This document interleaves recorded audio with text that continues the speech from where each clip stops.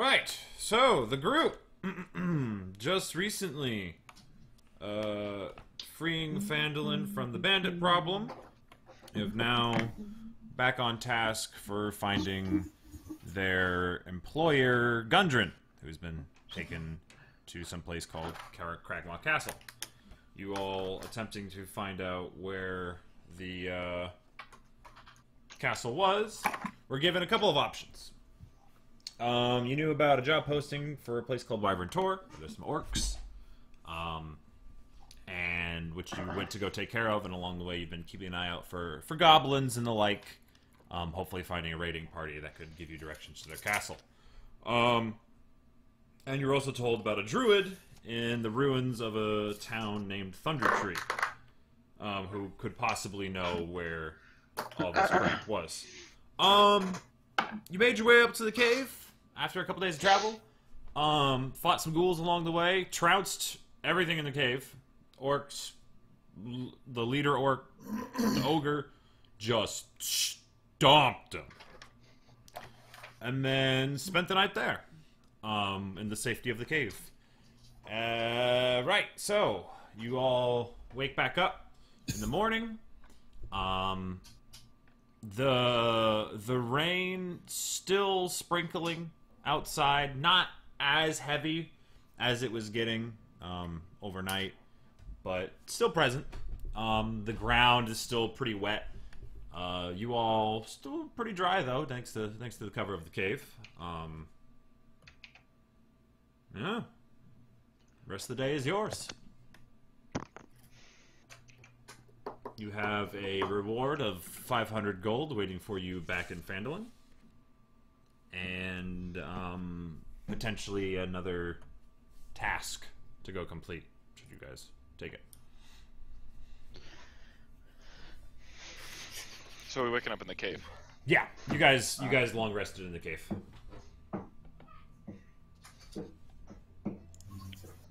Alright. What would you like to do? Anything in the morning you feel like doing in particular? Getting ready for the day? I don't really have a morning routine. Yeah, No, nothing in yeah. particular, really. Alright. Well, Like eventually. Thorn's just doing push-ups in his outfit. Like, yeah. you can't get lazy, or you lose this. Yeah. Archon 2.0. I thought it. I thought it. We all thought it. Listen, I think, we all actually. thought it. It's listen. Morning Collective consciousness. exercises are important. I need to I fix know. my camera. I'm just like, sure, you're impressive for an elf. Yeah, but... I mean, Crane's over here doing Pilates. Like, you joined the fucking club, man. Alright, there you go. This is for an elf. I'll take it. But I mean, it's nothing I haven't seen before. You've seen an elf that can, rip the arms off of a large male? No, I've just seen 100 people who are probably yeah. stronger than you. That's all. Medium male. Oh, okay. Really. That's fine. Yeah, really. Alright. Well, I don't think we should go back quite yet. Because we haven't garnered any information, and the gold's going to be waiting there whether or not we go back right now or go to the druid. Yeah, the trouble is that the druid's the other way. Like, it's... Yeah, if we do want to go to the druid, we'd have to go back to the town, set up for another... We have a map, right? Yeah, Is you there- do.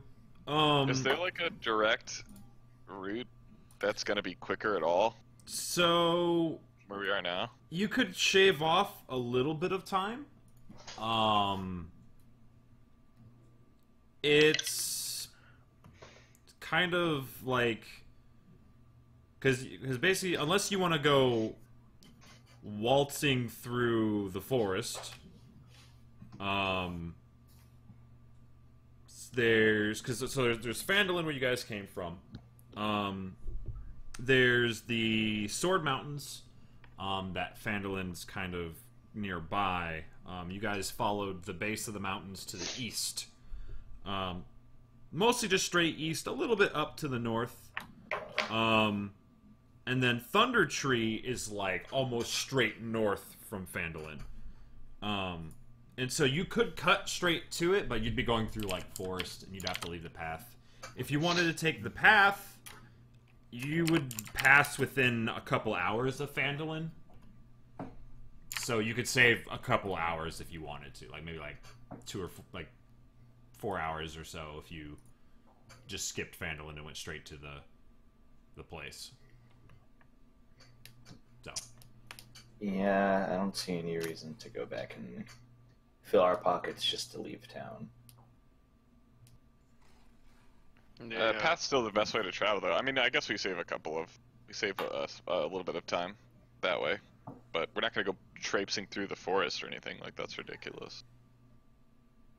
Yeah. So you're gonna head on your way directly towards Thunder Tree? Sounds good to me. Uh-huh. Alright, so what this looks like, here, let me figure this out real quick. You guys are going to travel about 24 miles per day. So, so 1, 2, 3, 4. Alright, so that's gonna be about almost like pretty much a 5-day journey.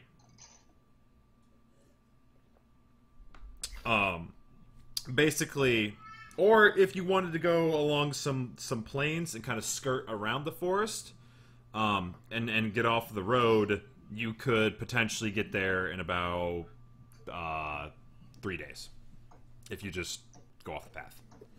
So, up to you. Because you could still get there in 3 days and not go through the forest, but you won't have the established pathway. I would like to cast Augury. Mm-hmm. And I'm going to ask the question.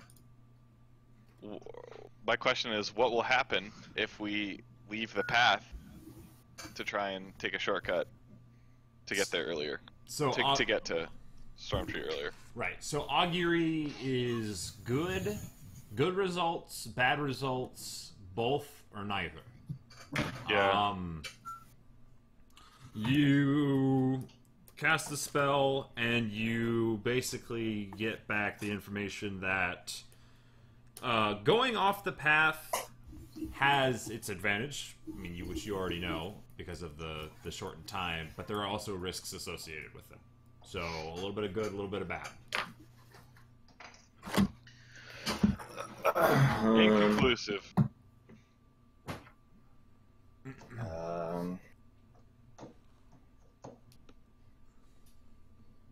It's up to you.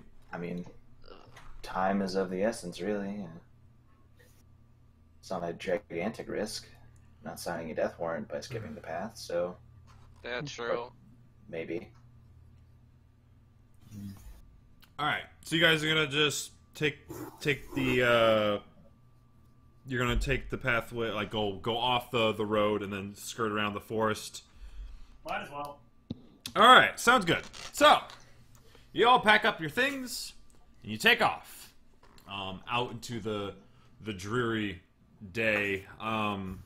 The grass kind of squelches beneath the wheels of the cart as you go. It's been raining for a little bit. Little pools of water are appearing here and there. As you continue on, who is guiding the... We'll have 2 people who can guide / look out. I'll be at the front because I'm pretty perceptive and I have some survival, so I'd be able to see tracks. Right? Okay. Who else would like to keep an eye out? Not bad at survival. I'll keep an eye out. Okay. Then I guess Thorn and Crane, go ahead and roll. I'm not gonna worry about survival just yet. You have a general idea of where you're going, and you're gonna be following the path for a little bit. Don't have to worry about it. But roll perception checks. 16. 16. Okay. 13. 13. Alrighty. So the day presses on. You come back to the Tribor Trail for a little bit before getting ready to curve, because it kind of goes around the edge of the forest as well for a little ways. And so as you're traveling along, this not a whole lot going on. As you start to near the edge of the forest, this is where you break off from the pathway and head north towards where you've been told that Thunder Tree is. So as you're traveling along,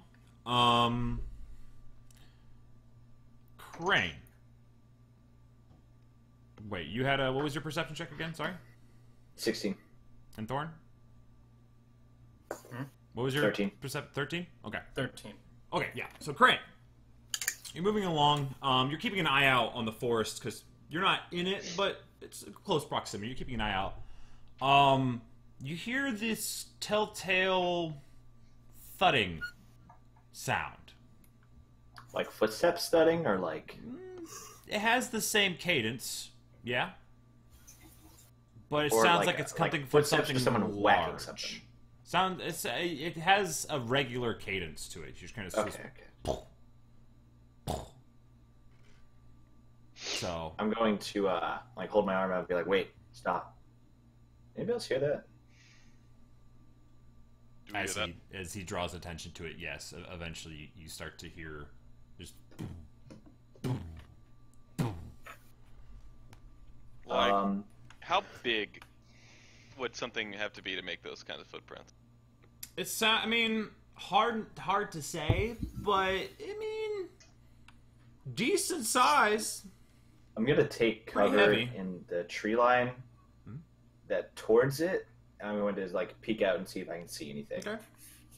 Roll a stealth check for me. Let's see. 15. Okay.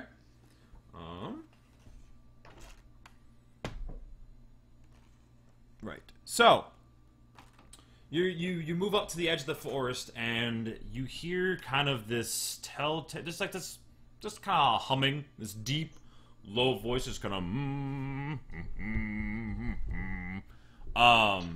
Fee, fi, fo, and fum, you, bitch. as you look through the trees, you see this ogre waltzing through the forest. Got a big old deer slung over his shoulder, just kind of happily humming to himself, a club in the other hand.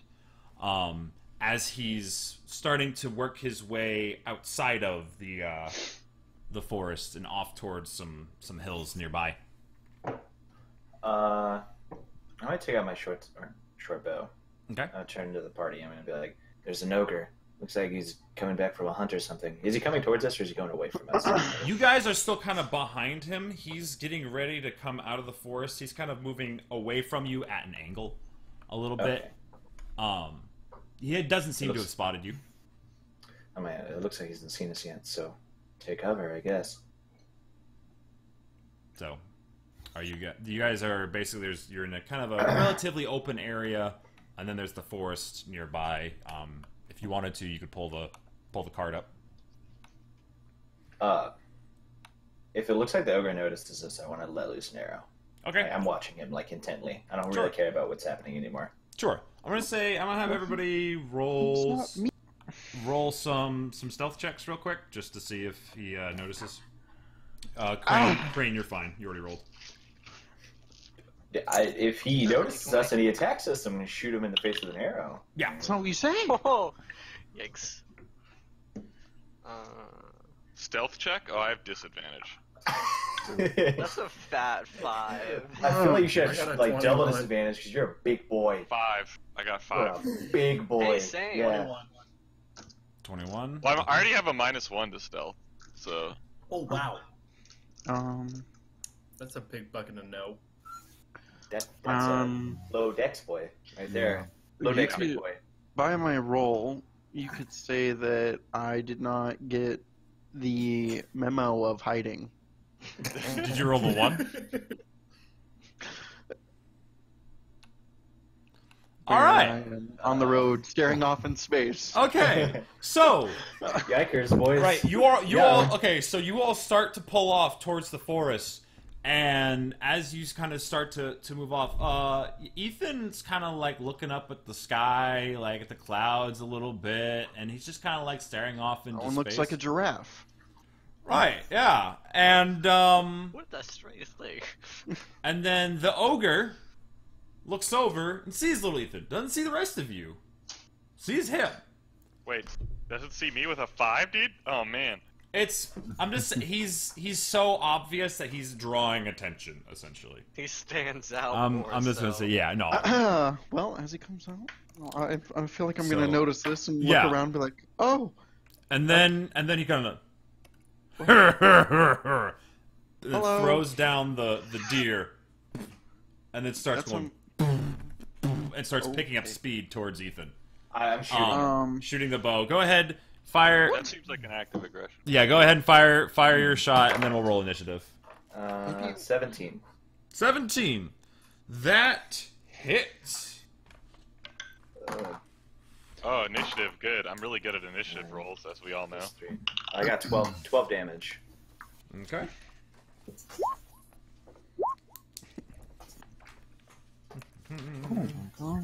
I feel like I roll especially bad on initiative on top of already having a negative. I feel like it's kind of like the curse of the cleric. You said 12 damage there, Jonah? Yeah.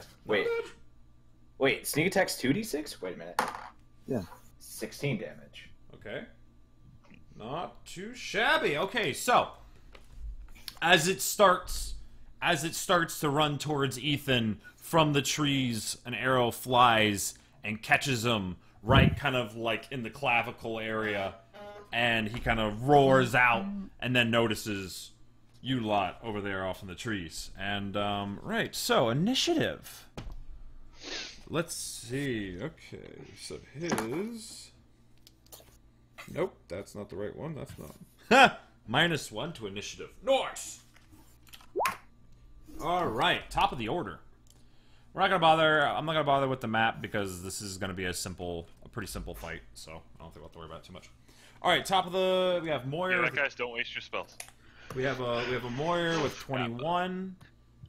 We have Crane with a 17. I gotta blow my Eldritch Blast. I'm sorry. I got it. Yarol, you got a 16. I did. And then Blow my Eldritch Blast, baby. Ethan with an Whoa 11. there. Thorn, what did you get? For Initiative. 5. Okay. So Ethan, then Thorn, then Malachi. Okay. Gotcha.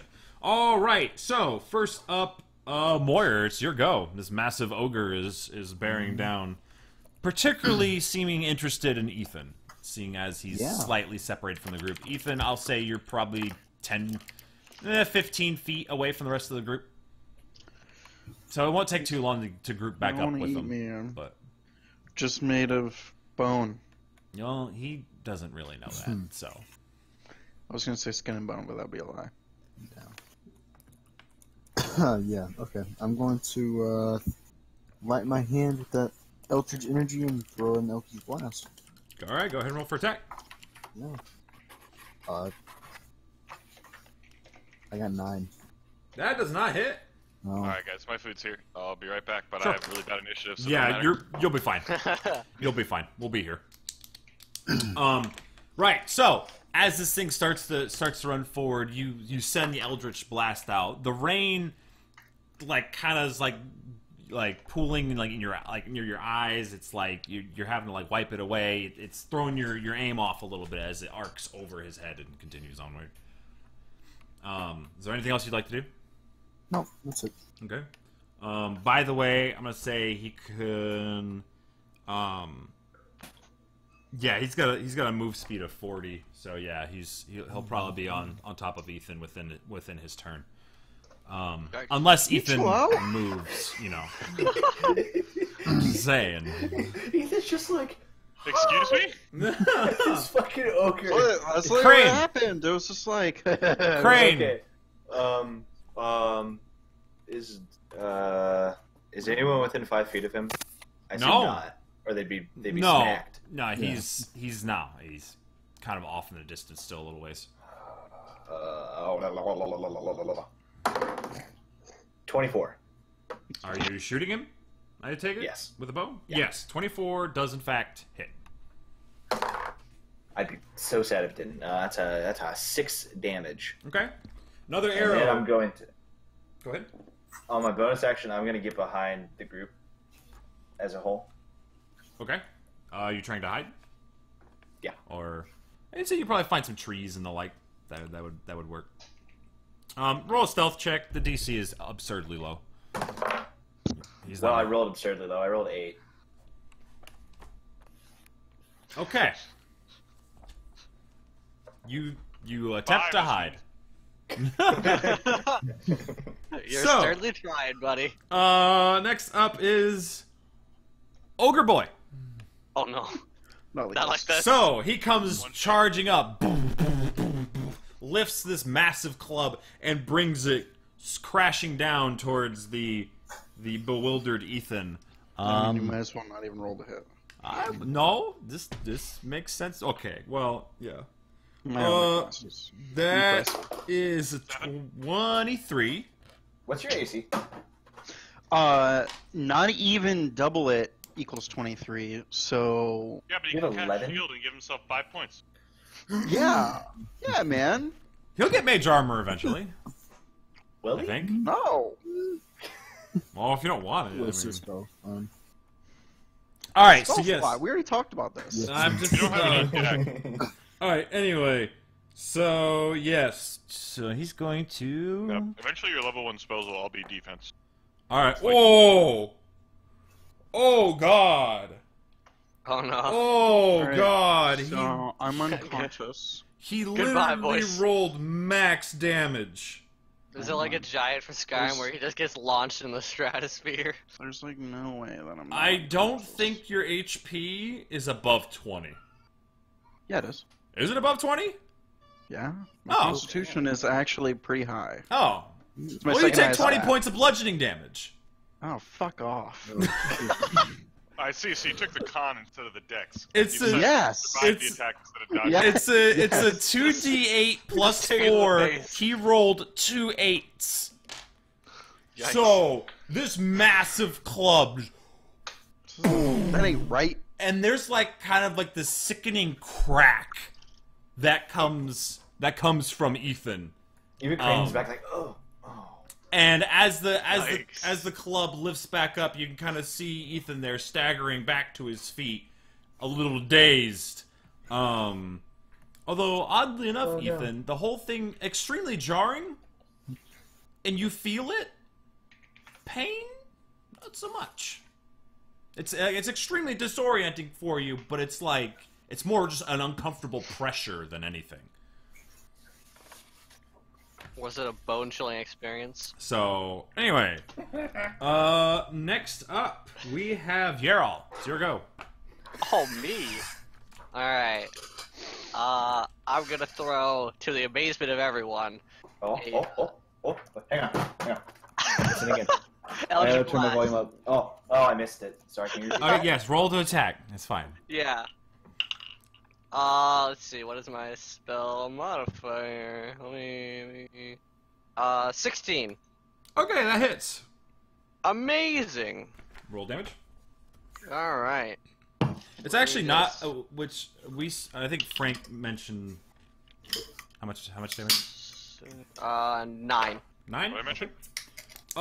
You mentioned rolling damage with your attack roll at one point, which I think was actually probably a pretty good idea. So I will try Oh, to do yeah. that. If you guys wouldn't mind doing that, it would speed things up just a little bit. Simple way to do it. Yeah, I got you. Right. So yes, and so as the club raises right back up to a ready position, your Eldritch Blast catches him right in the arm, leaving a blackened mark. But there's a lot of flesh there. There's a lot to get through. He's a big looking boy. he's looking hurt, but he's still going pretty strong. Next up we have Ethan, and then Thorn. You're up next. So sir. Ethan, as you're coming back, like you're kind of regaining your balance as this thing looms above you. I don't even know what to like, because I can't really Oh, get you out of attack of opportunity type of deal. Gotta burn him down, baby. Disengage action, boys. True. I guess. You could. I mean, honestly, he'll probably be dead if everyone hits their attacks in the next rotation. So It's up to him what he wants to do. It's hard to Save do. that. Alright, yeah, I'm going to try to frostbite him. All right. He needs to make a con save, which I highly doubt he will fail, because it's a fucking whatever. Unnatural 20. Does he take Okay. Does he take half damage? No. Oh. I guess I just kind of chill, because Okay. there's not anything else to do. Don't worry, That's- I know that pain. All Not right. this character, but on Ornak. So yeah, you send out this blast of freezing cold energy. The rain droplets crystallize as they fall, and it kind of gathers across him, and it creates like a shell around his front side, and then he just kind of flexes and it breaks, seemingly unaffected by it. he flexed on you.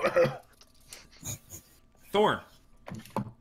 I rolled a 22 Malachi. to slash at him with the long sword, Yep, that hits. and that'll be 9 damage. 9 points of fine. damage. Yep. All right. So you come charging up. Ethan, the elf comes alongside of you, starts hacking away at this giant fellow. Look at him go. And then next up is Malachi. I got to play. Moyer, you're up next. I'm gonna cast Toll the Dead. Okay. Just give you a wisdom saving throw. He's wise as F. Well, That's what I figured. he did roll well, but that's a -2. 15. No, he passes. Okay. That's my turn. So this, yeah, Oh, boy. you hear this gong, and he kind of shakes his head a little bit and looks very confused, but seemingly shrugs off the effect. Moyer, you are up. Yes. I summon my packed weapon Mm-hmm. as a lance, and that is my turn. Is that an action? It is an action. That is unfortunate. It is, Wait, don't you get disadvantage if you're not like on horseback? No. The lance? You just have to hold it with your he just hands. has 2 hands. Oh, okay. So, and he can hit it from 10 feet. Yeah. So, oh yeah, I meant to look more. We'll talk more about the packed weapon probably after this session. All right, so once again, this strange shining weapon. Just this, every time you see it, it like takes a new form. It appears it's Here I go. amorphous. You can change it at will. Next up, we have Crane. Okay. Thorn's like up on his business, right? Yeah, Thorn's next to him. So is Ethan. So I'll get sneak attack on that. Yes. 15. 15 hits. Roll damage. 3, 4, 8 plus 3, 11 damage. 11 points of damage. This time, you catch him in the throat. He coughs up, giant globule of blood, just as he glares over in your direction. His body is now heaving. Breathing is very difficult for him. He doesn't look terribly happy. And seeing that he does not look terribly happy, it is his turn.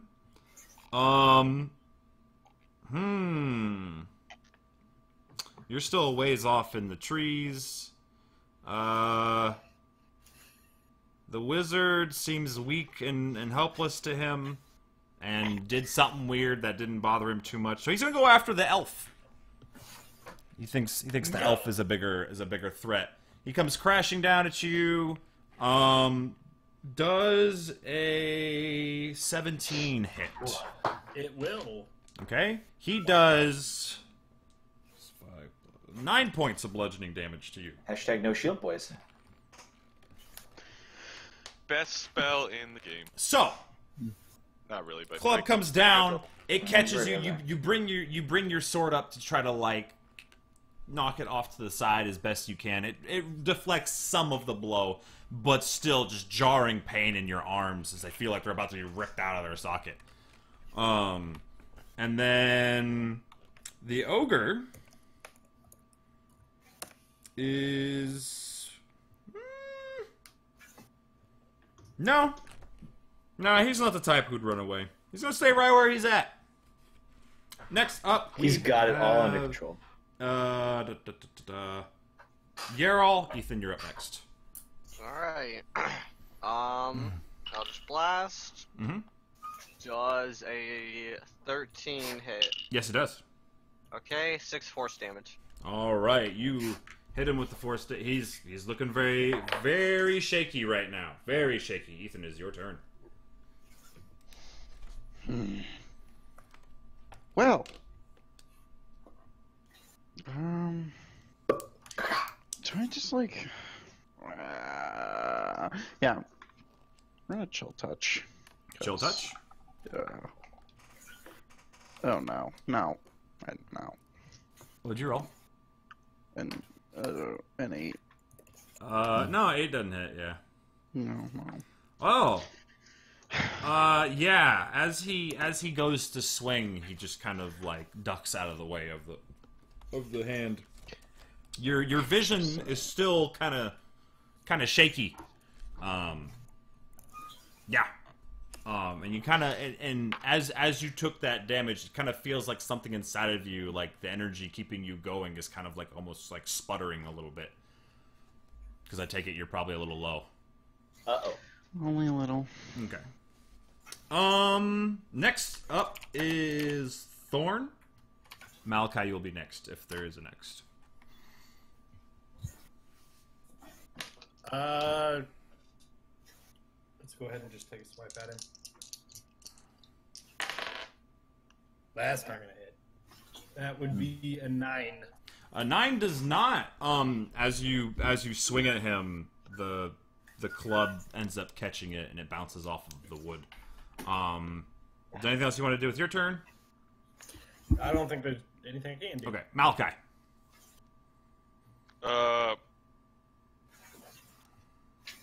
I'm gonna attempt to toll the dead again. Go 'cause ahead. I'm frustrated that didn't work. Oh, that's a save from him. It's a wisdom save. That time that's a 2. Alright, he fails. He takes 5 damage. Okay. Once again, this gong rings out. This is it necrotic energy? Yeah, necrotic damage. That seeps into him. How does he die? He just kind of gives into it. It's just like there's a bell, it rings. He's like, oh, it's my time to go. See ya, and just kind of falls over. You It's can like suddenly just like lights go out, falls over. Yep. Just I like that. point at him. I'm like, Your time. yep. His eyes just, he hears this gong. His eyes go dark. And it just dim. And he just kind of stops.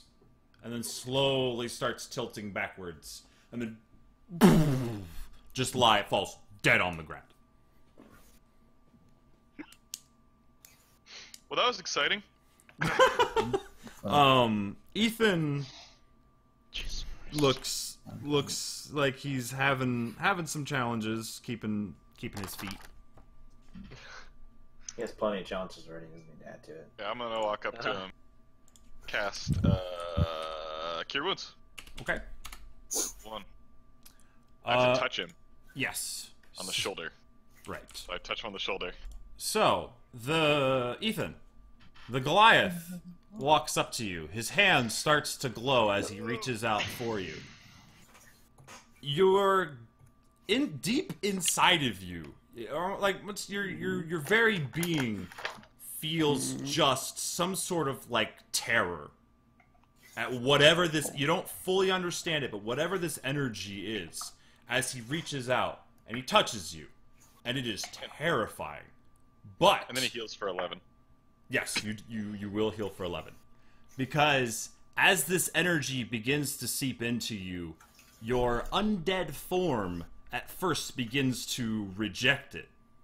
And then something very, very deep inside takes solace in this, and you, for the first time in probably a long time, you feel this warmth course through you. That energy that you felt inside that kind of keeps you going strengthens. Bits of the bones that had kind of cracked apart now begin to stitch back together a little bit. I know how to react to this. Your vision While this clears. is going on, I'm gonna loot the ogre. Your balance returns to you. There's a really big club that's probably too big for you to use, and there's a dead deer in the field back 40 feet or so. How long have we been walking? At this point, it is getting close to probably dusk. The sun's starting to set. The rain's still keeping up, seemingly steady as ever. You have probably about an hour or two until the sun goes down. It's gonna go up to the dead dude and say, "Well, I guess our waiter brought us tonight's dinner." Soup. You mean the deer, right? Fuck. Yeah, he pretends. I really hope you mean the deer. Yay! So, right. So you go and gather your cart. You're gonna take the deer. Oh, That's fine. Easy enough to load up. It's a little grisly at first because the deer's head is kind of mostly missing. It's kind of mostly just bits of skin that are kind of almost like an empty bag. Its head is just so. But the rest of the body's still good. So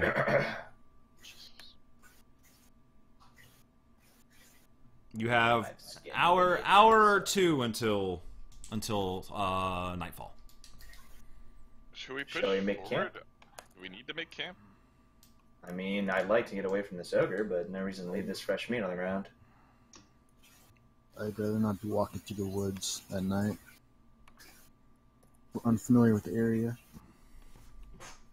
I agree. Yeah. Camp Camp is- here now. Let's at least get a little ahead so that he doesn't stink up our tents tonight. It's fair, yeah. Okay. You guys go kind of further down the edge of the forest a little bit, kind of out of sight of the dead body. And you camp for the night along the edge of the forest there. As you actually, who's carving up the deer? Is it Crane? Were you gonna do that? Go ahead and roll a survival check. 12. Okay. So I'm gonna combine that with the gutting of the deer, retrieving the meat, cooking, doing all of those things. And yeah, so you cut off some good chunks of meat, some decent parts of the deer. You all kind of sit down for a meal for the night. Fresh venison. It's good. It's nothing. It's nothing like it's not like, you know, fancy 5-star restaurant work, but it's good solid food. It's fresh. So tonight you can sleep with a fresh meal. Except for, well, Ethan. Yeah. Which if Why do I have manacles? Which, if any of you were to offer it to him, he would politely just kind of pass. Politely decline. Yeah. So, More for us. right. Is there anything you guys would like to do before the end of the night? I think I'm good. No. I'm taking first watch. Okay. So Jonah, Ethan, you're up for the whole time, and then we'll have one more person roll a perception check. Just have 3 rolls.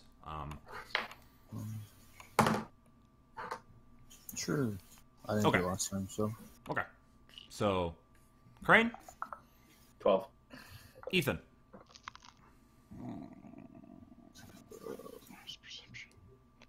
18. all right, and Moyer. 16. Okay. The night goes by relatively quietly. You hear the rain still tapping against the leaves of the trees of the nearby forest. You hear a few crickets here and there, maybe the rustling of some other deer or other creatures. Nothing of note really happens. Y'all wake up in the morning, ready to travel again. And we'll just continue on through the day. It's technically a long rest, isn't it? Yeah, that's a Get long my spell rest. slot back. Yeah, just the ogre and the surprisingly brutal start of the fight. Right. So you continue on. At this point, the rain is letting up. It's beginning to fade, and by the time the sun is high in the sky, it's burned away the clouds, and the ground's still soggy.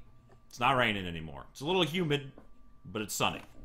Right. You continue on. Once again, you're following the edge of the woods. At this point, you gather, as the night starts to come to a close again, you gather you're probably maybe like 3 or 4 hours, somewhere in there, away from the ruins of Thunder Tree. So you'll probably hit it by midday tomorrow. Or early to midday, depending on how early you guys leave. So, unless there's anything else you'd like to do, you can just keep skipping forward. You don't have to go crazy with every moment being, RP'd. So, is there anything else Do you you guys have like a plan for what we're gonna say to this guy? Just that we're looking for the castle. That's about the gist of it. Yeah. Basically. All right. That is it. Then, tonight there's nothing happening. I don't have to worry about the rolling and everything. We'll just move the game along. Once again, wake up in the morning. You continue on. You break camp, and you travel for a few hours. Like I said, at this point, it's pretty humid out. But you start to come up to the southern part of Thunder Tree. Gradually, you find kind of like this little trail that kind of comes out of the woods and leads along. As you start to see bits of potential signs of civilization. Looks like a road that might have been cut through the forest. You're not really sure where it goes. But gradually, this trail, as you follow it further north, becomes an old, overgrown lane, winding between dilapidated buildings, choked in vines and brush. Ahead of you, in the middle of this settlement that you now find yourself coming into, rises a steep hill, upon which stands a stone tower with a partially collapsed roof and an adjoining cottage. A dirt road hugs the base of the hill and winds its way between old stone houses, many of which are roofless ruins with interiors open to the weather. Other buildings appear more or less intact. The whole place is eerily silent. There's a wooden sign that's nailed to a nearby tree, and it reads, "Danger! Plant monsters and zombies. Turn back now." Seems legit. And so I'm actually going to pull up a map for you guys. Brethren.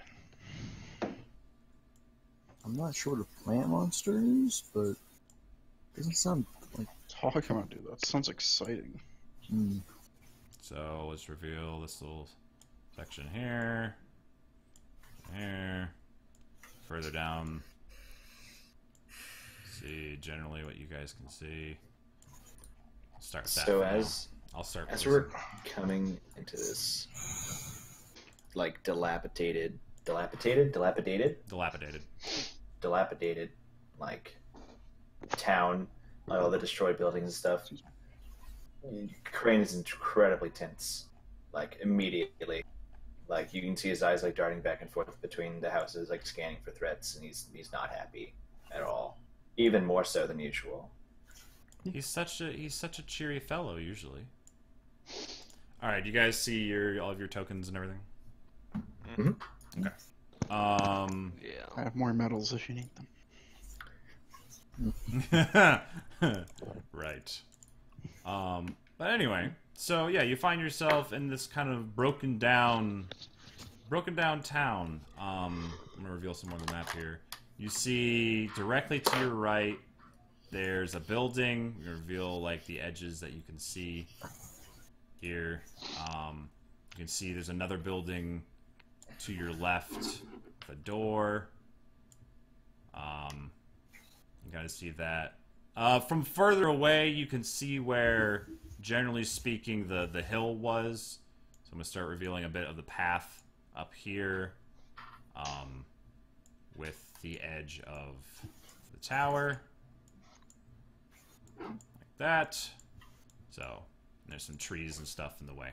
So that's for now. That's what you can see. So you have the pathway.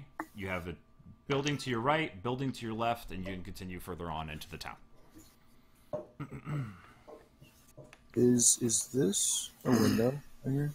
Or is it just a wall? No, that's a bit of just wall. It is starting to crumble. You might be able to kind of like peek inside. Well, somebody maybe a little bit taller, but Somebody picking up. but to the right of you, this ruin looks as if it might have once been a farmhouse. It is now swallowed by a dense thicket with trees growing up through its ruined foundation.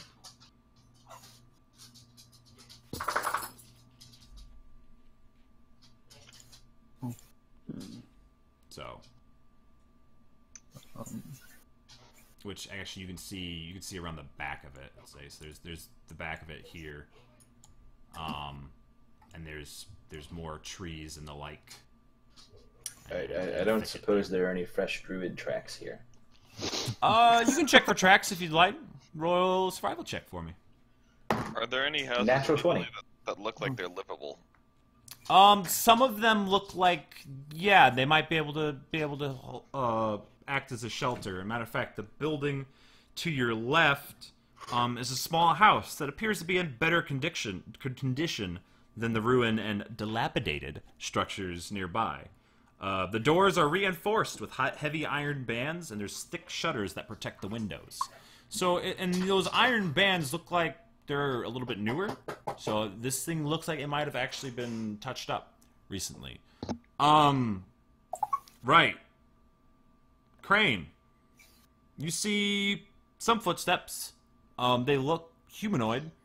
They don't follow a regular gait. They're kind of erratic and sometimes seem to drag a little bit. So I'm to assume these are undead. Okay. How many, like, can I tell, like, how often this is traveled? Like, Not terribly often. From your guess, I mean, there could be in the neighborhood of 3 or 4 in this, in this immediate area. okay. That house looks like it's in good shape. Maybe we should knock on the door. Well, Just- Yeah. why not? Good. Okay. So you're moving up to this building to your left. Mm-hmm. Okay. With intention to knock on the door when I get there. Okay. Yeah. You can go ahead and knock. Nothing really. Hey, can you guys hear me?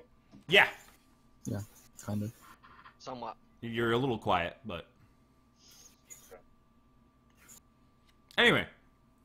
So you go and you just kind of knock on the door a little, and you wait. Wait a little bit longer.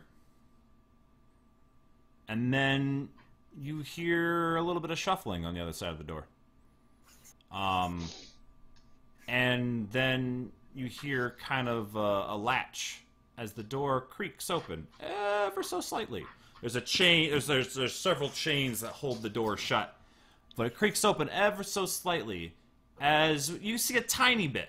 You see a person, looks male, has a long white beard, kind of gazes out at you, and then kind of says, "Haven't you all seen the signs? What are you doing here?" We seek information, and, well, we've been told you could give it. Hold on just We a have second. no idea who he is. And he, I'm and assuming. as you start to hear latches undoing themselves on the door, not undoing them. Anyway, and it opens, and you are ushered inside, and it's a relatively simple house. There's a few bits of furniture, really just mostly like a chair and like a small table that looks like it's been scavenged. And he's like, quickly, come inside. And you all go in? I go in. Okay. By the way, quick note on this particular map. Each of these squares is 10 feet. Is that one being forced in the corners? Yeah, like the grid that's on roll 20 is not. I couldn't really get to line up perfectly with the grid that's in the background. So the black lines will pretty much just be like little guy like a ruler for you to kind of give you an idea. That's best I could do. Like I said, it's by 10 feet instead of 5 feet, so kind of mucked everything up. But we'll work with it. So, you all come inside and you see this long white bearded human. He's kind of wearing a greenish cloak, seems to be relatively matched the area, some of the foliage around. And as you all come in, he kind of eyes all of you, kind of distrustingly a little bit, but he let you inside, so, you know. And he's like, "So, who are you? Pardon my brusqueness." Simply people looking for information. And you think, We see I have this information? we're hunting down a group of bandits, and a friend of ours was taken by them, and we're hoping you might. We were told that someone around here. Does anybody have his name written down? I don't think. Oh, hold on. Rodolph? Radoff, yes. Radolf. Radolf. That's an A. My bad. I can't read my own handwriting. We were told to seek someone named Radoff who might be able to help us find their hideout. Well, I am indeed Radoff. You're looking for a hideout, you say? Yeah, a castle, more specifically, Cragmaw Castle. Oh, you mean the Cragmaw tribe, the disgusting tribe of goblins that are being run by a crotchety bugbear, goes by the name of King Groll. Yes, I am. Yeah, we're pretty sure that they're cooperating with the Red Brand bandits. They've been causing problems in Phandelver, and took an employer of ours captive. I'm sorry to hear that. Well, I'll tell you what. I will give you this information you seek. But you really should be going. This area is not safe. I am skilled enough where I can avoid the twig blights and the spiders and the ash zombies. But a bigger threat has found its way here that you most likely don't want to tangle with. Right, so Cragmaw Castle. Give me just a second. And he kind of stumbles. There's a little bookshelf with a few books on there. Not like a extensive library by any means. He kind of dusts one off and pulls out a little rudimentary map of the area. And he says, "So I take it you've come from Phandelver then? It's the frontier town. I heard they had some problems with bandits recently." You assume correctly. Neverwinter, they could deal with bandit problems just fine on their own. So, funny enough, you may have somewhat passed by there. Nearby here, there's a forest known as Neverwinter Wood. And he kind of points out on the map to you. And then where you guys curved around the forest, kind of in the bottom part where it curved in that corner, that's where he points. Cragmaw Castle is in here.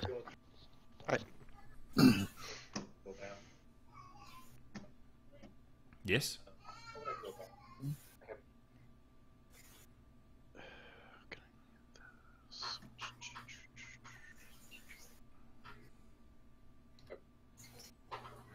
Is something wrong, Hunter? Yeah, I can hear Andrew talking on the phone right now, and I can't hear a word you're saying. So I'm trying to find where I can mute it. Yeah, you go to the on Roll20, you go to settings. Yeah. The top right. And then there's oh yeah, I think I can hear it too. I thought I turned it off. I just muted. I muted the tab, like from Ingo. Show me the option. Like you right click the tab. Yeah, and just mute it. okay. Yeah, whatever. All right, cool.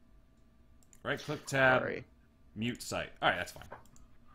All right, cool. So anyway, yes, he points to this little corner of Neverwinter Wood that you kind of curved around, and so about 5 or 10 miles or so into the forest area is where this castle is. And while he's pointing it out to you, you kind of notice he's kind of constantly side-eyeing Ethan. He seems very intent on Ethan in particular. And as he tells you about all this, says, yes, that is where you'll want to go, and hopefully your employer is still alive. Be careful. There's that is their hideout. There will be plenty of goblins, potentially hobgoblins, and their bugbear king of sorts, as he likes to call himself. So you mentioned the problem around here. Is that something we might be able to help you with? Kind of looks at the lot of you and tell me, how long have you been adventuring? You've been doing this long? You experienced? Adventuring or killing? We handled a Not a cave full of serious trolls question. last night. I think we can handle ourselves in a fight. Well, you look able, and this isn't any offense to you, but the problem that's found its way here, and actually the windows are all shut, so I'm sure you saw that tower up on the hill. Has a small little cottage next to it. Yeah, a green dragon found its way there. just recently picked the spot out, seemingly his lair for now, his little hideout. I don't know if he'll stay. And some strange folks in black masks and cloaks that look dragon-inspired. Why is there always a fucking cult? Crossover episode. But yes, there's a green dragon. Even older version of Roy. I don't wish any of you to come upon harm. It's not causing any issues as of yet. Thunder Tree's been pretty abandoned for a while now, so if he stays here, I'll keep an eye on it and warn the nearby towns if need be, but he appears to be content. It may just be better to leave well enough alone. Well, if it's nothing where I'm getting paid or that needs to be doing, then I guess we'll be on our way. Right. Is it like a big dragon? He's young. It's a young dragon, but even young dragons are dangerous. Very dangerous. Cult activity is pretty dangerous too, though, is it not? I mean, I don't know what they want. They haven't bothered me. Well, I don't even know if they know I'm here. I have 2 questions. Right. Can you pay me? Or B, does the dragon have a large horde? Why would I pay you? I'm telling you to leave. Exactly. That doesn't seem... So no. Yes. And the dragon... So this information is non-critical. The dragon just showed So we up. can leave. You might have Goodbye. a few... Alright, that's fine. Crane has exited the building. He wants to get away from here. Quickly. Well... You Let all us have... know if the, or do you have a way of letting us know if the dragon becomes a problem? I can notify help, if need be. Okay. I mean... We'll maybe touch base after we're done with our bandit problem. Alright. I suppose it's something we could maybe talk about. I don't mean to be rude. It's just, when you live as long as I have, you've seen some people go, and sometimes they go for stupid reasons. And I don't want to see another group of bright-eyed, energetic adventurers lose their life to something that didn't need fighting. So. Oh, well, followers of evil gods are usually problematic, so... Yeah. You're not wrong. But Bahamut. right, I wish you the best of luck. Bahamut's the good one. No. I wish you the best of luck. Goodbye.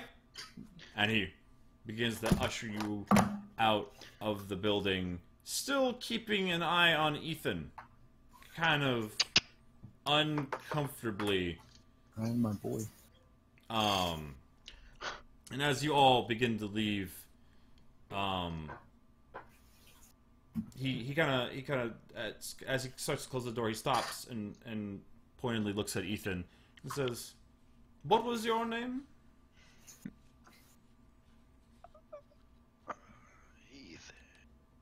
He's Ethan. He's one of us. Right. Okay. And I'm just like a little wave. Hello. and he's kind of confused. Like He's a little shy. He looks a little baffled, a little confused, kind of like, all right. Good luck. And then Never mind the Goliath or the 2 warlocks or the. there's I seen some shit, but there's some new shit right here. yeah. First So- thing I do when I get back to the cart Mhm. is do an augury. I'm gonna ask the question: What would happen if we turned around and went to fight that dragon right now? That's my augury. All right. I just want to rule Augury. out the bat. I just want to rule it out. You know. Course of action. Gotta be thorough. God damn it, cat. I'm gonna say. You're knocking down all my pictures. Please. You cast your spell and you get an omen back, and it is a lot of these omens you've cast before are sometimes a little back and forth, a little like hard to pin down. This is the most definite one you've found so far, that this would be dangerous, extremely dangerous. Got this guy. Not like Evil is afoot. like on a scale of 1 to 10, Level 3. Do it. we're talking like like 1 being a bad idea and 10 being a fantastic idea. You're looking at a 2 or a 3. Like this is. Oh, We can handle Yeah, 6 of us. that's like a 4 day. Just in case I you mean, guys it's gonna be are 5 wondering, of you if I'm not getting paid. Okay. It's a dragon, dude. Dragons Yeah. inherently I have. will literally pay you. Guys, in case anyone was wondering, it's been itching me since he talked about it. It's probably not a good idea if we go fight that dragon. I mean, it's been itching me since he brought it up. I'm always If he looking ain't for the like one, a, give me a sign.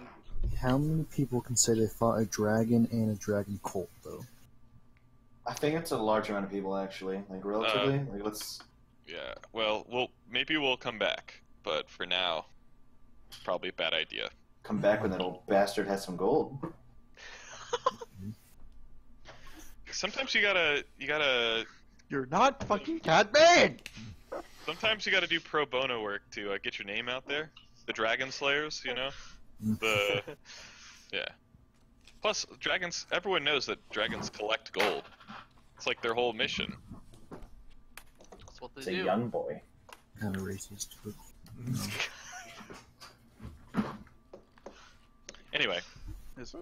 off to Goblin Heaven. That's like Okay. saying Hitler was kind So of you're racist. now heading back towards He was. basically back the way you came. Pretty much, yeah. All right. Yeah. I read about it on How to Train a Dragon. All right. So Oh, he showed us where. yes, like, he pointed that out on the was. map. There's a corner of the woods that you've passed by. So right, off you go. Out of the town. With a potential pin on the map for a place you could return to later, and perhaps an ally who could help you. He's a little hard to The gauge. dragon, right? Yeah, of course. I mean, Wait, we have 2 allies then. What about the All right, Tyler. We need to calm the fuck down. so eggs. That's who it is. anyway, so you all continue off. Is it too It's late to still tame him? it's still midday, so you guys have plenty of time to travel your way back. As you leave the town, the road you're on, it's muddy, but as you go into more grassland and the like, you could probably stick to the edge of the forest still and make it about kind of more towards the southern tip, maybe like halfway along the edge of the forest, and then start to cut in, and you could find your way to Cragmaw Castle. So as you continue on, I'm gonna say as you start to enter the castle, or the castle, not yet anyway. As you start to enter the forest, who is? Ethan. Go ahead. So do people always give you looks like that?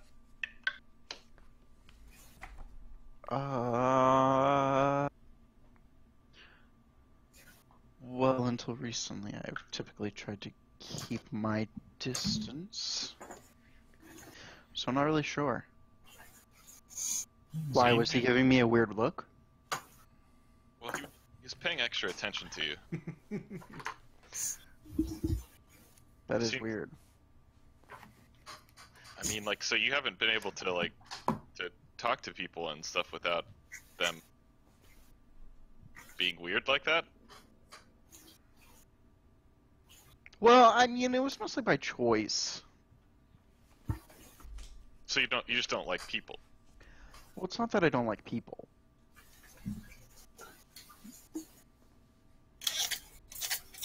It's just people don't really seem to really like me. Well, if you're with us, don't let anyone give you a hard time.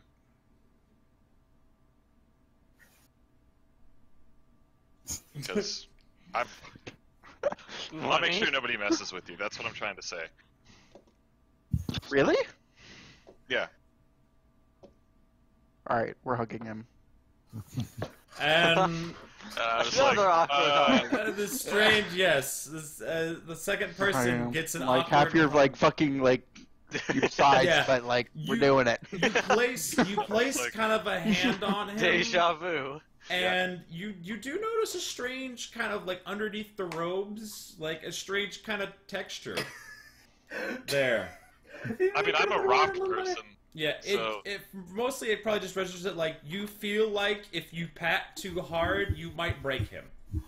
Yeah, yeah, I mean, I'm So a he's rock got person a- and he's a bone person, so it's kind of like, Bone. Bones. Jeez, Ethan, you're skin and bone. You really. No, eat some more, man. What's your There are too problem? many puns we can make here. There are too many. Oh, dude, don't worry. They'll begin. So, as you travel, start to go into the woods, I'm gonna need a survival check, to kind of track your way through the woods. Either 17. Okay. I'll let one other person roll if they would like to me. kind of help. Go ahead. Wait, do you have survival? Yeah. Yeah, but I rolled a 2, so I got a 7. Okay. A 7 Plus and 5 survival? Yeah. and then what Yeah, was yours? I'm a Fred? wise boy. 17. 17. Pretty good. Okay. So you start to track your way through the forest. It's a little difficult because a lot of the area doesn't necessarily... There's lots of deer trails and stuff that you're kind of following. This area isn't too, cut out. Like, there's not a whole lot of road... There aren't any roads or anything like that. There's not a whole lot of travel coming through here. And you're traveling to an area you haven't been to. So it's a little tricky. So you move a little bit slower through the forest. But Crane's keeping a pretty good eye on where the sun is through the trees as it's crossing across the sky. And it starts to grow dark. And once more, you're not quite there yet. You do assume that tomorrow you could probably make your way to where he pointed out on the map. You're probably pretty close. But it is turning to nightfall as as you travel through, the crickets start to chirp. You're probably gonna want to bed down for the night pretty soon. So, let me find who is. So I take it you guys are just gonna find a little spot, make camp, do the watch, all that stuff. Go ahead and roll some perception checks. I just need 3. Whoever wants to roll them. I'll do 9. one. 19. Wait, no, 11. Okay. 11, 19, 16. 16. All right. Some pretty good rolls. So, as you all bed down for the night, Crane, you rolled first. We'll say that you were up, and then Ethan, who's always up. You're there. Once again, the rain still seems to have tapered off. It's none of that tonight, so. In my usual devotional, Go ahead. Get a quick thanks for the warning about dragon. Obviously, maybe weren't ready for that, but I am nervous about the cult, so I just like kind of voiced that opinion, and I'm happy about. Ethan hugged me today, and that's good. I felt the warmth of another for the first time today. Well, it wasn't really warmth. Yeah, yeah. I It's didn't more say like that he was right. absorbing your war. Felt the touch of another. There we go. That's about it. Okay. I just like, yeah.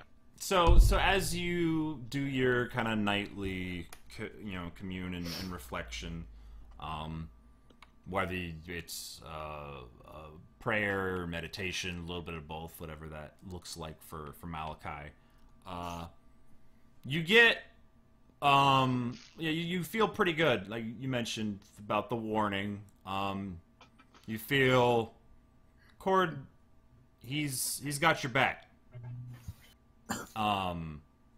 You feel like he's. I mean, you see his power each time you cast a spell, but you really feel he's in a way watching over you. So, As long as we don't do stupid shit like going to fight dragons well, when we should. He would have been there. he would have. helped? He would have. He would have. He tried his best. Yeah, with what influence he has from whatever place he resides. Through my conduit, which is not as strong as it might once eventually be. Yes. All right. So, right. Crane, Ethan, you start off the night. You're in the woods, so there's a lot more wildlife noises. You hear sounds maybe like the kind of the howl of a wolf. You kind of startle for a moment as a rabbit bolts by your camp, and then you kind of relax again as you realize just a rabbit. Your night or your part of the shift kind of comes to a close. Not much to say. Question. Sure. Can I make my own arrows? I would say you could probably start working on it. You could make an I don't attempt. have like a whittler's kit or like a woodcutting kit. So it would be kind of like, but you could attempt to start like crudely carving, like try to. I'm gonna say you could start training for it.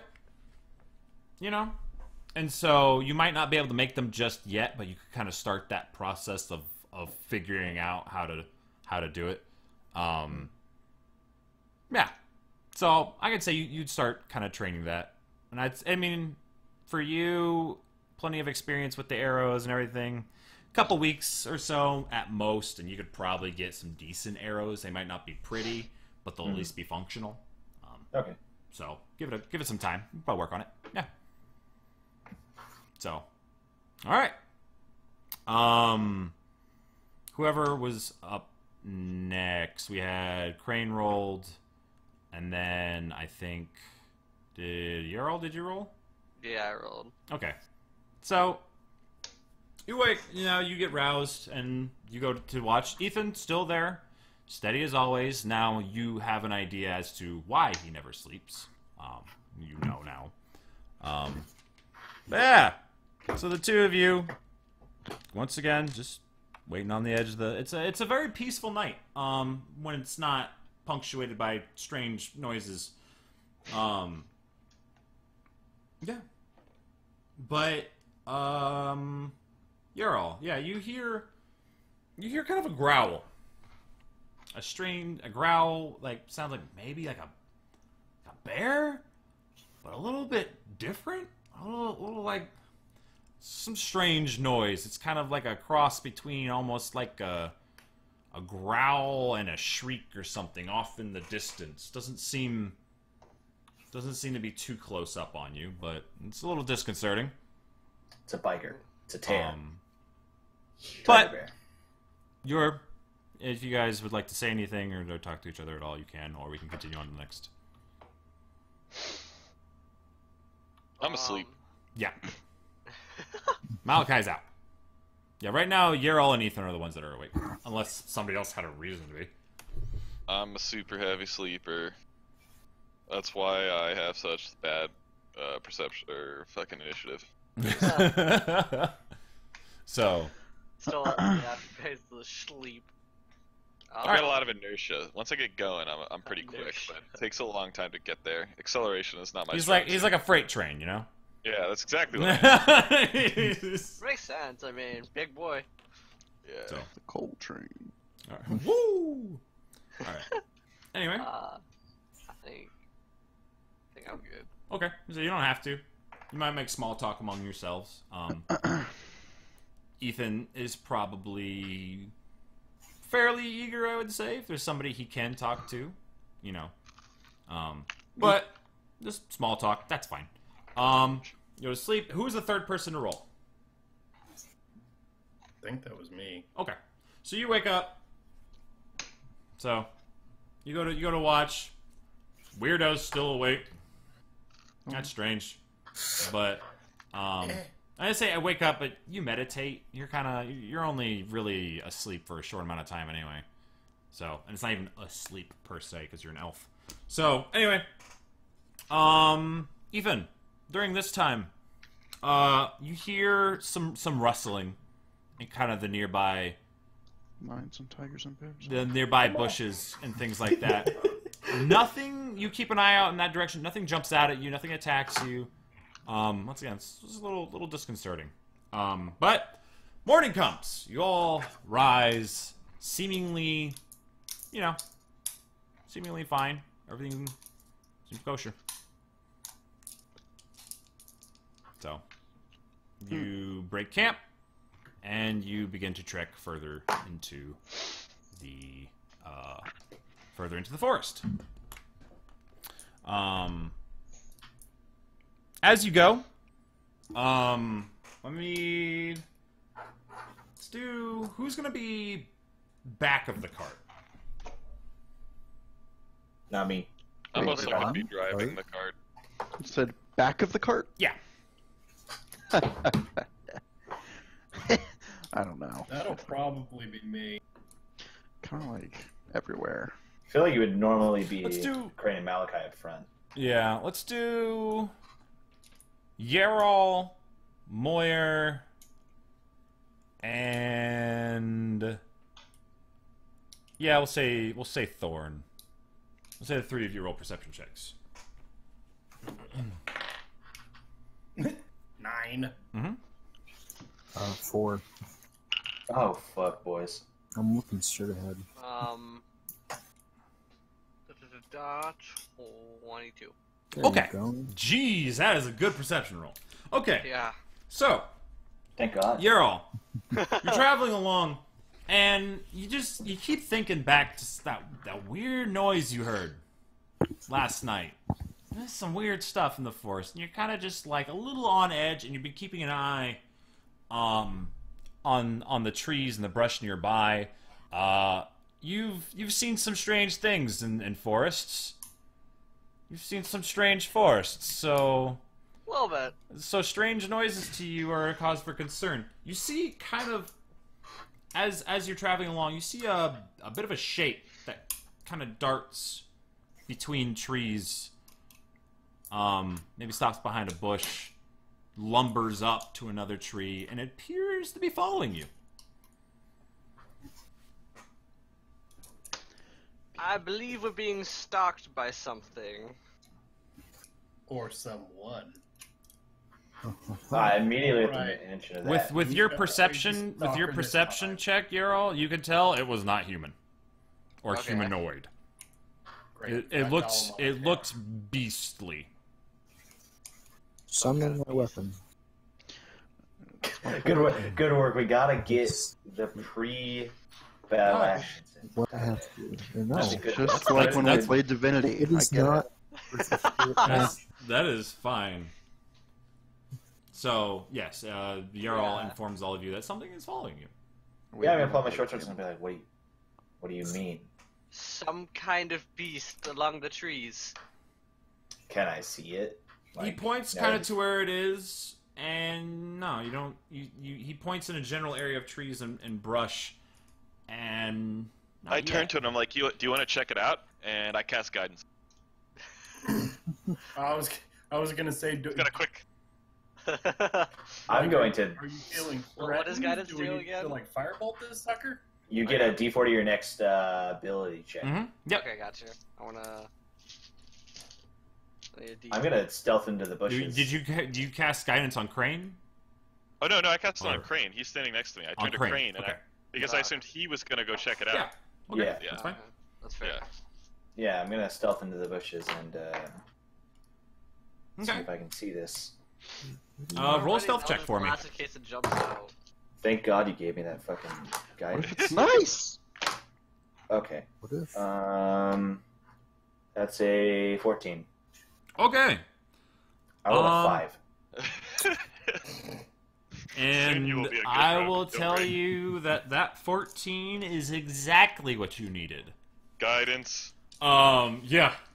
So Lord once helping again, us out, baby. you feel like this strange force. Now you're not a religious man, No. but you still feel like this the stealth, the sneaking, the staying unnoticed just kind of comes more naturally to you, and you kind of think to yourself like, maybe there's something to his power. Immediately But- shrug that off. Probably. I Yeah. mean, it's also just like you might just try to like. I mean, you've seen magic and the like. You know, you're familiar with it. It's not like, you know. Anyway, Hey, I so want it to be known. I follow a human god. All right, this isn't some Goliath shit. Human god. so you sneak up and you start to go around this. So you swing wide and you see this form, this kind of large. As you look at it, it's a bear, a very large bear. And then as you kind of start to circle around it some more, you realize the head of this thing don't look like a normal bear. You kind of get you kind of see from like a side profile, and you see a beak coming from the front of it. And sure, roll a nature check. Oh come on. He Just- knows what That's it is. actually. He probably does. Aggro That's cat. a 16. Okay. Yes. You know, this is an owlbear. You do. You know that it is pretty ferocious. You know it's kind of stubborn. You also know it's a beast. It's usually driven by hunger more than anything. Ancient species. And yeah, so it's not just your average bear. They are dangerous. Not unreasonably so for the large group of you, but it appears to kind of just be stalking along, maybe waiting for somebody to split off from the group. Like he just did.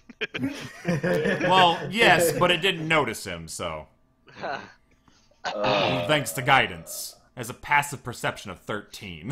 Cancel P.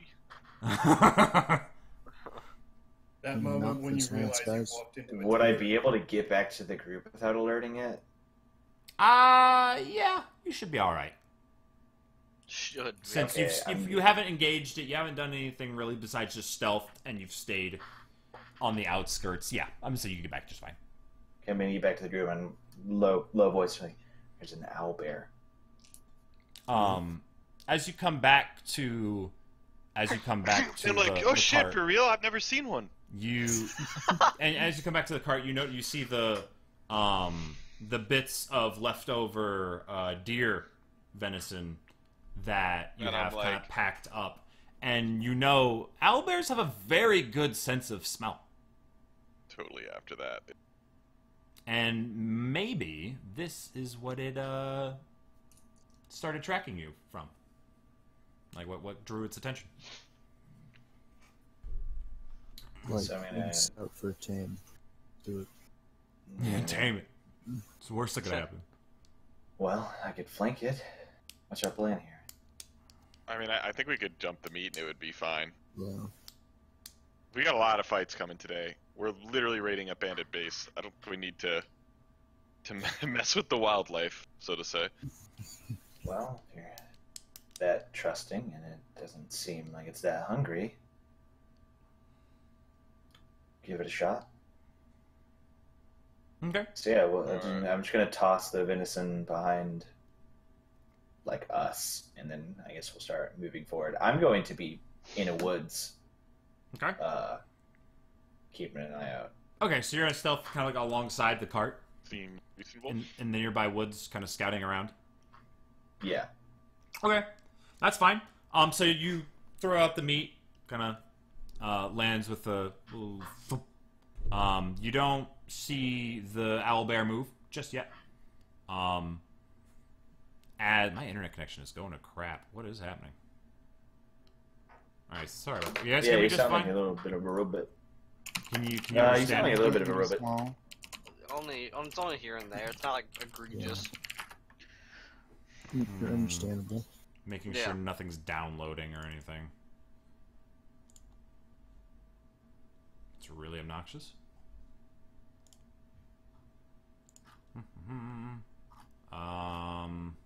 No, it looks like it's all. Hopefully, it clears up. Okay. Well, anyway, so yes, you continue on.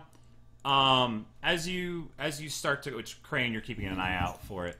As you start to continue forward, and the cart kind of starts to move further out of sight, you see this form dart out on top of where the meat was thrown, and stays there for a bit. And you can kind of hear you can hear it ripping and tearing into the meat as it happily snacks away.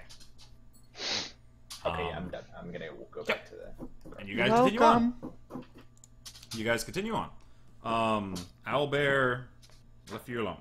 Well, yeah. Are you hungry? So, do one more survival check from Jonah and whoever else wants to do it. Oh, sure, I can do it. I am leading the cart after all. Unnatural 20. All right, 11. no problem at all. Okay, I'm gonna feed Natalie real quick. She's going crazy. All right, so, yeah, unnatural 20, no problem at all. You are on course. You feel like you're guided. You feel very confident about the direction you're going. As you continue through the forest, you start to see in the distance little crumbling walls. Not like Thunder Tree, much higher walls. You see a couple towers, and as you get closer, you could start to make out what you gather is Cragmaw Castle. This castle consists of 7 crumbling towers of different sizes and heights. The upper stories are all in varying states of collapse. A short flight of steps leads up to a terrace in front of the main entryway. Past the wreckage of a pair of sundered doors lies a shadowed hall. It's a little too far off for you to see what's inside of it. Round towers loom over the entranceway, with dark arrow slits looking down on the entrance. So, there is a door. It is mostly broken in. And a matter of fact, I can show you guys. So we are going to be jumping over to next map. Boop. Oh boy. So I pull that up. All I see is darkness. For a second, I thought you were gonna say next session. I was like, wow, damn, I'll do that real quick. Look, Yeah, right. Nah, Yeah, we were supposed to fight the green dragon and die. That's actually how. Oh, like, well, frig, what do I do now? Like, what the frick? Improv You time. guys ruined my plan. I thought this campaign was gonna be over. I could go back to being a player. dude, if we had the Look, great yes. off, that dragon would be fucking fought. That dragon would have The had dragon may have murdered him. would have had a it would've been gnome-sized fought. snack, is what would have happened. What? No one can defeat the I don't know. Great The Mop. mop is level 6, dude. It's true. Actually, if we're going strictly by what he was in the one-shot, yes. A level 6 sorcerer would actually be a huge difference in that fight. What Cardrin, level the was Black he? Soul would have been there. Well, okay. You got Doomhead. No, Dog, yeah, if you Doomhead. guys had your level 6 party, yes, you could have fought that dragon. Well, let's go find him. You're Yeah. not... Rumors of a Doomhead. Wait, no, they're all dead. Cardrin's dead. Cardrin's dead. Well, Doomhead's still The alive. Great Mop will live on in all of us. and Drowboy... Cardrin needs He's like Jesus, but like a gnome, and also evil. Oh, so evil. He died for our sins. All right. The ones that He died for his own sins. There you go. Dude, So there's all your it was- tokens. You can move them however you'd like. It was like a Oh, reverse yeah, spirit bomb. He died and then he gave everyone his energy. Wait, are you putting us like at the doors? Okay. No, I'm Oh, just yeah. no. You can be further away. I'm just putting them somewhere you can grab them and move them. So I'm assuming I'm at the door. Like well, I'm just super you're curious. still approaching. So right. As you pull up, yeah, you can see this looks to be the main entrance to this castle. You kind of look around. You could see there's the up to your north and to your south. There's the big towers. You don't really see what's around the sides. You can tell the one to your left. There's a large chunk of the top floor that's kind of missing. But yeah, so what you see here is the front gate and then towers that curve around to the sides. What's the light level looking in here? Outside it is all relatively. I mean, it's bright. It's still daylight at this point. With that last survival checks, you guys made pretty good time. So at this point, it's probably like noon, 1 o'clock, something like that. Sun's still high in the sky. You got plenty of daylight left to go. Inside the castle, it's a little hard to see from where you are, kind of back away from the doors. But the light appears dim. You take it once you work your way inside, you'd be able to see. But from here, it's just a little difficult. So, you also realize that a lot of like since this castle is crumbling so much, lots of holes are in the walls that light probably streams into it. So, yeah. So you see the front gate in front of you, which, by the way, in the like these little gaps right here, those are like the arrow slits. This is your broken down door,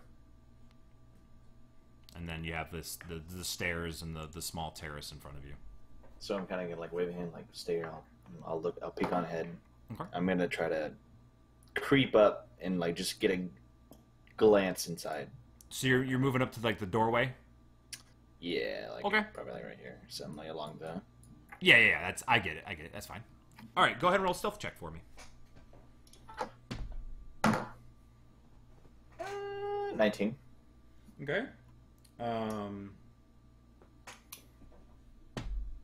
Right. You move up to the doorway. You peek inside. You can see a little bit more of what's going on in there. So we'll start revealing some more. You see a couple doorways. So here, get that out of the way. Here, you can see some more crumbled walls down this way. So you see doors that stand closed, which if you peek around the corner, I'll just give you this as well. See a couple doors. So, and like so. Alright. Anyway, doors stand closed to the north and south, with a crumbling mound of rubble partially obscuring the southern hall. To your east, or straight ahead, a broad corridor ends in 2 more doors leading south and east. The corridor is cluttered with dusty rubble and fallen plaster from a partial collapse of the ceiling overhead. So there are no visible enemies in this first part. Not immediately, no. I'm gonna peek a little further inside. I'm gonna like get like over here, and I want to peek around this corner to like the rebel. So the crubble. Search for traps. By the way, another quick note about this map. This is another map where the grid does not line up perfectly because the grid, it's so stupid. It's not uniform. Once you start getting in between rooms and stuff like that, it's not all uniform. So Stupid. we're gonna try to stick to the black squares. If you hold Alt and then move your token, you can actually move it free of the grid. That's neat. So if you're kind of like in between two of those black, like if it won't let you get on the black square, you're kind of in between it. Just use Alt to move your token over a little bit. Anyway, so which way are you headed, Crane? I went to the south a little bit, and I'm gonna peek around this corner right here Okay. into the crubble. My unstealthy self is gonna wait his ass back there. So, a lot of this rubble is piled up that you can see. If I could click. Yes, a lot of this rubble here. It's kind of piled up. You'd have to kind of crawl your way up the rubble and peek over it in order to see into that room. So. I'm gonna turn back. I'm gonna kind of wave the party in, and I'm gonna do that because I don't see any enemies so far. I'm gonna want me to completely turn the corner and see if anything changes here. Yeah. You do see there's another door right here that mirrors the one to your north up there along that wall. So you see those two doors there. Okay, so I'm I'm rolling on up. All right, you guys just strutting right up to the castle, or are you gonna try to be sneaky about it? Yeah, sure. I'll arbitrarily be sneaky at disadvantage with a -1 modifier. Let's do it. All right. Yeah, I'm gonna sneak up. All right, stealth checks from everybody. I enjoy the fact that. Oh, we're already looking bad. Oh, That's a 5. that's a Again. 7. I also have seven. Oh my God. god! Uh-oh, Wait, sister. wait. All right, hang on. Thorn, what? 16. 16. Yarol? 7. Okay, and then Malachi was like a 5. Ethan? 18. 18. Okay, and Moyer? 7. 7. Yeah. Okay. Hey. So, Crane, you wave the group on up. The massive Goliath jingles ahead, doing his best to keep quiet, but it ain't easy. With just his sheer amount of mass and what he's wearing, it just makes noise with almost, it seems like, every movement. Others of your party also, like the tall, lanky one, just doesn't, he seems kind of almost not too worried, he's just kind of waltzing along. You kind of face palm a little bit. You're like, freaking amateurs. Yeah, sure. I'm like, making much noise. Like, what's the point of him, trying to be stealthy if I'm gonna make all that noise anyway? So, in his defense. So, right. I'm just saying from his perspective, because Crane is, Crane. I Right. As the group starts to move up, a couple of arrows from the 2 arrow slits to your left and to your right bolt out at the party. Let's say one goes towards Yarol, one towards Malachi. And we have a what is that? What is that to hit? This is on Malachi. We have a 21. Did you shit your pants, Navi? Yeah, it hits. Okay. And wow. Wow. Okay. One arrow, the one that was supposed to be at Yarrow, but you couldn't tell because that thing just like bounces like off the side, it's nowhere close. He rolled 2 1s because it's at advantage because they were hiding. To the sneak attack. But it was 2 1s. Like what? It's just kind of like the arrow just kind of like bounces off the side, kind of like ricochets out and just like flops over. So he got super excited and just like pulled the trigger early is what ended up happening. Honestly, something similar to that, yes. And Something. Malachi, you take 5 points of piercing damage, as Okay. and one catches you off guard. And I'm gonna have everybody roll initiative. As you hear now some shouting. Let's fucking go. I would like to say I have my weapon out. It sounds like it's fine. You have your weapon out. Yeah, And roll the little dice. shouts you hear, kind of like these very very familiar, kind of higher pitched yelping as you hear bits of goblin being shouted in the cavern, not the cavern, the castle. Okay, right. Give me a second. Let's do this. All right. I feel like I need a new piece of paper. I want a new piece of paper. This one I've been using for like every session, and it's getting cluttered. What you doing in pencil? Or you just use a notepad on your.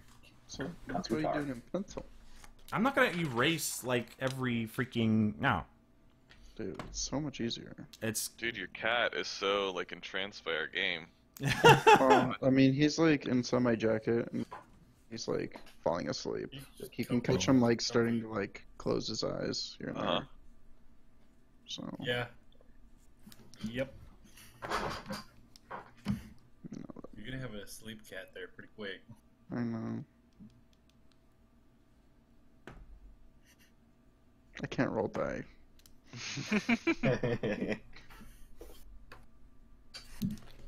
Sleepy kitty, purr, purr, purr. Pretty much. okay. And then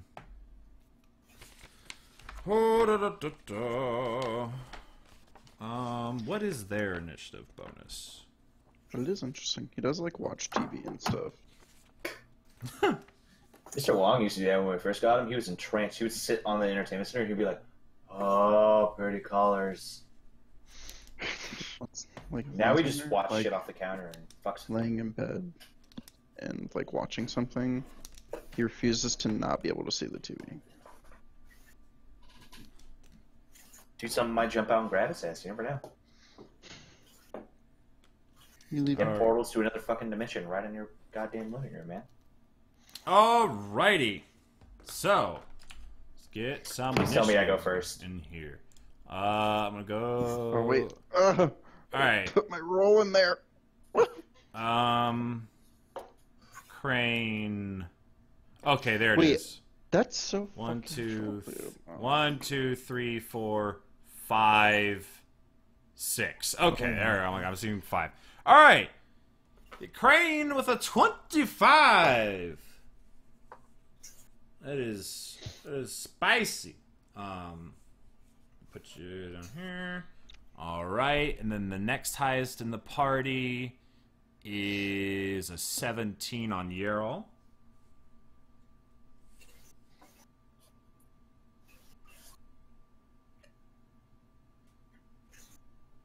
I like Okay. the exclamation point. Frank. Hey, I gotta take pride in my good moments. All right, I was It's like- ready, dude. Kind of sad that I got the same exact initiative. Okay, so then it's Yarrow. Dude, I'm still like last too. how does like, it feel to be pulling up the rear, Tyler? Not amazing. He's probably real That's shook gonna be about the that. Standard for Thursday, dude. That's fair. Okay, and then Malachi with a 15. And then Don't worry, he'll take alert and then he'll have fucking. you freaking don't even talk to me about alert, all right? If you Don't even actually- talk Is to me alert about banned that. for Tyler? No. No, please take it. I It'd be just really hilarious. wish he would pick something else. I'm not. I want people to be able to play what they want to play. So not what I want them to play, what they want to play. So Tyler, you're banned. No. Okay. that being Literally, said, if I do, You know what that means, Tyler? Hmm. You're banned. Band, yeah. So, okay. so are you saying that I could play an elf Kensai monk weeaboo swordsman? Is that what you're saying I can do? Because like I'll kill Malachi off right now. No, I'm kidding. You tell me Will to be a you? gnome berserker? No, I actually like. you want to be a gnome berserker, yes, that is entirely acceptable. All right, That's my next character. and then we have Thorn with an 8. Good lord. And then we have a Moyer bringing up the rear. Go down. So Go down. I'm sorry. I'm trying to keep track of all this. Fucking suck. What are you talking about, Frank? All The right. next character is fucking Stuz, dude. Does? Who's does? Wait, what? What am I missing here? Go down, pup. It's the boy, dude. I don't know. How to... Is that like a? Did we actually talk about this and I'm forgetting? Yes. There you go, dude. Okay. I apologize for the wait. We are ready. So Oh yeah, dude, it's fucking. Okay, yeah, it's does. I'm playing Stuz. I have no idea what you're talking about. I don't know who this Stuz fellow is, but all right. Wonderful person. You'll meet him soon enough, I think. Oh, is Malachi gonna die? Is can't that a wait. threat? All right, first up, yes, Crane with your 25. You hear with Crane.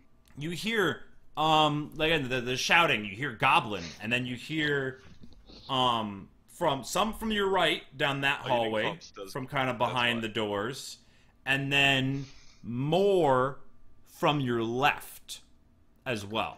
The ones from your left, you hear a few deeper voices over in that direction. They don't sound goblin. They speak goblin, but they don't sound like normal goblins. So I'm closer to this one, so I'm gonna go kick in this door. Only Stuz Okay, is so 5, 10, 15. Yeah. We'll say you can use your so you just walk right up, kick the door open. It's not locked. So and on the other side of it, It would have been great if it were locked, though.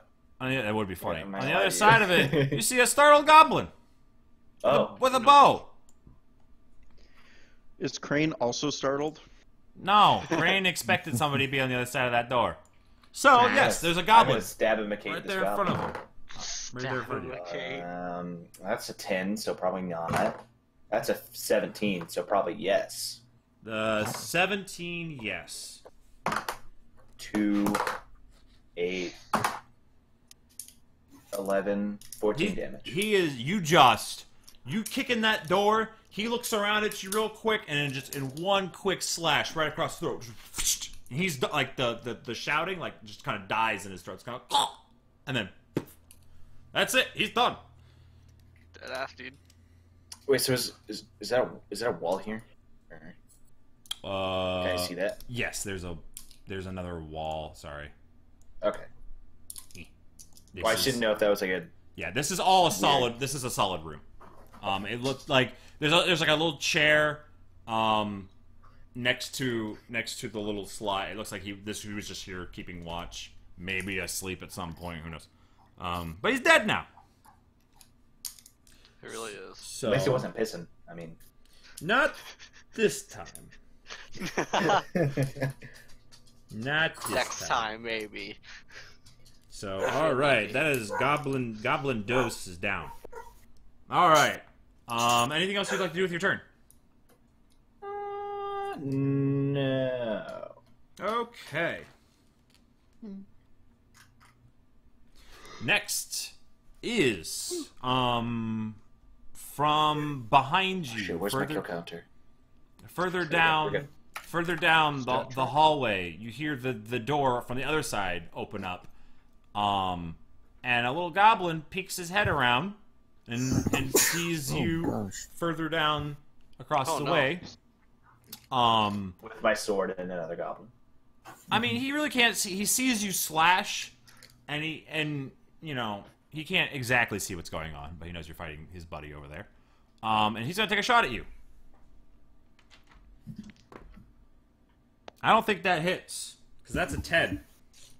No, I'd be so sad if that hit. Okay, so Okay, well, Really? he darts around the corner, Okay. fires an arrow at you. You're too quick.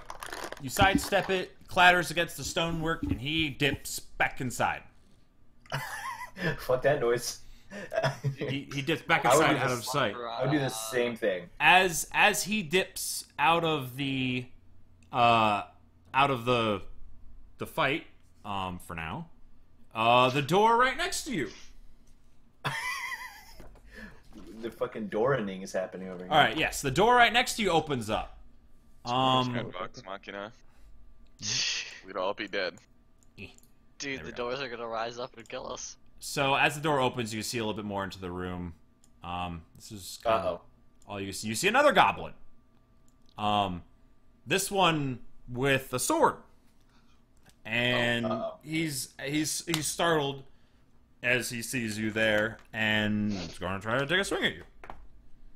That's How dare another you. 10. So no, you're just Thank God. you got your tap dancing shoes on. I mean, he goes to swing, and you just easily deflect it out of the way. The door opening gave you some time to react.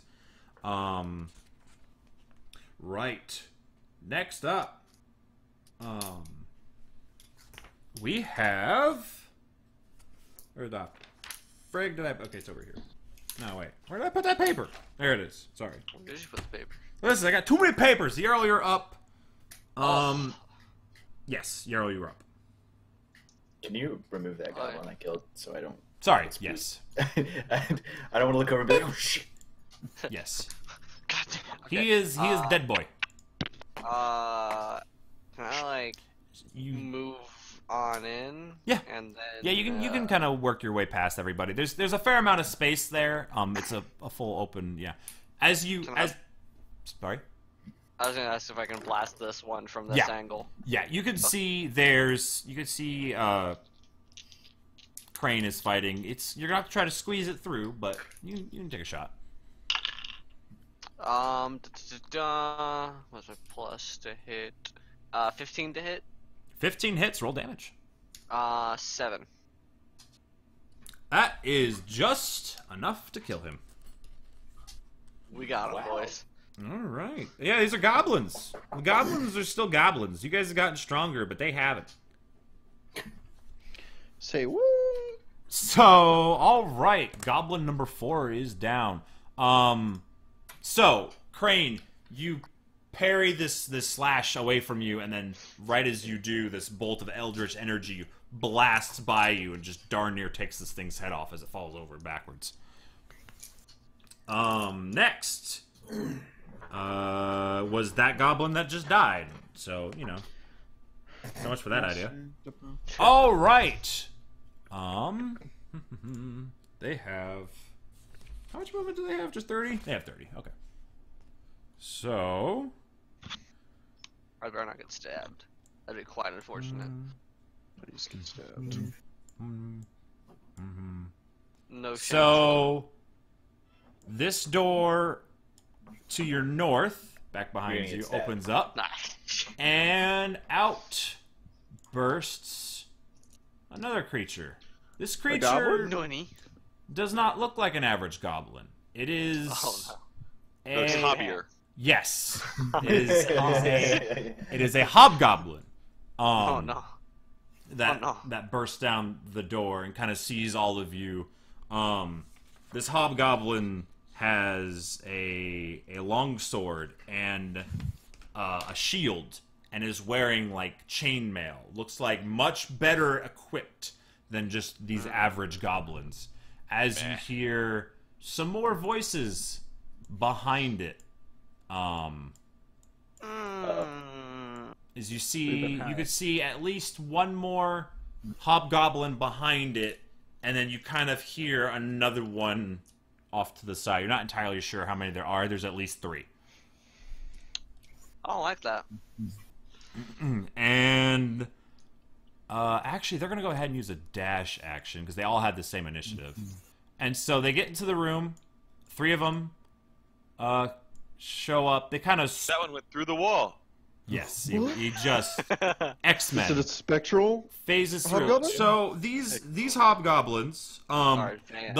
the one in the back draws a longbow as the 2 in front bring up their shields and form a wall in front of it. They are not just charging into you willy-nilly. These hobgoblins seem like they are much more Intelligent. tactical with their movements. And that is their turn. Malachi, you are up. Alright, well, I feel like they're fucking asking for it. I mean, come on. Thunderwave or whatever you do. Go get him, boys. Shatter.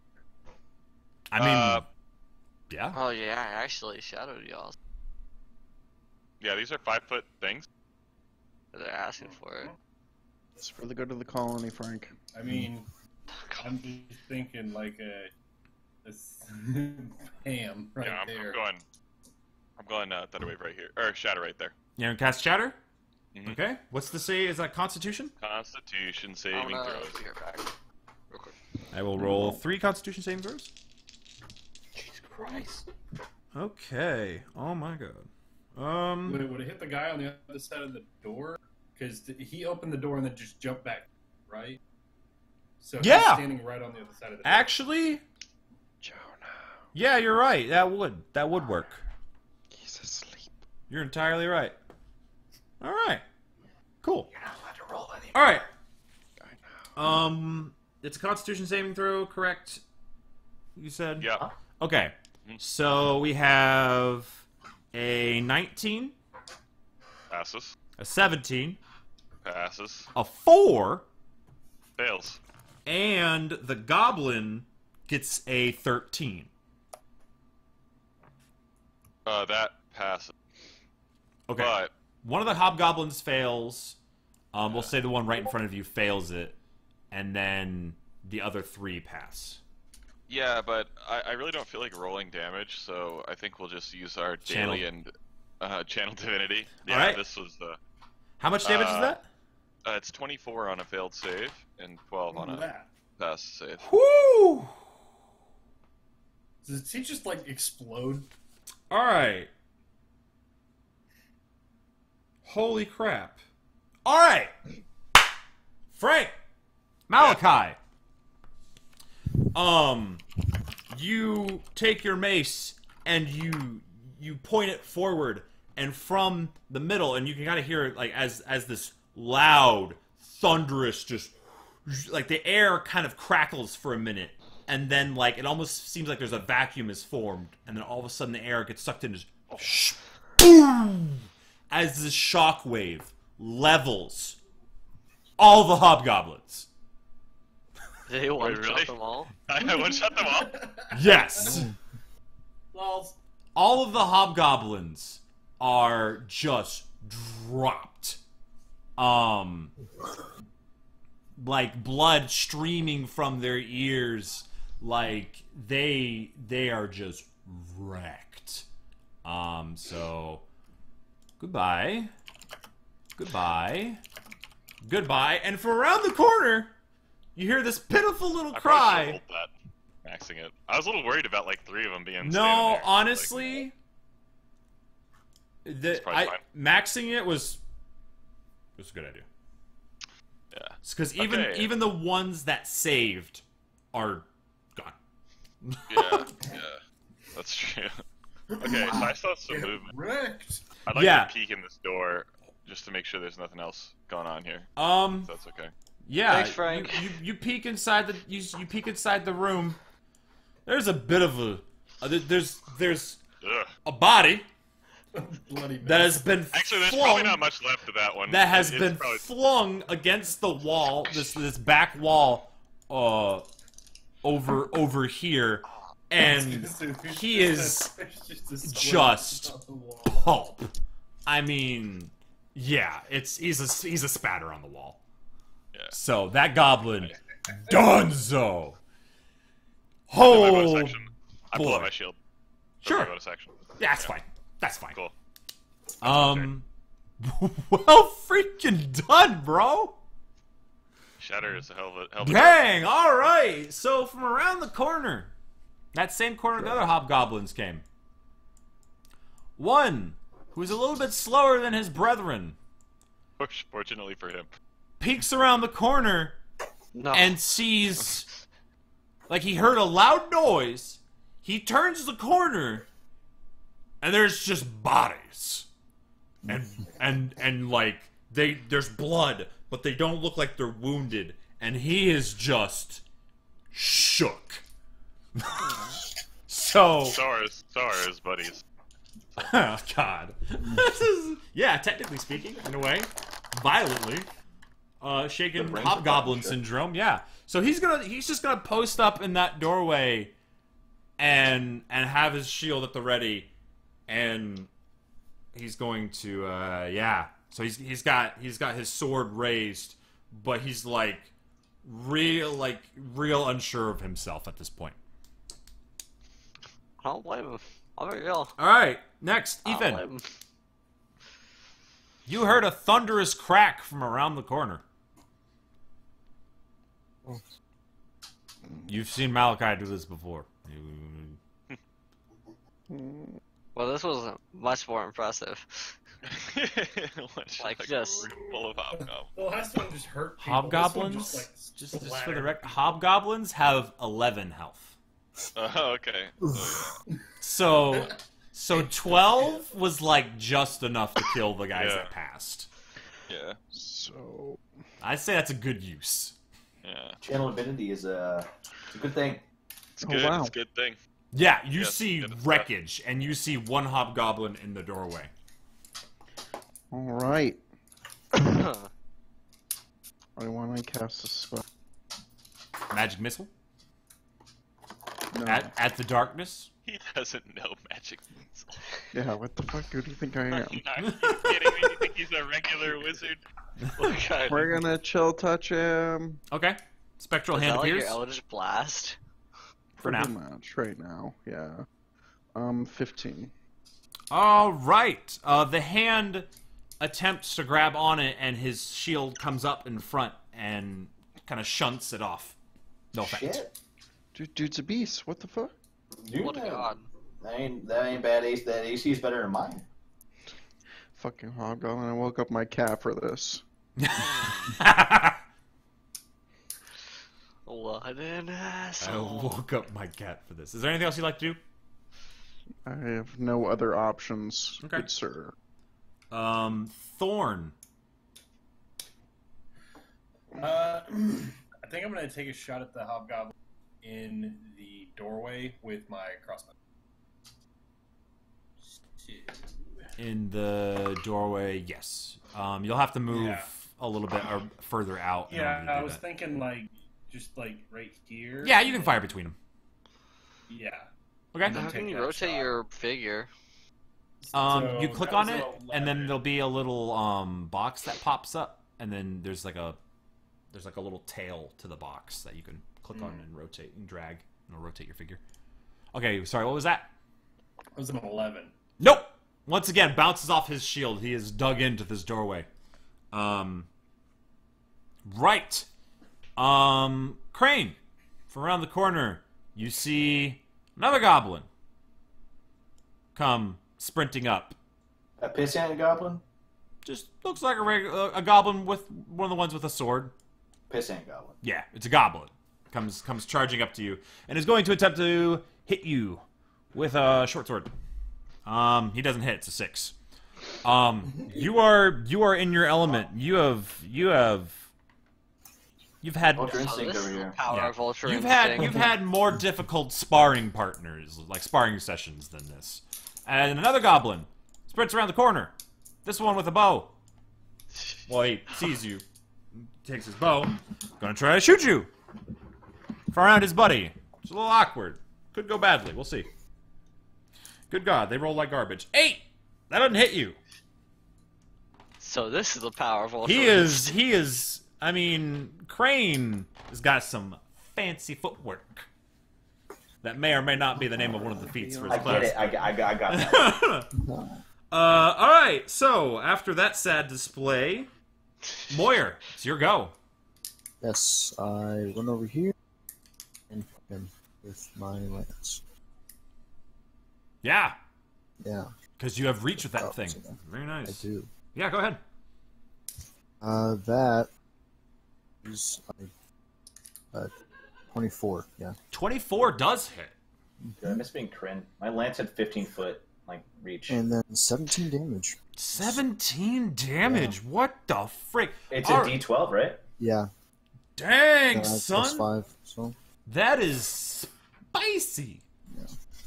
Spicy meat the balu. Don't forget that if you do attack within 5 feet, that is disadvantage. yeah. So, yeah. but your reach is All right, yeah, sure thing. You find a gap in his defense as he's got his shield in front of him.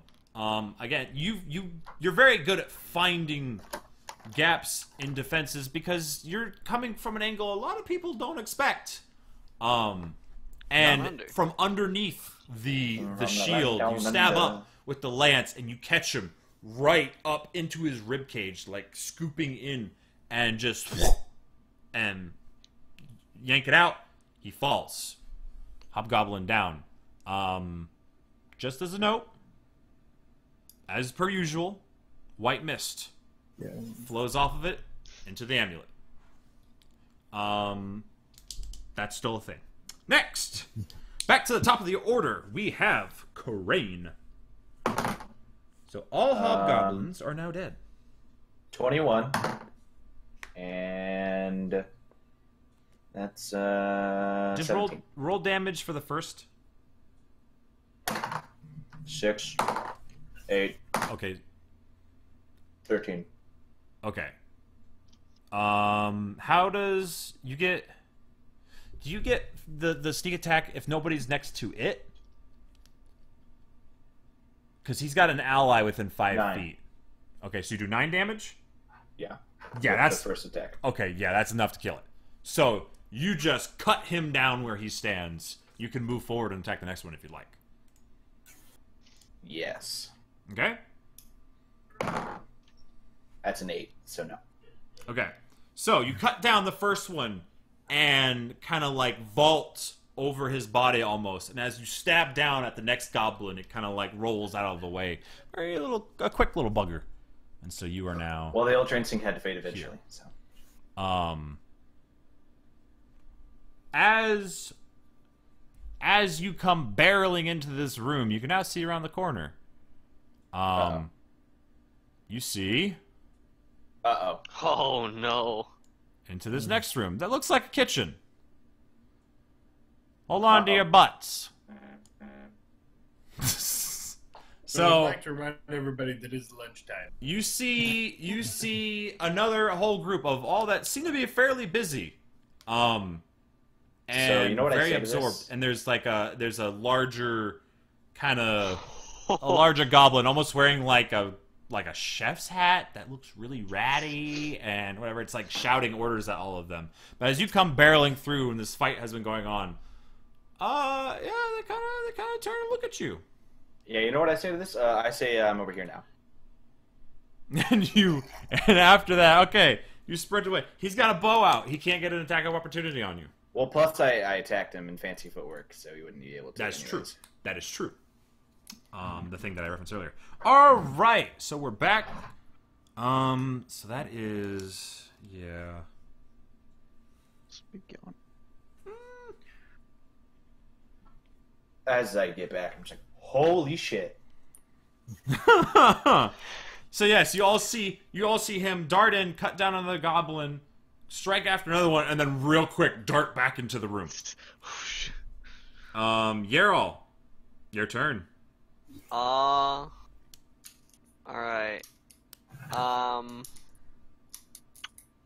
What I think I'm going to do is cast Cloud of Daggers.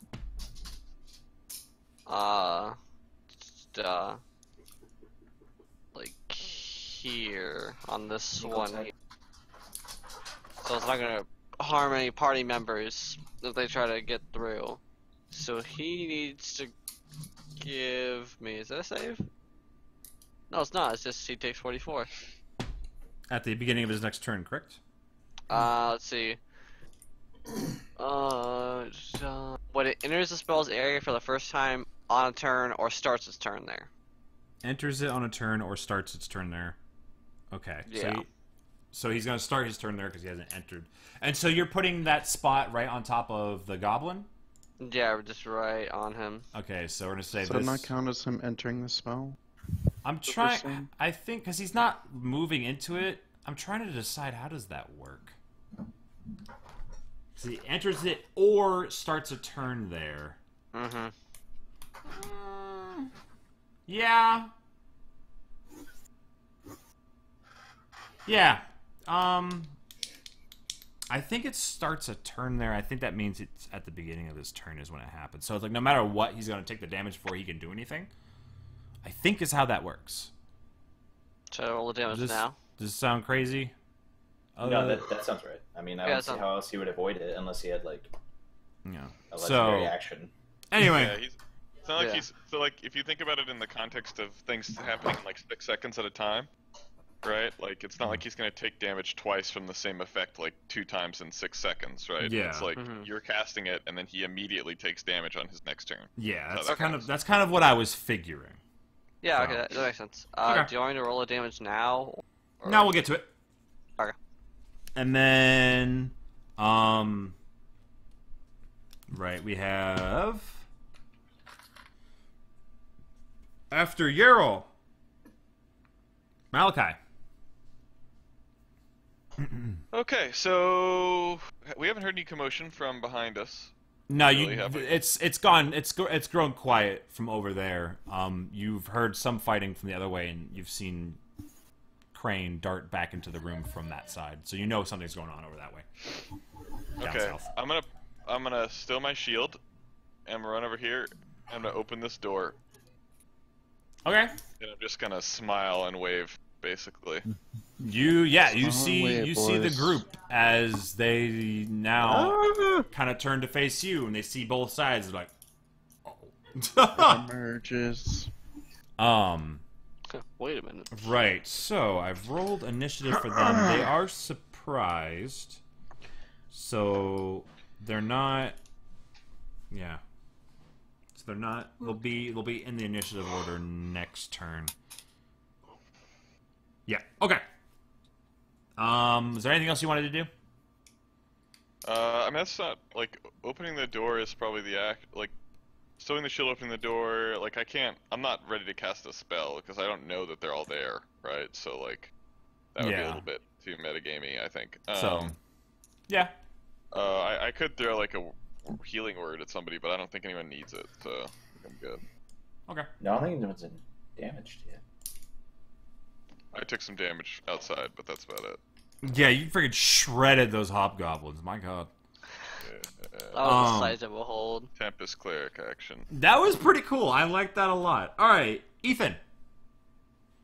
You know, Hi. there's one goblin down through the doorway in front of you, and Malachi has opened the door to your left. You could move a little bit and see what's going on in there if you wanted to. No. The one ahead of me, Who, by the way, this... is he visible? Yeah, you could see him. He is erupted into a flurry of daggers that are now beginning to cut into him. Well, I wish to touch him with a chill. Okay. I want to Edgy. touch him. Fucking 15. Why do I keep getting the same rolls? Well, 15 hits. So, Wait, what? This is a goblin. a 15 hits. Yeah, this isn't a hobgoblin. Hobgoblins, I'm by the doing way, they had an armor something. class of 18. Excuse me? Take 6 They had only 11 Hey, they've got damage. They only can't had- hurt you, Jonah. Yeah, they only had 11 health, but they did have 18 armor They class can't- with the shields. They can't hurt you. It's fine. Hobgoblins damage. aren't real. They can't hurt you. Hobgoblins. All right. The life begins to drain from him. He is withered. He looks awful and on death's door. And you gather he's not going to last inside that cloud of daggers. Ain't gonna make it. So, which, speaking of which, This for turn? kicks and giggles, roll damage. How many see. pieces? Oh, we got a 4 in The there. amount of damage you do is how Is- many ribbons he's How many pieces? 8. There you have it. Arm over there, arm over there. There's a leg over there. Yeah, he is shredded as he falls, and yeah, he's no more. You ever see a squirrel go through a wood chipper? So Wait, this, I haven't either, but I can assume. You have? No. so this, the cloud stays in that spot for how long? A minute? Is it? Yes, Okay. it's a concentration though, so I could just drop it if I wanted to. Okay, Can you you could. move it? No, sadly, I don't think you But can. it does cut off. Like, now it kind of creates an extra little choke point here. Yeah, that I'm was going my to say thinking. if anything wanted to try to fire through a cloud of daggers, I'm going to say no. Ooh. It is a cloud of spinning blades. How you going to shoot an arrow through that? Oh, you know. I mean, Robin hit the shit out of it. I guess maybe with disadvantage. Yeah, I'd probably just give it disadvantage or something like that. Yeah, But because it like would- I didn't want to block us from entering. So that way Yeah, if I yeah, wanted no. to So it make creates a choke point there. Right. Next is Thorn. Did you go? I don't think you went. Nope. All right, it's your turn. So I am going to run in here, attempting to stay away from said cloud of daggers. Yeah, and you then can. try and like cut this choke point right here and take a swipe at this guy. Okay, so you moved from up here. Oh, so 5 to- yeah, you have movement. You It's are fine. a madman. Yeah, I was gonna say I thought that was. Only Yeah, you're good. right space. All right, Okay. Yeah, he's the a little elf bit crazy. goes charging in. Battle flowing in Crane his is written off veins. as dead at this point. He's like, oh, I mean, a green flame babe could totally kill 2 goblins at once. Green blade. Green Not in like- flame, blade. This is 16 No, hit. just scream. You're just taking a swing at the goblin in front of you? Yeah, 16 Yeah. hits. And that's 11 damage. All right, he dead. that's dead. He is Really dead goblin. he is Dead after. dead. You strike him down just like, I mean, Cut him in doing. half. Yeah, I say the thorn special, just Phone special. because you've done it to like 4 people now. It's just gonna be a thing. It's just like he's splitting wood, just whoosh. I'm Dude, really he's good at just the splitting Highlander. wood. I used to be. All right, Moyer, it is your turn. Yes. Over here. This row without. since Yeah. the corner of the doors are. Yeah, with your 10-foot reach, do it to him. Good deal. Oh, the classic between my legs Mm-hmm. attack. I rolled Yep. 2 12s. That's another 17 damage. What was the hit? 22. Okay, and then you rolled another 17 damage. Yeah. He's donezo. Yeah. Oh, my. I mean, you have to you kind of have to shake them off of it, you know, because you made a goblin kebab. All right, so now we're back to the top of the order. So at this point, since they are no longer surprised, they will get their turns. So let me insert them. We'll keep your guys' initiative orders. So I'll just slide them in here. Okay. So this one in the back that's got kind of this stick. It's the one barking orders to all of them. It looks a little bit more. It looks a little bit beefier. It's a fat goblin. He's got again this ratty. Looks like he dug up from a ditch. It's not even on his head. It's kind of too big for his head, so it's kind of off to the side. This ratty chef hat of sorts almost. It's is special. Right. So Crane, who had the 25, so we'll slip him here. Yerol, what did you have? You had a 17. Pretty good. Yeah. Pretty good. So, and then Malachi. Yep. And then there was Ethan. So. Jeremy, come here. Or don't. Okay. All right. No problem. Alrighty, so Crane, is your go. You, the Goliath kicked down the door to your left. You know it's to the same room, and you saw the elf go charging into the room. The room of death. Mad Lib. Yeah. If I go here, can I squeeze past him? See, 5, 10, 15, 20. We're 15, 20, 25. Okay, that's 25 feet of movement there. Yeah, you're gonna have to kind of like start climbing up on bits of rubble that have fallen down from the floor above. I'm gonna take a bonus dash action. Okay, I'm gonna say So, like- you're at 25 feet right now. I'm gonna say that anything if you're walking on rubble, that's rough terrain. So that'll take double movement to move through. So that would be But 10. So now you have another 35 feet of movement from where you're at if you're using a dash action. Yeah. So I'm gonna pop in.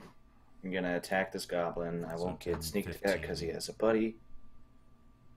And I'm not. That's a natural one. Okay. You come scrambling over the rubble and you slip. And so you can get back up, but it's gonna use up like you're out of movement now and you've lost that attack. Yeah. So. Okay.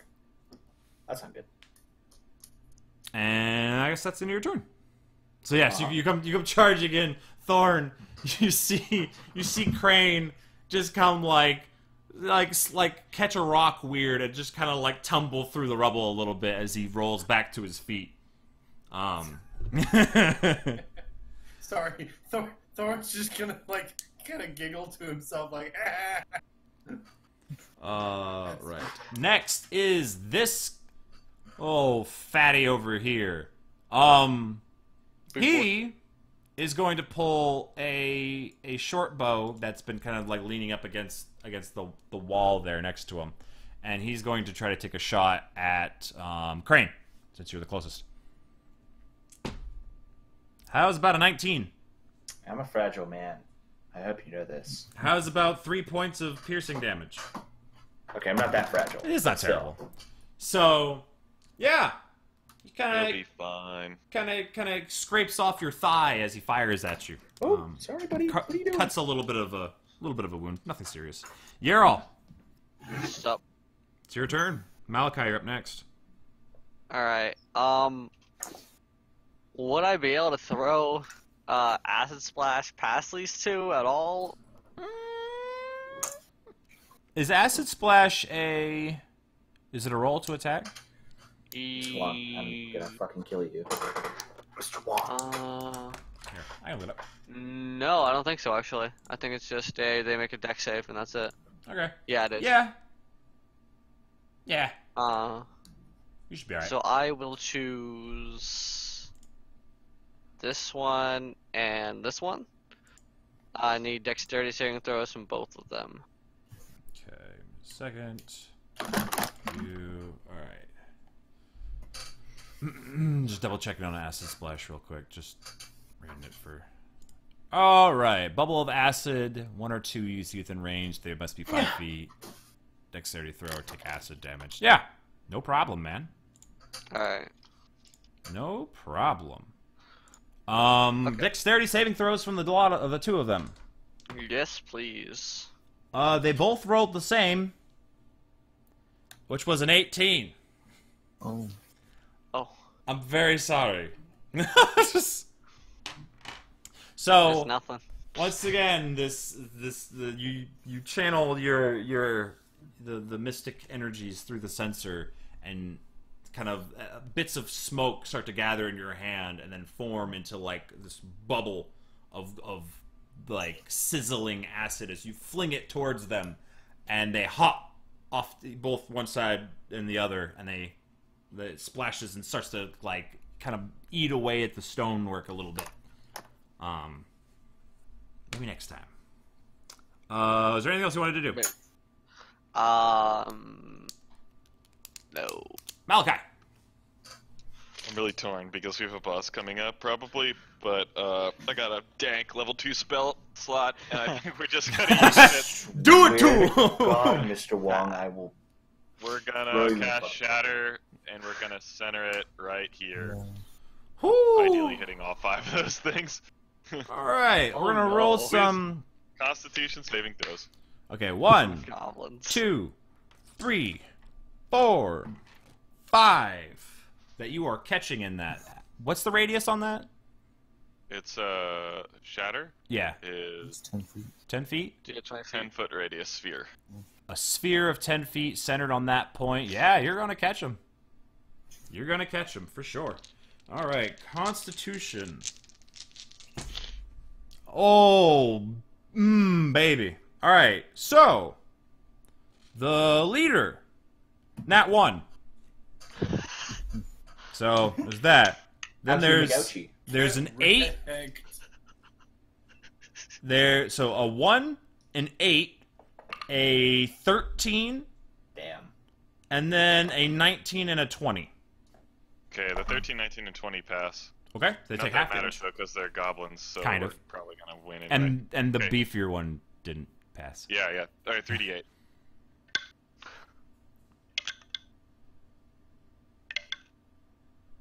Uh, 18 damage, 9 on a fail, or on a pass. 9 on a pass, 18 on a fail. All right. And another display Goblin that is genocide? starting to look very familiar.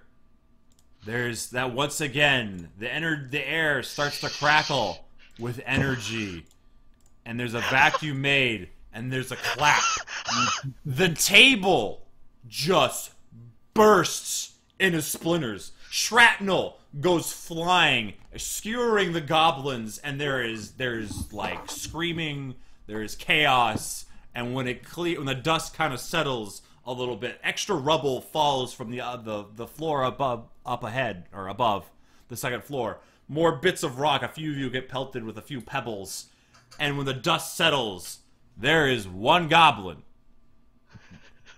He's gonna have a bad day. And he would be scared, but he's just confused. He didn't get damaged by it, but he got his bell rung, and he's kind of just dazed and looking around, trying to process what just happened. It's like a flashbang that also annihilates you. 1, 2, 3. So that was okay. Flash grenade, bunker buster, Basically, babe. it's a white- A matter of fact, Yes. yeah, it is that goblin's turn, A poor man. He and just watched his fellow man get genocided. as he looks around, he's just kind of like, nope, and he's gonna go 5, 10, 15, open door, and then you can kind of see, and now the door's open because he's not gonna take time to freaking close it because he's in a hurry, and then the 20, 25, and you see him just make it around the corner. Did he take a disengage action? He wasn't within. Oh no, he did not. He Yeah. did not. You were right there. That's right. So no, Get him, dude. you were blending in with the rubble. That is a 13. 13. Not quite. Damn.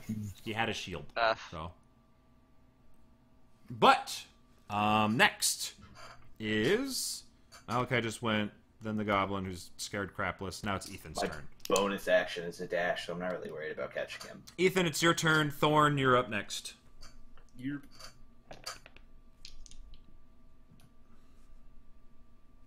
What would you like to do? Guess I'm just gonna come behind Thorn. Okay. kind of peek into the room. You see a scene that looks even more chaotic and like than the last one. I mean, this room is wrecked. Thorn, Moira, you're up next. I'm gonna go ahead and what is this? 5, 10, 15, 20, 25. I'm just gonna pop right here and get through the door, and then just kind of wait and see what happens.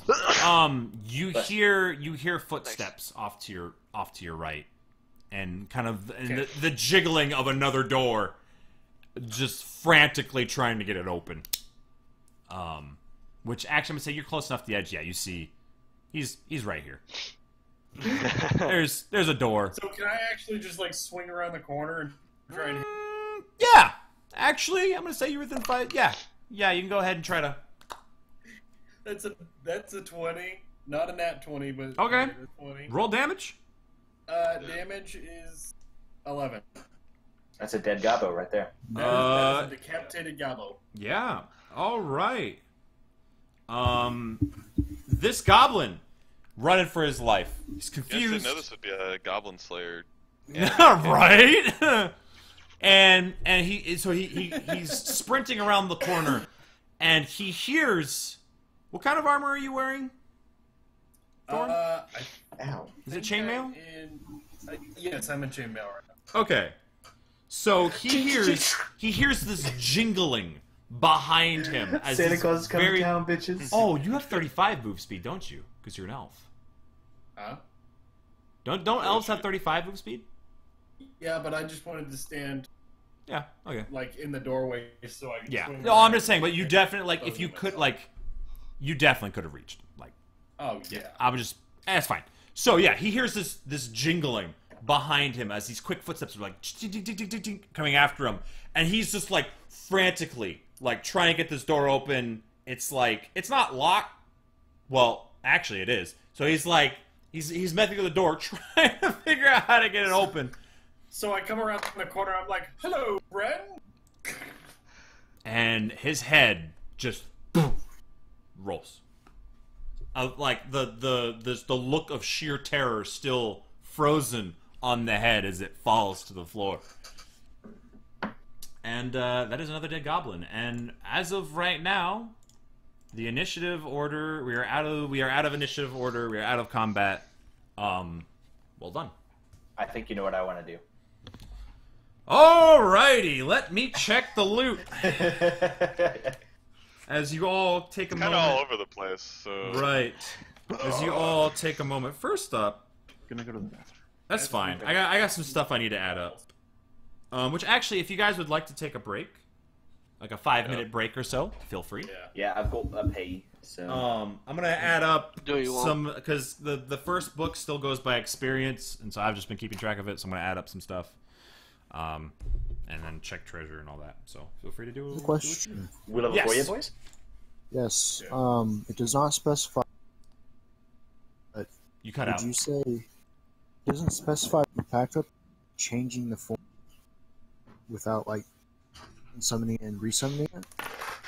But would you say that's a full action? Sorry, kitty. To change its form? Yeah. Yeah, I'd say that'd be pretty. Yeah, So you can make it shift into a new form with an action. I would say. Yeah, I don't see why not. Alrighty, let me add up some stuff here. Because you guys did some work. Dude, Malachi carried. Like, holy Malachi cow. just freaking popped off, dude. Fucking annihilated them. That was Even when the three great. of them passed, he's still just all 5. That was Oh, shit. great. Like, I just saw, okay, cool, you killed like 3, and I see you keep rebreathing. I'm like, wait. And they got them all. I'm like, Yeah, they dead boys. Okay, so you killed the goblins in area 3. Those 2. they're dead ass. Those were the guys with the archers watching the gate.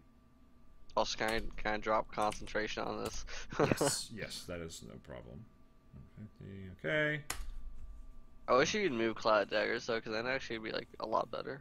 Yeah, but I you'll wish. you'll get there. You'll have some cool stuff. Yeah. The hobgoblins are dead. The goblins in the kitchen are all dead. Not too shabby. I could get Shatter. If I wanted to, I actually could get it. It's a good spell. It is. Not allowed to Okay. sit anymore. Whoops. It's been replaced. Yeah, there's a better A version better- right here. Better player. Whoops.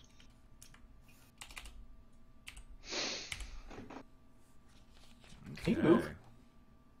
Please? I'm asking you nicely. Please don't claw at my face.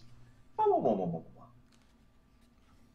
You're such a good kitty. Right. Kind of an asshole. You guys are level 3, correct? Mm-hmm. Yeah. Absolutely. Are we still level 3 after that encounter? Yes. Yes. Cat, this is a very thin line you are walking. I'm actually giving you guys a little bit of a boost because Storm King's Thunder has a bunch of places where it does like milestone leveling, but mine's a Phandelver, so records experience and everything. So rather than dividing it by 6, Just I've been watching. dividing it by 5, so you guys get a little bit more experience.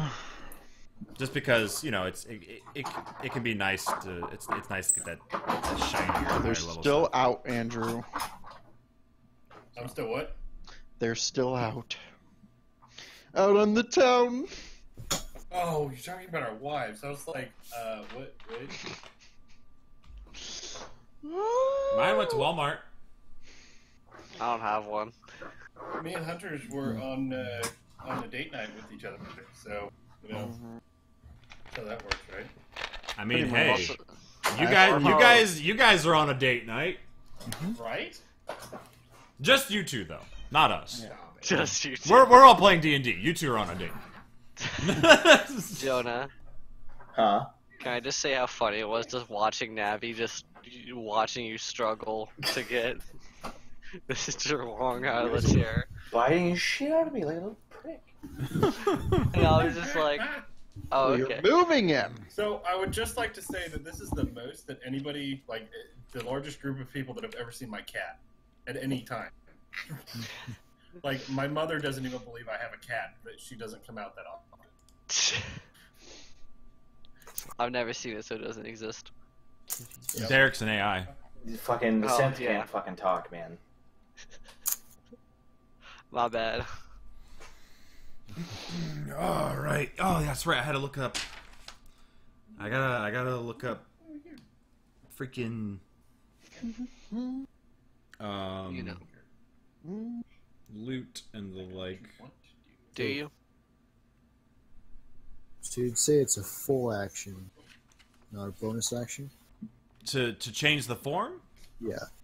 Since Yeah. I don't have to completely resummon it. I'm just.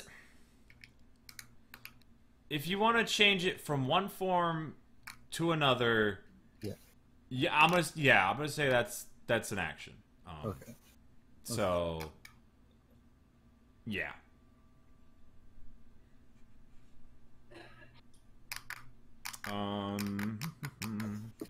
See, that's the last place.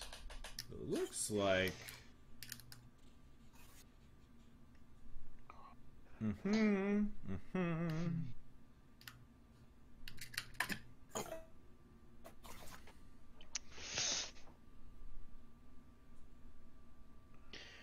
You're fucking like Nesquik or some shit out of a fucking juice box, you fucking. You. Wait, what? What are you doing? It's a Fuck. yoo-hoo. Fucking Nesquik. like a juice box. What the fuck? This is the life Tyler leads, Hunter. I guess. Don't judge him. I'm not. I wish I had one. Oh, that's fair.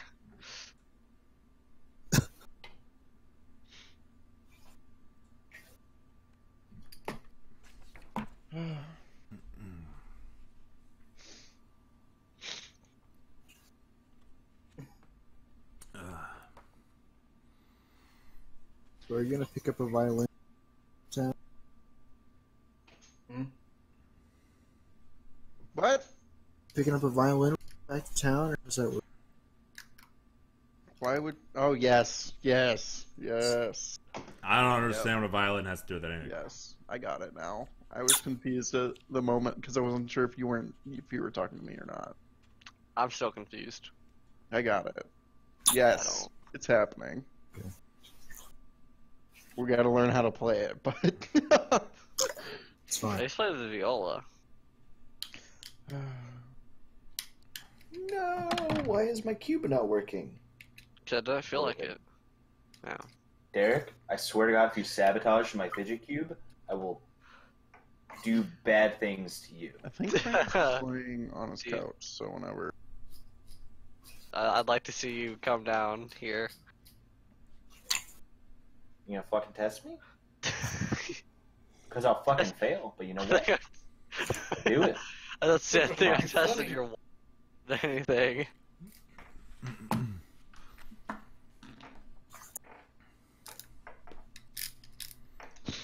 Sorry, I'm back. Okay. Are we all ready? Something like that. I'm ready to be level 4. Ready to kill some more fucking goblins, We'll- baby. Only level we'll 4? get there. Whoa. No, I'm level 4. I No. killed 3 hobgoblins and Y'all, 6 goblins. y'all need to simmer down is what you need to do. Holy, he's level. Oh, yeah. Adina. Can I? Level 6. Can we all just pour our XP into him like a spirit bomb, except it's permanent? No. Alright. Like the XP share Pokemon? Turn it So, off. clear drawings. There we go. So that think Cloud of it's our Daggers is XP. faded. Right. So, Crane, you're checking the bodies? Yeah. Oh, yeah. So, unfortunately, not a whole lot on these ones. They're goblins. I'm gonna No, say they're jewels. roll You have ice cream? roll I should gypped. 2 d12s for me. 2 d12s? Yeah. 5, Toss it. 3. You find 8 gold. Okay, I'm gonna give everybody 1 gold. There you go. He flips you a coin. Yeah, baby. There you go. Okay, I guess. Yeah. Right. So, you have, and then I'll reveal over this little area back over here. This is more of there's a few like little bedrolls that are laid out. So I'll describe a few of the rooms because you guys went through a lot of this. I swear to God. So in this main hallway here, you see doors stand closed. I already read that one. So the going. next, Is there anything down here, this is Southwest Tower. It's a little more than a heap of rubble. There's several ragged bedrolls that are scattered across the remaining floor space. And then there's the small twisting passage that leads east, which is this kind of in between the rubble. Inside of this area here, which seems to be some sort of makeshift kitchen, you see it was once probably the castle's banquet hall.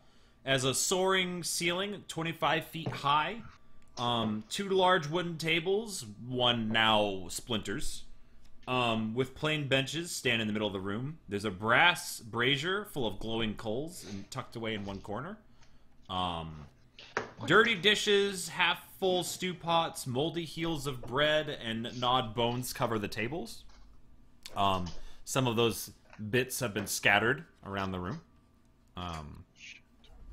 Yeah. Was there anything like down in this part of the room, or is that a wall right there? This is all, yeah, here. Let me reveal more of this. Yeah, I keep... Oh, hold up. What the frick? What was that? I thought I was doing that because I was moving Crane. That's like, fuck. Yeah, this is all a wall. There's more arrow Okay. slits, so you could see. I'm gonna say if you peek your head out, you can see there's a pathway leading out into the surrounding forest. Yeah. Okay. You can see that out Well, there. I'm gonna sneak past Thorn and see what's up here. Okay.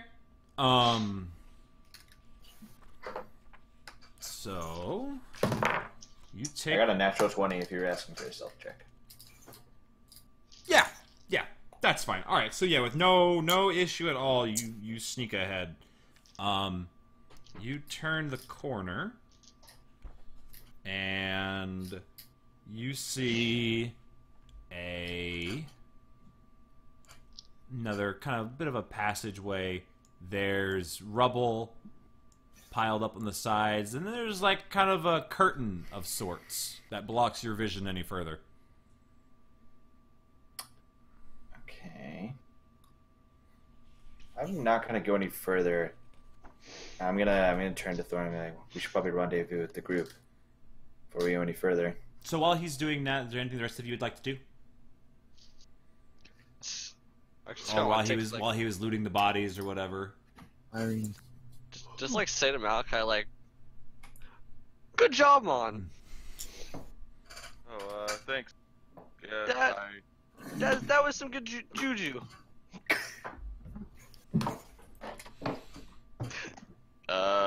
Yeah, it's. I'm gonna move up to the curtain That's fine. Hang on, just hold up a second. and just hold up there. Yeah. I feel like I want to check the other rooms. Okay. But, You have time. Crane's been searching bodies and stuff like that. You've got time. I wanted to like peek down this hallway to see if there's anything, like see what's going on in this room over here. So this room over here, which is where the hobgoblins came from.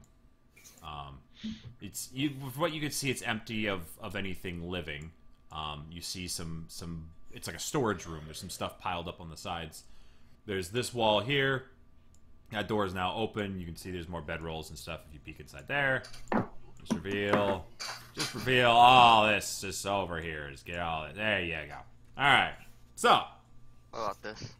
in the storage room, you see old casks of salted meat and sacks of rotting grain. Among the supplies, you see a bloody suit of chainmail, a heavy crossbow, and an unsheathed longsword with the emblem of Neverwinter worked into the hilt. Uh-oh. This is bad. How fresh is the blood? Old.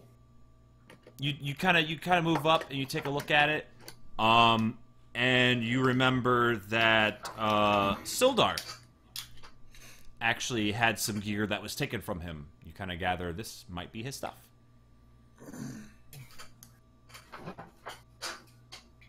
But it's bloody.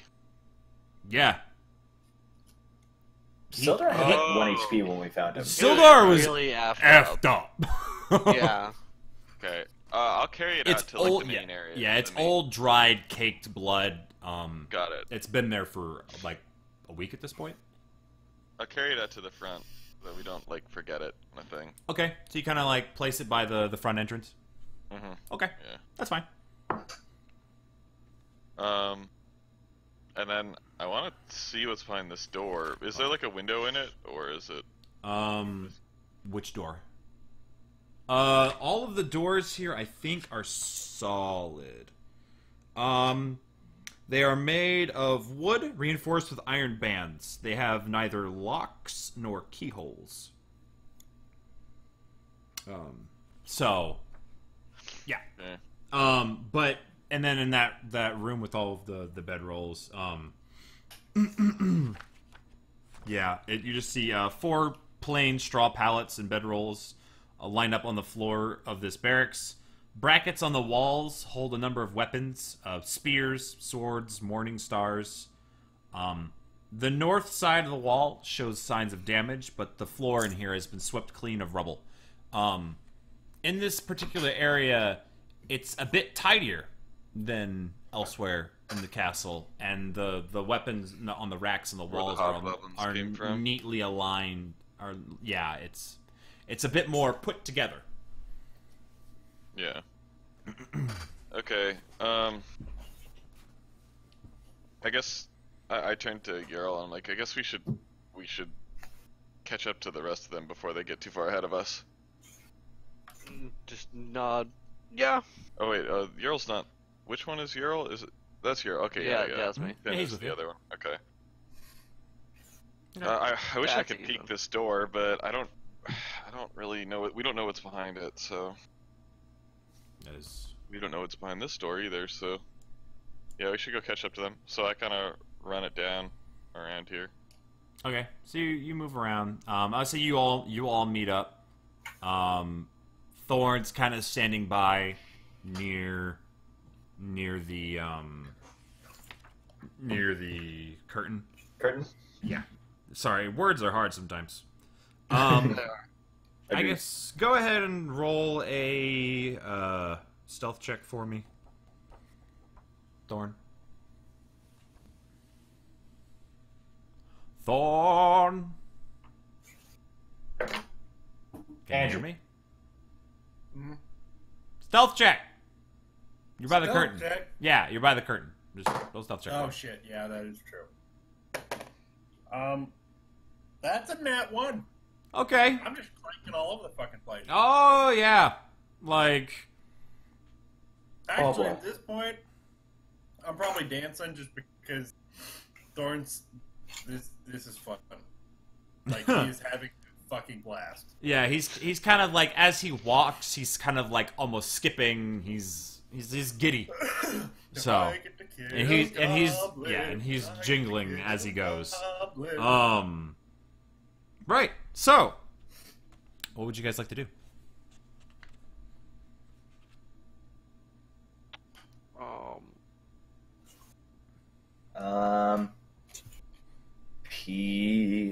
So how high is Rubble? It's not passable. Okay. With his nat 1 Mm-hmm. and 20, Mhm. we're in a bit of a pickle here. Mhm.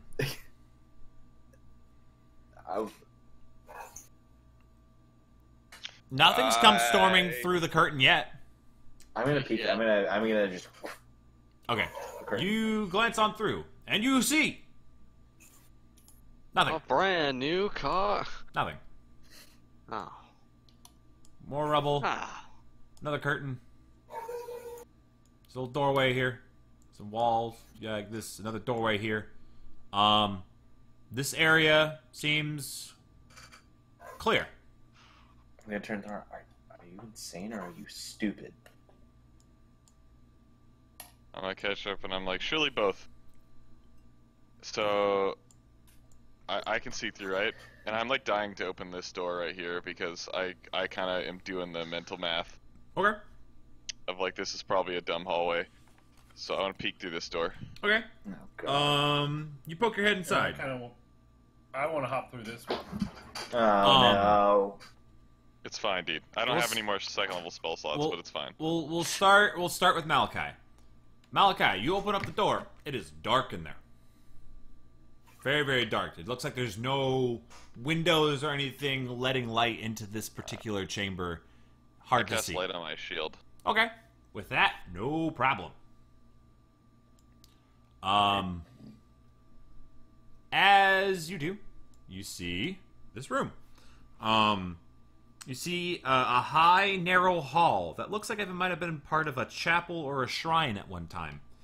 Angelic figures are sculpted along the room's upper reaches, looking down on the floor below. To the north, heavy curtains block a matching pair of archways. Between the archways is a cracked but ornately carved stone brazier. As this is so, as you poke your head into the room, and you shine the light in with your shield, you hear this like startled kind of screech, kind of just like as this strange little creature comes dropping Oh god. No, From- another one. from the ceiling. Brother. It kind of looks like a large snake with a beak on the end and these 4 tentacles that have like suction cups on him and like hooked teeth at the end. As it drops down, but it's not graceful. Like you start, it drops, and it kind of flops, and it's trying to like right itself. Because when I rolled, when I killed, when I rolled, seen the thing. when I rolled stealth on this thing ahead of time, I rolled a 1 on it, and so I'm like, you know what? I'm just gonna let it happen. So, Also seen Parasite. No, dude. Hell no. so Fucking kill this thing. yeah, you can. I will give you a, if you would like to do something, an action or whatever, before it can move or really right itself or do anything. You have yeah. Malachi? Like, specifically? Yes, Or like- because he's the one in the doorway. Yeah. Alright. I'm gonna run up and play golf, basically. Try and get into the wall. Yeah. Alrighty. So, you come charging up to this strange snake-like creature thing, and you just take a swing. Yeah. Warhammer. We'll go two-handed, actually, too. Okay.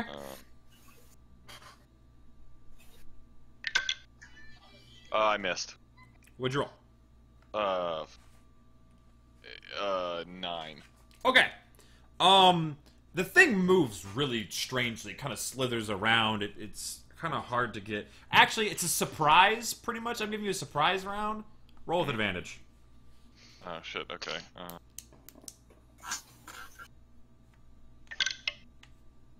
Oh, that was better. That's a 24, 23. Yeah, dude, roll damage.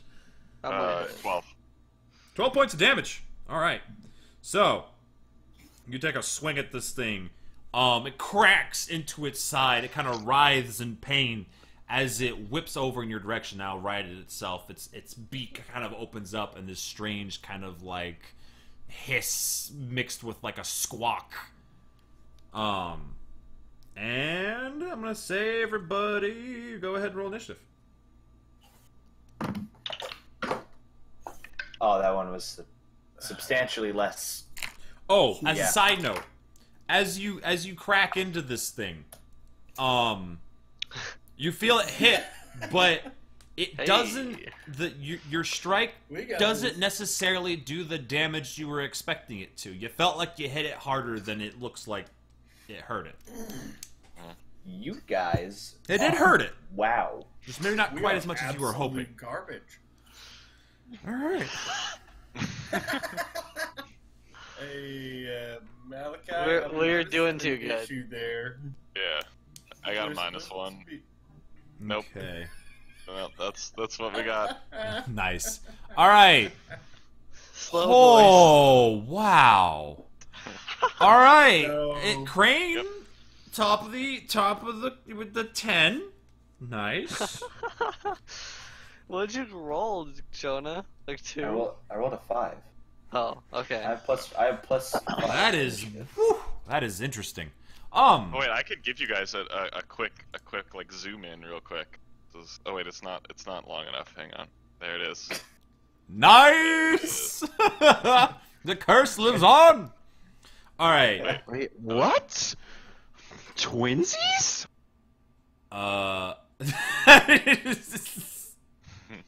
Yeah, but Oh. you don't have -1, Hunter. So that's where I get. All right, and then Thorn and Ural, Hey. and That's then Moyer, Ethan, Malachi. All right, top of the order. Crane. You hear a strange kind of screech and a thud as the Goliath charges into the room, light now shining from the doorway. Well, I better go stab it. So you walk into the room, you see this strange creature. Yeah, I can make it to it. Yeah, you can get there. 19. Mm-hmm. That hits. Roll damage. Natural 20. Okay. Oh, wow. So you get sneak attack on the first one. 4. 10, 13 on the first one, and on the second one, 4 plus. Oh, no, 4. Just 4. So, 17 damage. Right? 4. Did you count the crit on the second one? Yeah. Okay, so 4 damage on the second one. Okay. All right. So you come charging in. You slash at it, kind of cutting along its side, and then you try to stab up into it. And this thing's hide, scale, whatever this thing is tough. So this is where you start to notice your strikes aren't having the same effect. Yeah, I hope they would. Next is the monster's turn.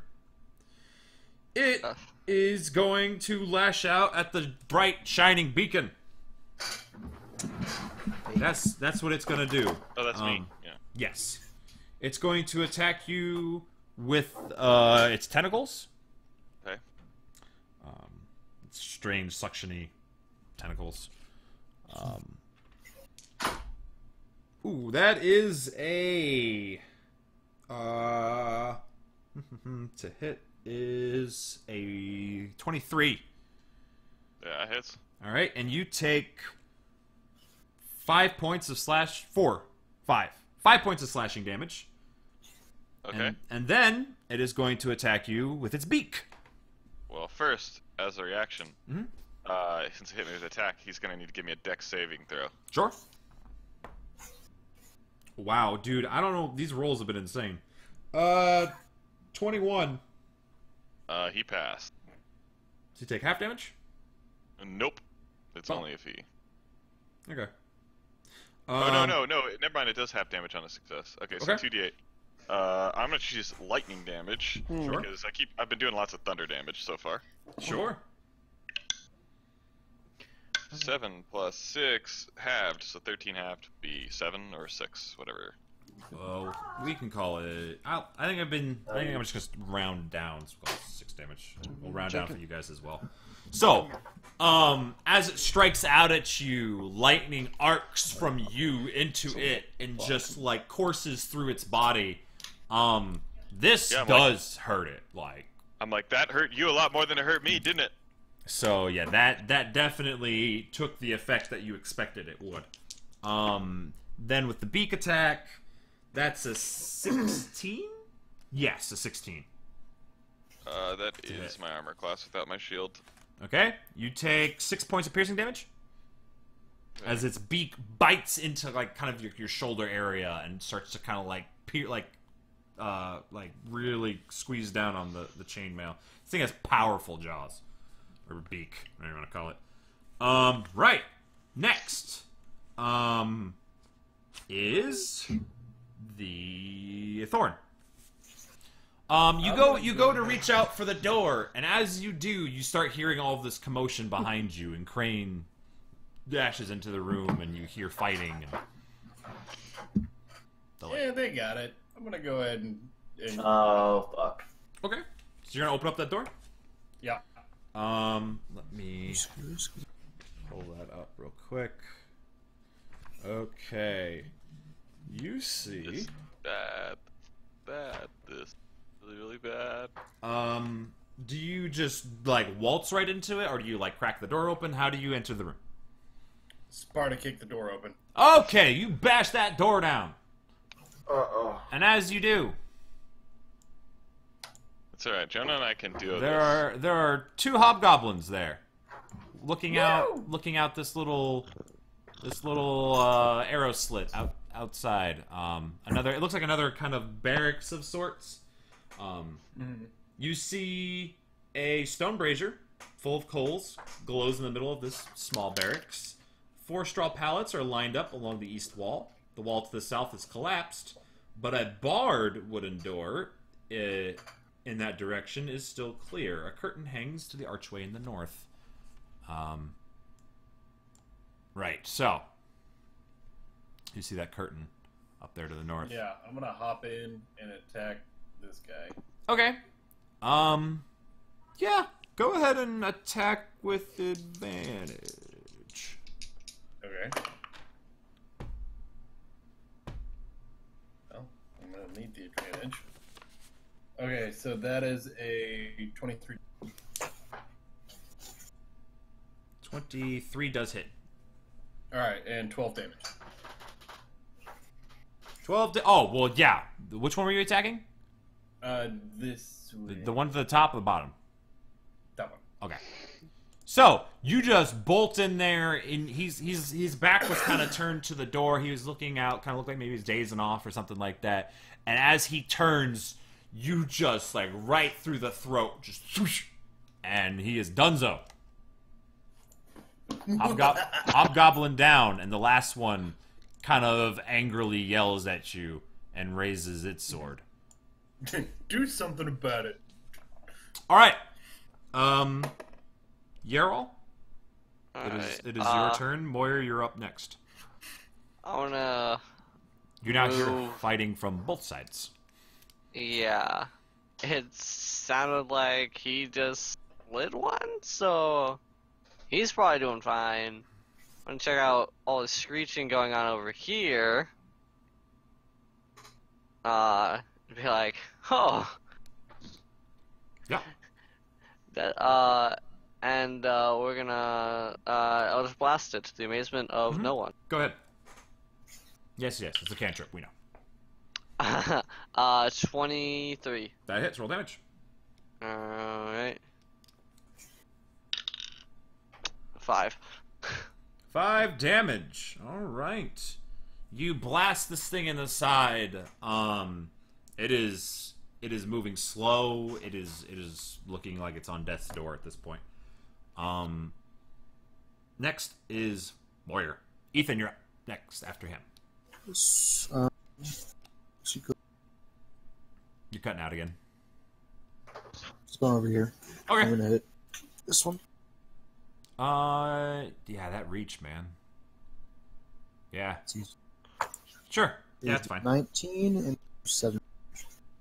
19 and how much damage? 7. Okay. Yeah, you cut into this, you jab, and you catch this hobgoblin in the leg. He doesn't look great. He does not look great. Math is hard, right? Alright, cool. Anything else you like to do? Nope. Okay. Ethan. Malachi, you're on deck. Well, gang.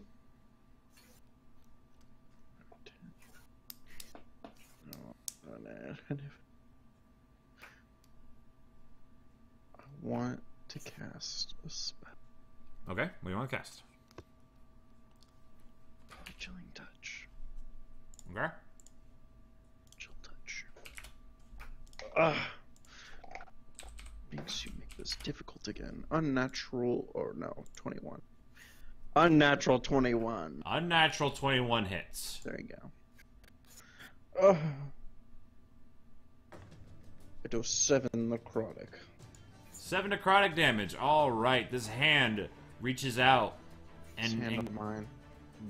just grabs Reaching onto out. one of the tentacles, and through it, life begins to drain, Touching. and the thing just its movement slows as it slowly slumps to the floor, a shriveled husk of what it used to be. Chill touch. The Grick is dead.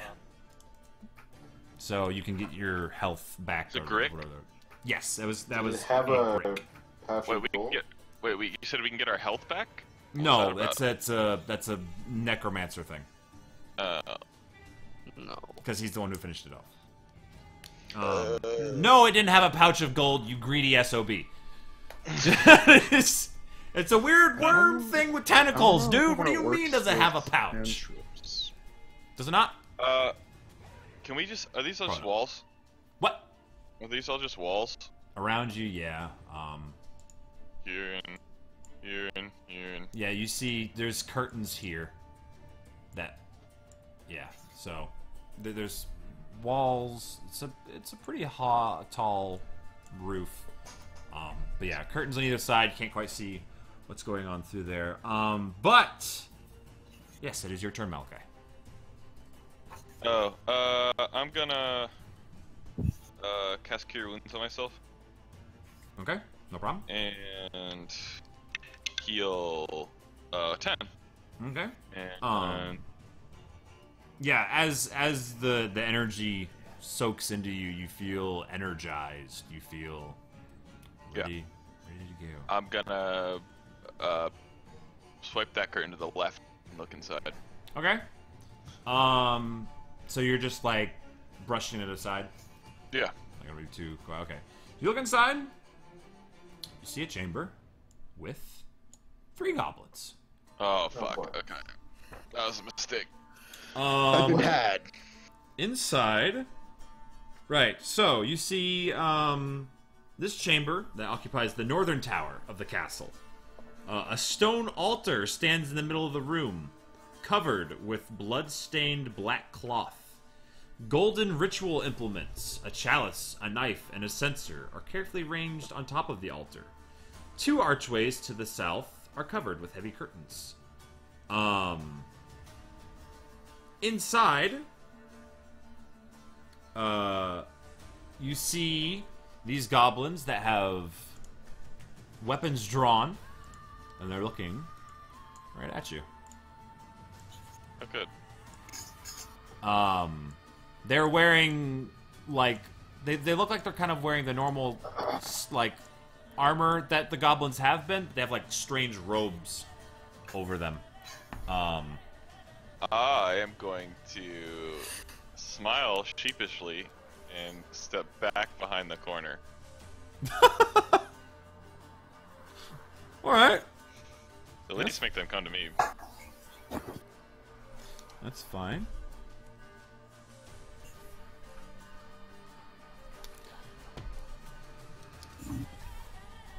That'll teach me to use the spell that costs an action instead of the bonus action one. Alrighty. So, yes, the Grick is dead, so I'll cross him out. I'm gonna say, as you pull away, this goblin here had an arrow ready, and he's gonna let loose at you. You're gonna miss. Potentially. Yep. Yeah, he's missing. Yeah, he rolled an 8. Good. So I have a suggestion. yeah. So you duck the arrow, no problem. You got quick reflexes. Right. And then so he rolled that, he rolled that, he rolled that. Okay. And then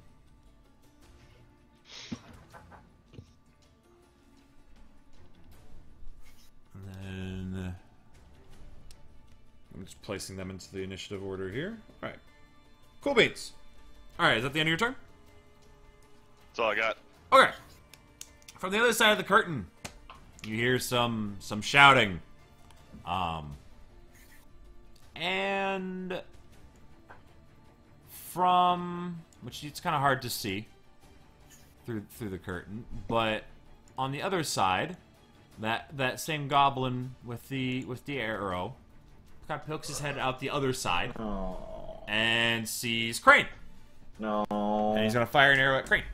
No, he sees Ethan. No, he nat 1'd is what he did. Wait, fuck you. Arrows will go right through you. What are you talking about? Yeah, You don't no, have to worry he about it. It'll sound like, like he's as out he the goes way, it's as he goes to shoot the arrow, the arrow like pops out of the string and the bow dry fires. And this is an old crappy bow, and the thing just like breaks on him, like it kind of splinters a little bit, no longer usable. And he kind of now. awkwardly he kind of awkwardly looks down and then dips right back behind the curtain again. Me. Oh, that's the game He's we're going playing. to get his dark bow. Yeah. His other bow. So, that is his turn. Next, Go to Baldur's Gate. yeah, you hear some more movement or so back behind the curtain, and that is the end of that. Now, Crane, it is your turn because you guys rolled balls for initiative. So, how can you see through the curtain, or is it like completely blacked out? Oh wait, no. Before we get to the top of the turn, I totally forgot. Hobgoblin by Thorn. Forgot about him because he's in there because he rolled really crappy initiative too. He is going to take a swing at Thorn. Really Yeah, good like- initiative. No, he was It's like supposed to be. He was supposed to be in the last initiative order. So he's gonna swing. He's got a long sword. Doesn't have a shield. So he's just two-handing it. And I'm just licking my hand, you. does a... Is it 18, I think? Does it... Oh, 19. 19, I believe, hits. Yeah, 19 hits. Okay, you take... 5 points of slashing damage. As he swings back at you, attempting to avenge his comrade. Yeah. He's gonna... He's probably gonna try to pivot. Nah, he's gonna stay right there. Next is Crane. How opaque are these curtains? You vary. They're thick curtains. You can't see through them. Can I hide behind it and ready in action for somebody to come through and I stab him in the gut? If you wanted to. Plan. It's the plan, right? Okay. So you're gonna stand on the other side, just waiting for something to come through. Yeah. Sure, that's fine. Next is so you hear you hear this little tapping of movement. There's some footsteps get closer. A little goblin pokes his head through. Because this goblin is not very bright. And go ahead and roll your attack. 15. That hits. Roll damage. 3. Wait, I think it's just wait, no, that's 7 damage. 7 points of damage. He pokes his head through and catches a blade. I mean, that's it. He's done. Wow.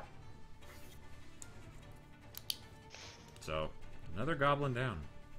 Anything else you like? No, you're holding your turn. Thorn! Yeah. You're on deck. Gotcha. I was gonna say I'm gonna go ahead and take wing at the hobgoblin that just attacked. Figured you might like to. Huh? I figured you'd like to. Yeah, roll. Go ahead and roll. That one.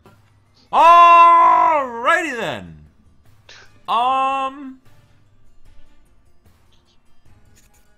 Yeah. So, you go to swing at him. He parries it. Roll a strength check for me.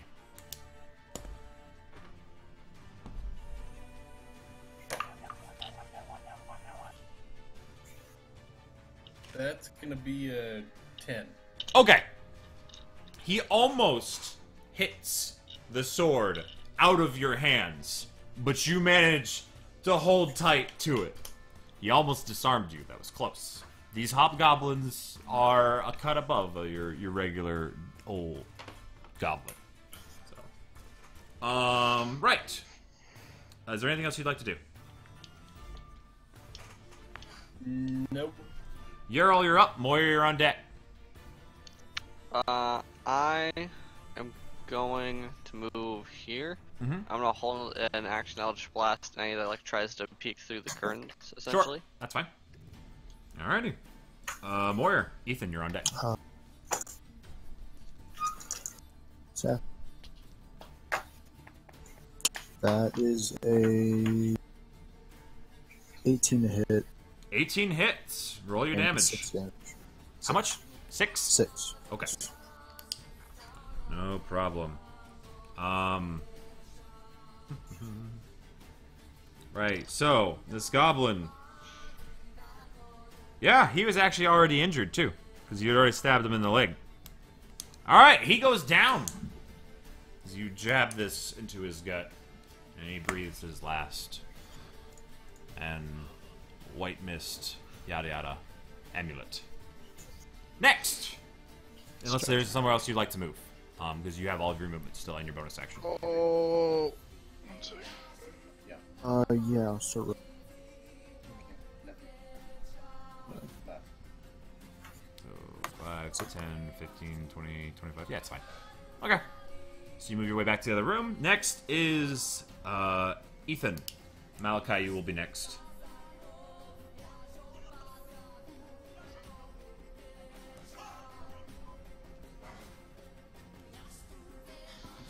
Ethan's on the phone. All right, we'll come back to you, Malachi. Okay. Both slots are not looking friendly. How is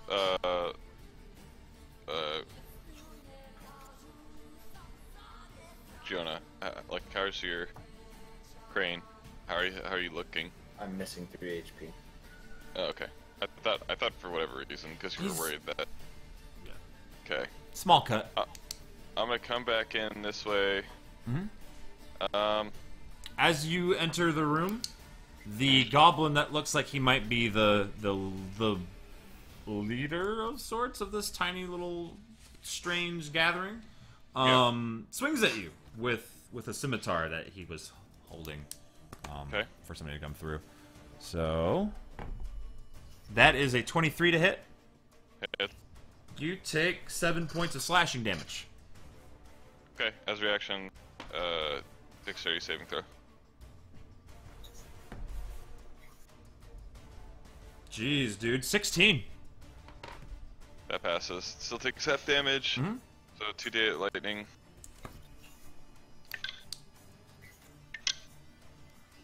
Nine halved is 4, I guess. All right, lightning arcs into him.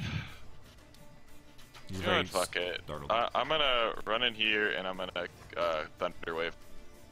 All right, Constitution saving throws. Yeah. Two of them. Oh, that's a 1 from the leader, and that one. The smaller peon rolled a 12. He failed too. Okay. All right, they both take the full damage. Oh gosh, that's cocked across the room. That's fine. 10. 10 points of damage.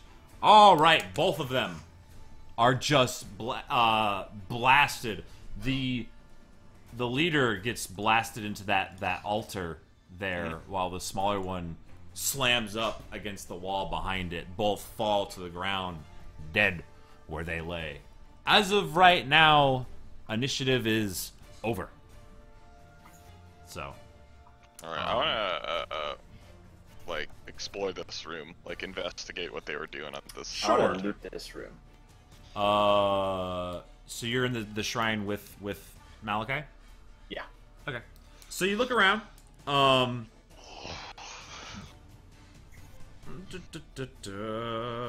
You see. Yeah. This was a shrine of sorts before the goblins found it. It looks like it's been repurposed. You see some crudely drawn, kind of etched symbols. I'm gonna say, Malachi, roll a religion check. Pretty good. 18. Okay.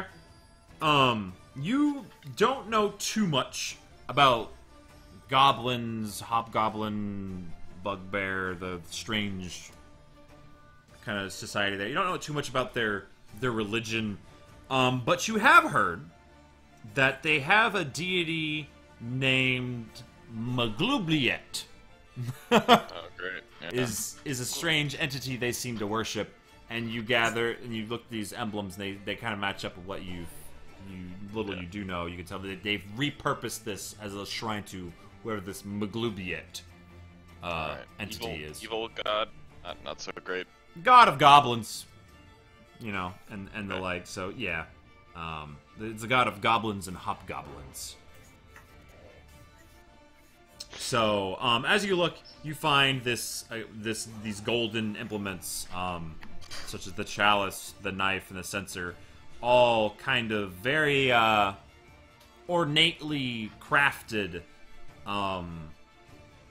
Crane, you don't know exactly how much these are all worth, but they are gold. They are pure gold with little bits of, like, small gems encrusted in them. These look like they'd be worth some money.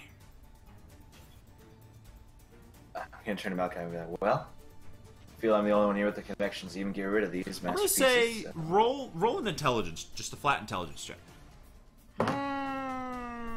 Or history. Do a history. It might not make a difference if you have no proficiency in it or anything like that. No, I don't. That's a 16. 16. Okay. You kind of look at everything. You kind of mentally add it all up in your head, and you're thinking to yourself, you know, I'd be able to get over 300 gold for this. Like, these are nice. You don't have it yet, but you kind of gather, like, this could be over 300 gold. What are these statues called? You have a golden chalice, knife, and a censer. All ceremonial, yeah. So, a potential... And the goblins were using. Yeah. There's... You're... Yeah. There's a... Like I said, you see a blood-stained black cloth. There's nothing on it besides those implements. It doesn't look like... It's been... Like, the blood isn't fresh. It's stained, but it's dried. It doesn't look like anything happened here immediately, recently. So. Sure. So, yeah, that's what you find in the shrine. And then you find a door to the storage area. Yeah. Alright, well, let's regroup. So, over here. And basically... yeah. Basically, I take stock of, like, oh, there's curtain here, curtain here. What should we do now? We've been a little bit disorganized. I feel like we should make sure we have our ducks in a line. I'm gonna check what this door leads to. Down here. Alright, which door? At the bottom. Okay. That door is, it's locked, but I'm gonna say from the inside, you'll have an opportunity to undo it. You go ahead, you undo the lock, you open it up, and you see there's a little side path to the outside. Looks like a side entrance into and out of the castle. So you have another escape route should you want it. Just wanted to clear that. Yeah, should we just check doors one at a time, basically? Yeah, this one, on the south side of the old castle, you see an overgrown path, that leads up to the passage that you're looking out from. This door that you've now unlocked is a large iron door, because it's an exterior door as opposed to internal. So this one's like straight iron as opposed to the other wood reinforced with iron. So nothing too exciting. Potentially another way you could have entered, but guys stormed the front gates. Okay. Where would We you more like? like gingerly walked into the front gates rather than. Well, yeah, fair enough. I gingerly walked in the front gate. No, you guys didn't go screaming or anything. It's fair. That's fair. Should we Where would just, you like to I go? think we should just check doors one by one. So like, let's. This other one, just judging by the way that the castle feels, like this other one would be one to check. The bottom one? Yeah. Okay. I'll just check it. Why not? Okay, roll a perception check for me. 1. Alright. So it's a natural one. So it's a 6. Okay. It's a pretty... Let's see, what exactly... It says that it's a barred wooden door. Barred wooden door. I'm just gonna... Yeah, so... This door has a wooden post across it. From from your side, it's kind of like locking the door where it's at. You don't hear anything on the other side. It's a pretty thick door. So, but it's been like it's not just locked, it's been like barricaded almost.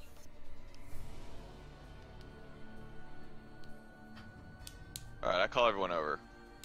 Okay. You all gather around the door. You see what he sees. So the door doesn't like open. It's No, very- it does, but you'd have to remove the large wooden post blocking it. I knock on it and I'm like, hello? All right, you knock, knock, knock. You kind of wait a second, and then there's this as the door like jolts and bashes against the wooden post, and you hear another kind of roaring mixed with a shriek.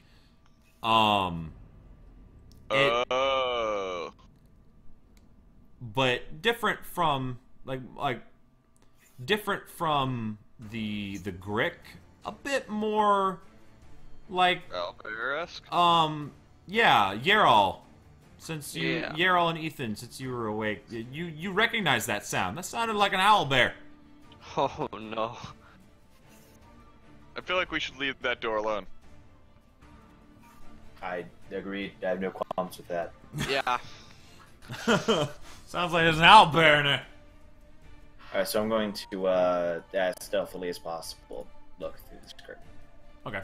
So as you start to pull away from it, you kind of hear the thing pound against the door a few more times. You gather the thing's probably got no other way out. I mean, it's only, yeah. So, for now, it appears like that. I mean, the door's been beat on. You can tell it's kind of like it's been bent a little bit, but that barricade is holding strong. You peek through the curtain. You see another room.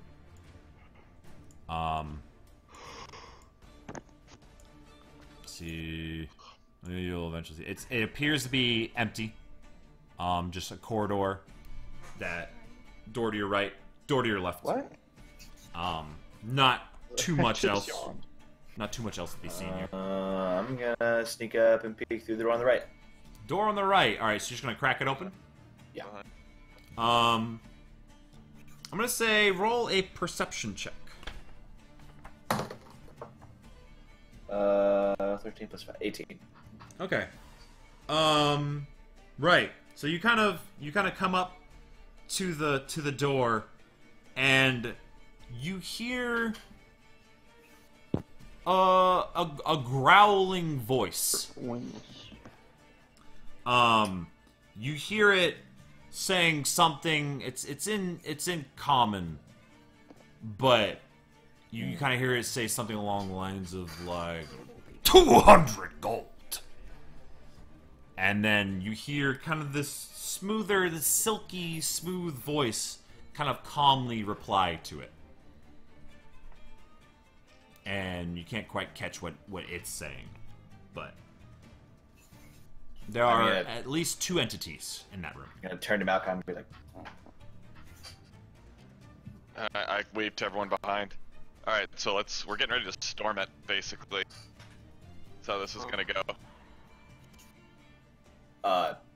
did you say that? Yeah. I'm kind of, that's what I'm motioning, like, Yeah. we're gonna, yeah. Well, I'm gonna stand behind you. I'm gonna be like, I'm gonna let the fighter go first. I'm actually, like, kind of not super healthy, so. Alright. I imagine Thorn would be more than happy to take the lead on this. Yes.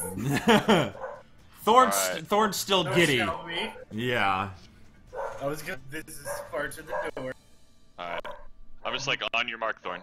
Or when you're ready. This is kicking the door. Alrighty. I forgot to add one little. There we go. Okay.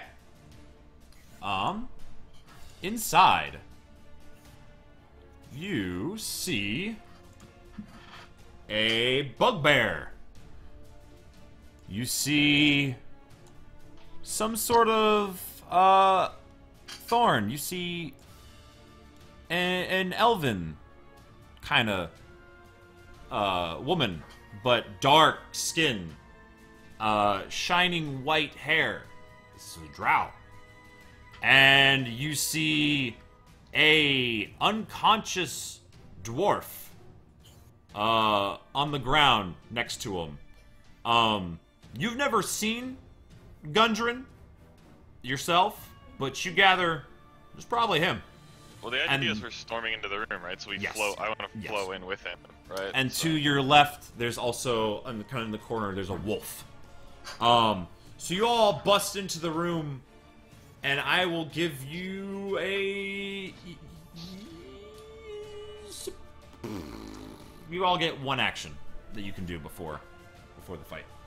I'm gonna attack the bugbear. Okay. So he's just charging straight for this bugbear. Now this bugbear, he looks old. His fur is kind of grayed. He's got a hunch to him. Still got a powerful build, but yeah, he looks like he's okay. He looks like he's been around for a minute. I just got ferrets. I just got ferrets dumped on. This one's Houdini. This one's Misha. Those are my ferrets. Okay, take them. I cast Bane on the drow, the bugbear, and the wolf. Okay. Oh, because you could do that to all of them. Yeah. Yeah, three choices. So they give charisma saving throws. Okay. Alrighty, so wolf will be red die, bugbear This wolf is very will be charismatic. metal, Charismatic and wolf. the drow will be the weird smoky color. I believe it, dude. Woof woof. All right, we're gonna start with the bugbear. No, just Alright, no. so he's got to subtract the D4 from any of his saving throws or attack rolls. What's even his current? Yeah, he has a minus. It's 2. He got 2. Yeah. Okay. He's got. Okay, so he's baned. I'm gonna go ahead and let me write down this real quick. All right, I'm gonna go ahead and mark him then.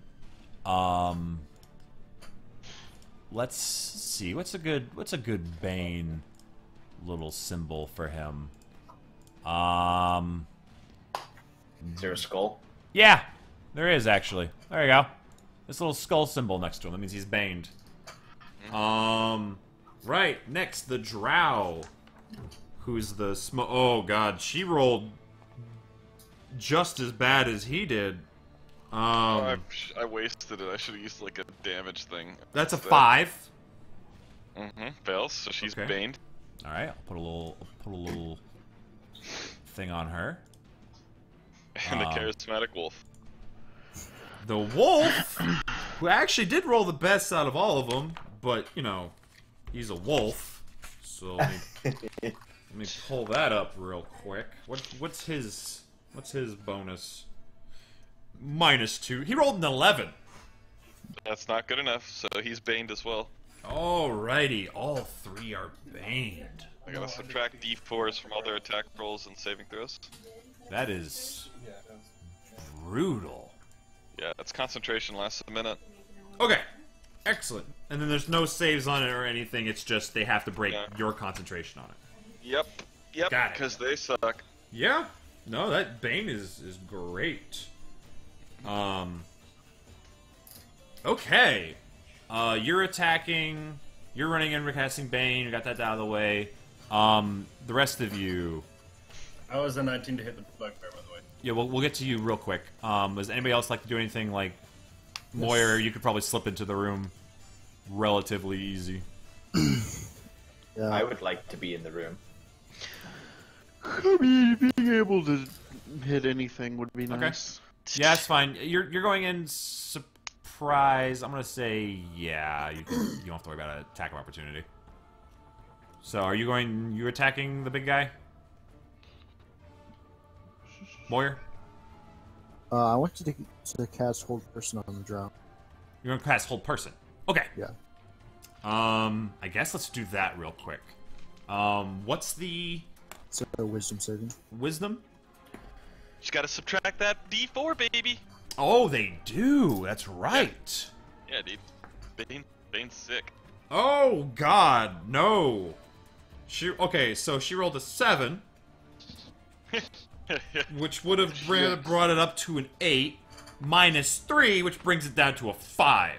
So the drow, like, freezes as the halfling kind of points and casts some sort of spell at her, and these like dark chains almost start to kind of like around her, and she just freezes.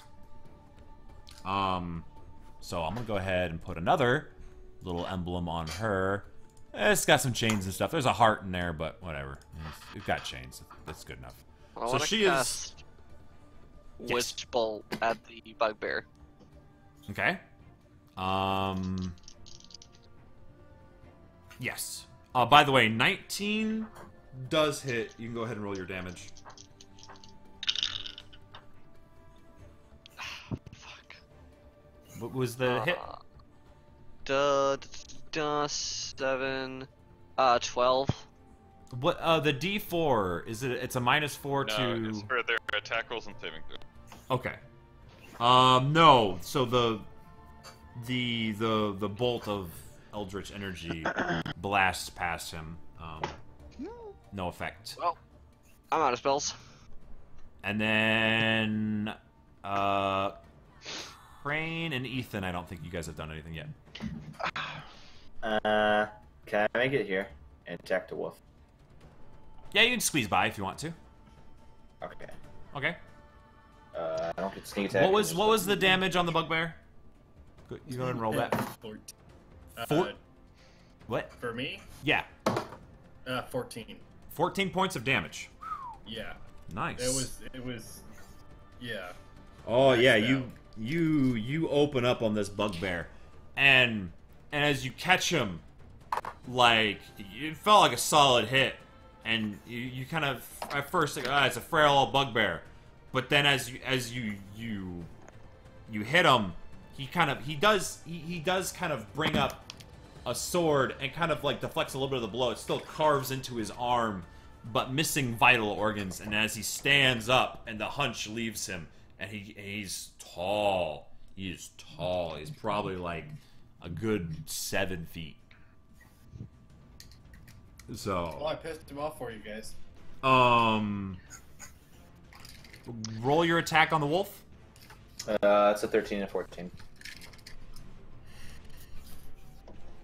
13 and a 14.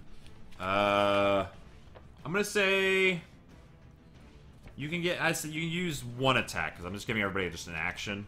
Okay. So, an action and movement. So, but yes, you hit. Go ahead and roll damage. 4. Okay. So you slash at this wolf, and then. Okay. What's this thing's? I'm trying to write down all of their HPs and all that. Okay. Alrighty. Man. I think. Yes, Ethan, go ahead. I am going to Ray of Sickness. The drow, whatever. The drow? Man. Okay. Man or woman. It's a woman. Ooh, nat 20, bitch. Ooh. Stuck my cock. Oh, God. I'm sorry. Roll So damage. much.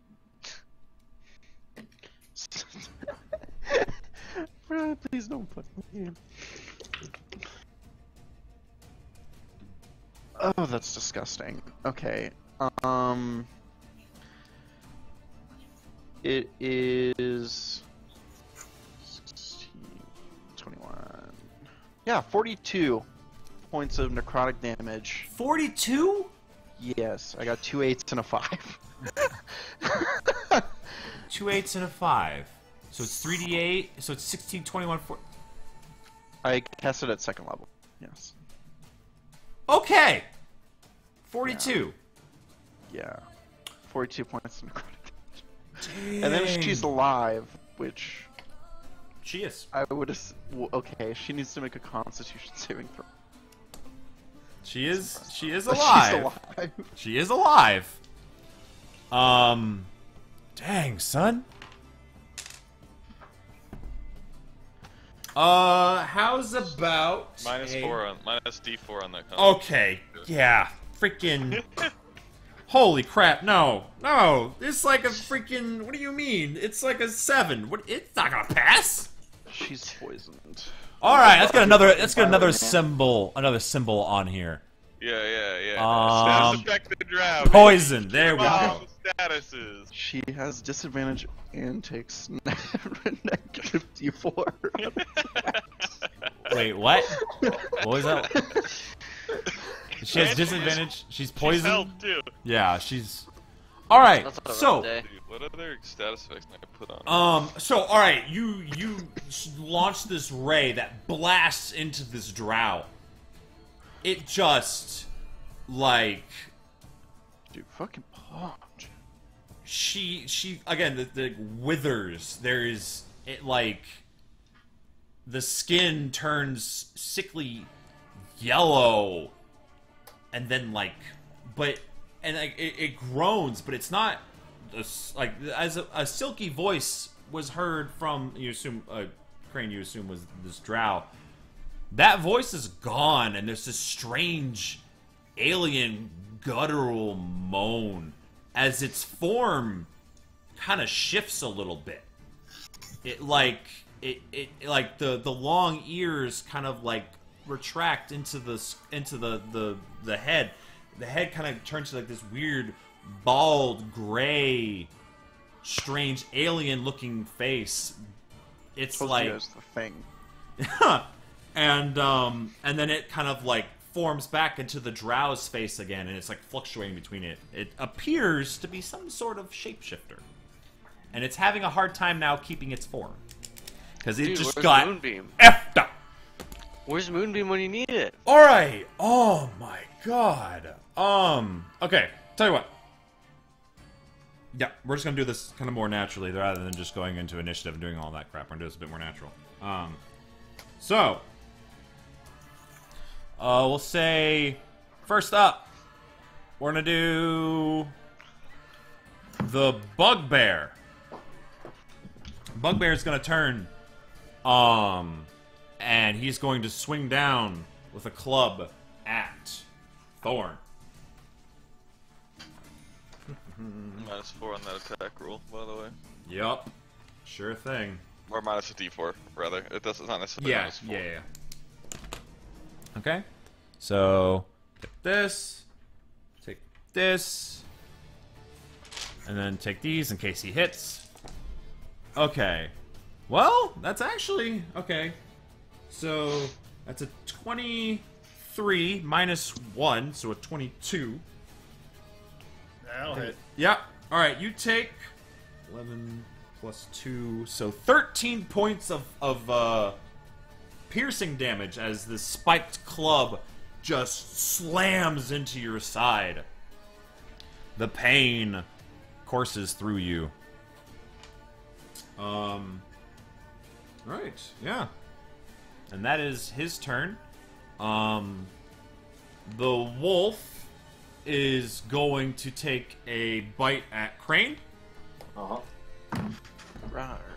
No, it's like a 10 or 12. It's a 12. Rawr. Yeah, it don't hit. It don't hit. Plus minus. Yeah, it's an 11 now. That's right. Everything's baned. I gotta remember this. Okay. Everyone is baned. It lashes out at you. You just dodge it, no problem. I was gonna say there's another door and a. Yeah. All right. Then the drow / whatever it is locked in place. Does it get another wisdom saving throw at the end of its turn? Is that how a whole person works? Which it has disadvantage on because it's poisoned. Right? Does that affect saving throws? Or is that attacks? I think it's only And attacks. I think it's attacks and ability checks. Okay. Does But it have does get attack. it does get the -4 to it. The D4. Yes. Well, yeah. Yeah, That's no. gonna be just enough to make it a fail. Kidding, I don't know. What is that? Not bad. Okay. So, no, it does not pass. It is still locked in place. And very unhappy. Next, we'll go with Crane. Fucking this wolf up. Go ahead. Not fucking this wolf up. I'm not fucking up. No, actually, that's it. Okay. What did It was a 9 and a 22. Well, 22 does hit. Roll damage. I don't get sneak attack, so... None of it. 5 damage. Okay. You cut into this wolf, and it is, yeah, he's very, very close to death's door. Next, Thorn. Yes. Let's say Yarl, you're on deck. Okay. I'm gonna go ahead and attack Bugbear again. Mm-hmm. Go ahead. So that'll be a 16. 16 just hits. Yes. All right, cool, and that's 12 damage. 12. 12. Alrighty. Nice hit. Nice hit. Alright. He slams in you opened up. You cut at him. He slams into your side, and then you whip back around and then slash him up the chest just in an arcing strike. Trading blows back and forth as metal clangs. Next is Yarl. Moyer, you're on deck. I'm gonna cast Acid Splash. Mm-hmm. The drow and the bugbear need to give me dexterity saving throws. Drow fails. Okay.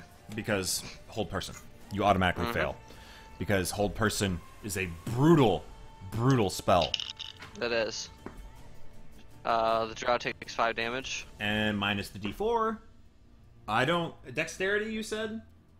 Yeah. 12? Nope. She takes 4. Dude, that fucking Bane is so clutch. Mm-hmm. It is. Especially when it hits Also, all that 3 people. 42 necrotic damage. Oh my god. How much was it? Bugbear takes 4, drow takes 5. Okay. Drow / whatever it is like barely standing. I think the magic is helping it stand in place more than anything. Right, and then the acid sizzles on the bugbear. Bugbear, he looks severely wounded, but the amount of energy that he still has to fight is impressive. Moyer, you are up. Ethan, you're on deck. Bugbear's getting poked. Okay. Poke that bugbear. I don't think he is, actually. That's 10. No. Damn. You jab at him, and yeah, he sidesteps. Actually, he has a shield, so catches it on his shield. Yep. Next is Ethan. Malachi, you're up after him. Alright. So she's no longer poisoned. Okay. But we're gonna try to hurt it, whatever it is, again. What are you trying to hit it with? Raise sickness. Okay. You roll with advantage because it's paralyzed, or is that only melee? No. Yeah, advantage. Go ahead. 'Cause it's Okay. Paralyzed. I can't remember my first roll now. God damn it. Because that one's a 17, but I can't remember. 17, you said? Yeah, That hits. I rolled twice. I can't remember my first roll. 17 hits. Go ahead and roll damage.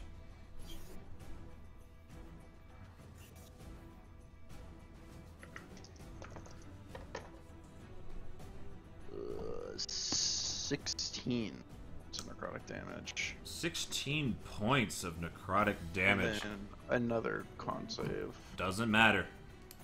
It is done. It falls to the ground as like necrotic energy pulses through it. Black liquid like flows from like its mouth and its eyes begin to like just go black. And it falls to the ground and the form reverts. It is this just like lanky, bald, hairless, gray, almost featureless creature lies on the ground. Yes. No longer the drow form that it once was. Right. It's like 6 HP. Nice. Next, Malachi, it is your go. I'm gonna cast Guiding Bolt at the Hobgoblin, the Bugbear. Sure. So did that actually work? Yeah. Okay. It's +5 to hit. So I rolled a 1. You rolled in that one? Yep. Okay.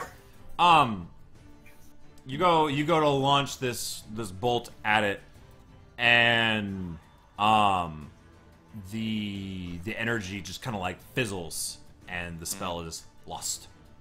Performance anxiety. Sure. I mean, you've been doing pretty good, man. Yeah.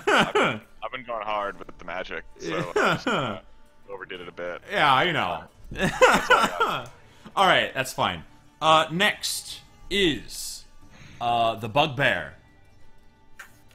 The Bugbear, staring at Thorn. This says, "You worthy," and then swings once again at you. It's because of the Bane. Yeah, the Bane is fantastic. I really like that spell. It's really good. Okay, and then just in case he hits you, which he did manage to do once. No. So he goes to swing at you.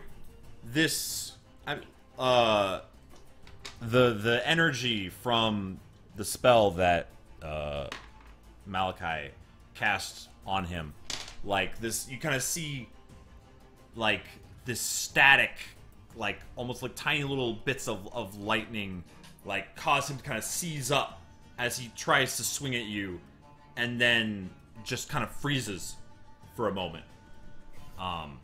He rolled in that one. Next is the wolf.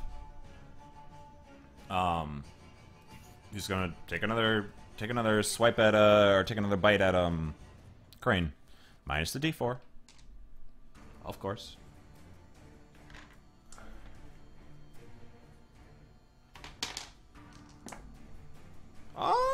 That is a Number. plus what to hit? 4. So yeah, that is a 22 to hit. D4 can't save you there. Yeah. Well, You take okay. 4 plus 2. You take 6 points of piercing damage as it bites into your leg. Grabs a nice chunk. Nom, This nom, nom, nom, woodland animal has done more damage than literally these creatures that were bred for combat. Right. But it is barely hanging on. Crane, it is your go. 13. 13 hits. I don't think you can roll low enough. 9 damage. You finish it off. After it bites and it holds onto your leg, you take your short sword and you just jab it into the side of its neck, and its jaws slack, and it falls. It is done. Did it look like a regular wolf? Yeah. Yeah. Okay. It looked like, you know. I probably- assume it's the bugbears. Yeah. Yeah. But you kind of gather at this point, bugbears tend to like to have pet wolves. Kind of a hobby of theirs, you know. So, next is Thorn. Yerl, you're on deck. Gotcha. I'm gonna go ahead and try and finish this guy off. And you stare him in the eyes as you fight him, and you see no fear. That's a 20 to hit. Unnatural 20. Yeah, that hits. Roll damage. 7 damage. 7? Mm-hmm. All right. He is breathing heavy. It looks like it's taking all of his strength to hold his morning star and shield up, and yet, but they don't fall yet. All right, Yarol, you're up. Moyer, you're on deck. Eldritch Blast on the bugbear. 14 to hit. 14 does not hit. He ducks, not ready to give up just yet. Is there anything else you'd like to do? Nope. Yep. Okay, Moyer, Ethan, you're on deck. Hey, 18. 18. 19. You jabbing at it with the lance? Yeah, That hits. and 7 damage. Okay.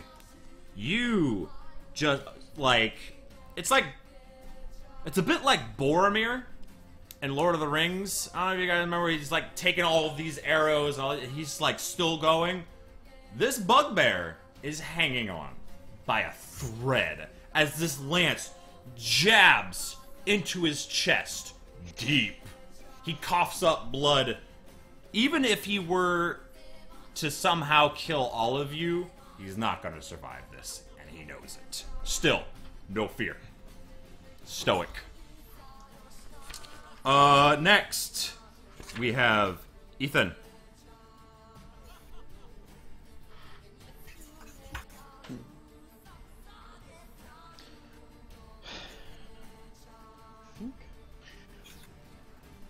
Frank, I just stay on the path, right? Just stay on the path The necromancer. of the murder and mayhem. Yeah, I'm gonna raise sickness. Oh, just keep burning all the spell slots. Oh, wow. Exactly. probably Unnatural 20. That hits. It's working for you, dude. It's working for you. Oh. How does it happen? He's got 1 health. You can roll damage if you want. You already know how it happened. Vomits and... Yes, literally just pukes out his insides. So he falls, just vomiting blood and viscera and other just awful things. And as he kind of falls to his knees, and he falls to his knees and he lies and he kind of looks up at Thorn, and he's just like, "At least finish me off with a real weapon." Fucking rude. Thorn! Yes. Bro!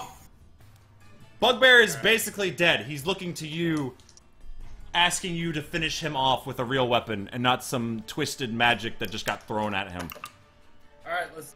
No, he's dead. He's dead. You don't have to roll. You could just finish him off as he's vomiting out his entrails. Can I decapitate him just Sure. so that it's a Yeah. honorable death? Yep. Clean cut as he's vomiting Alright. and just head falls, and then he in a puddle there. I'm gonna go to Gundren and check his health. Okay. I'd like to loot the room. All right.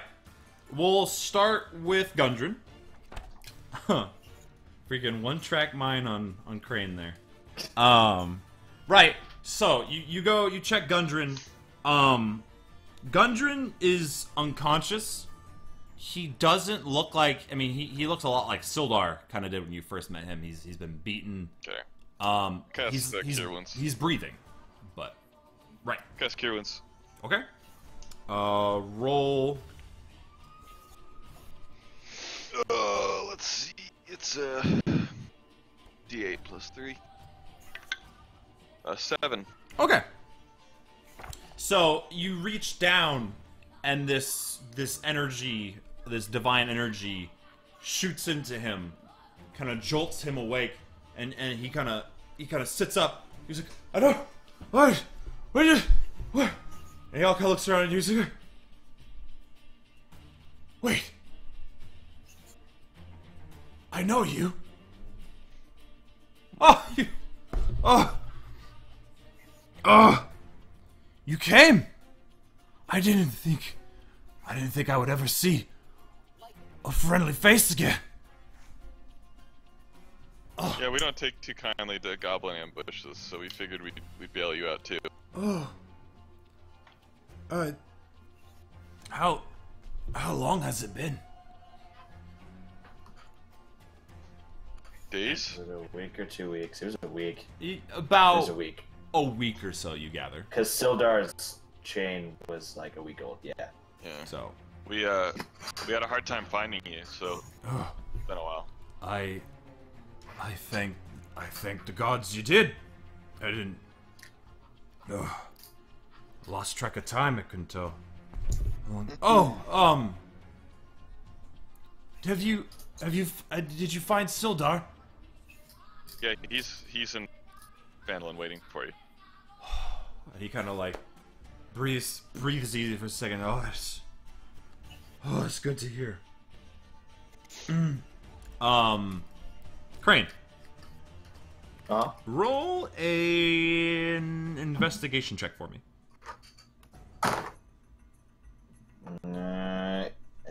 16. What's my investigation? 18. Okay. You look through the room. And you check the bodies. The bugbear has this morning star, this shield. Not a whole lot. Identify what the shape changer was. Sure. Not a whole lot necessarily on him, but you start to search the room a bit more, and you notice in the corner, which I'll describe, it says, this chamber has been set up as a crude living space. There's thick furs thrown on the floor to serve as carpets. Old trophies are hanging on the walls. There's a large bed to the north, and a brazier of coals burning brightly. There's a round table with several chairs, stands to the south near the door. And then so you go over to the bed, and you kind of like just take the mattress and you kind of just flip it, and underneath it there's a little leather satchel. And you open it up. Inside you find 220 silver pieces, and you find 80 gold pieces. You also find 3 vials of sparkling red liquid, 3 potions of healing, and you find a little rolled up piece of parchment. Popping that bad way open. Okay, and as you start to unroll it, Gundren looks over and says, "Oh, that's the map. The map to to Wave Echo Cave. It's good. I'm glad you found that. It's very important." Right. If only I could get away with stealing this. Okay, so for identifying the creature, let me think here. What kind of role would that be? Because I'm trying to decide, does it count as like... I'm gonna say roll a history check?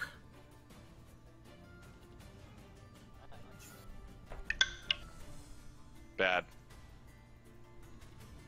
7. Okay. It's strange. It's some sort of shape-shifting entity. You guess that the form you see now is its default. Yeah. Hard to say what exactly it was. Gundren, do you know who this was? And he kind of looks over. Is like, what? That thing was.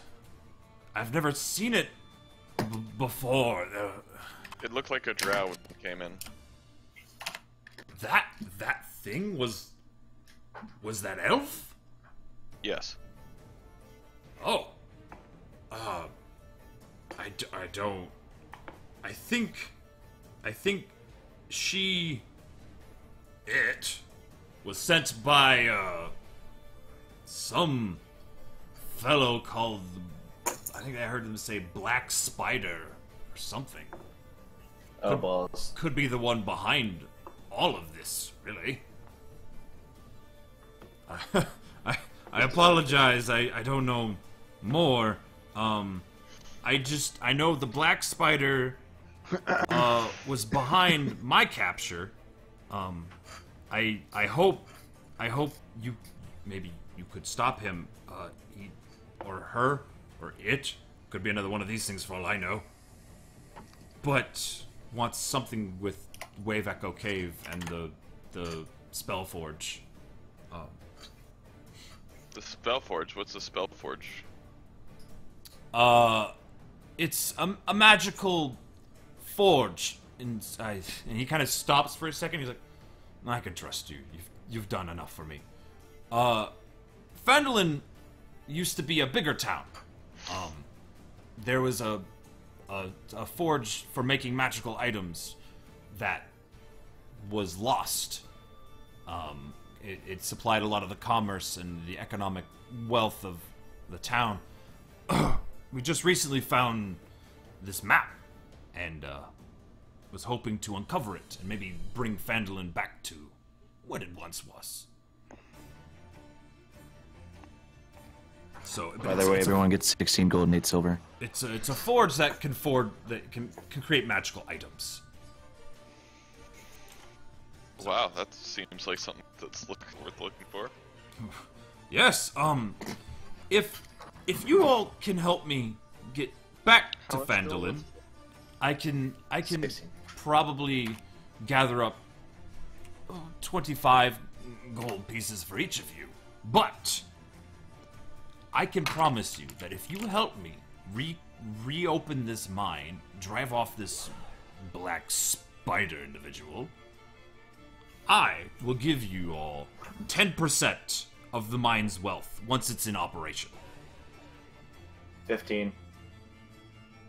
While I'm absent-mindedly counting through 15, and I go back to counting. Look, we can discuss those specifics when we get to a safe place. Let's maybe get away from the goblin stronghold before we worry about the semantics. Why don't we? I would love nothing more than to leave this place.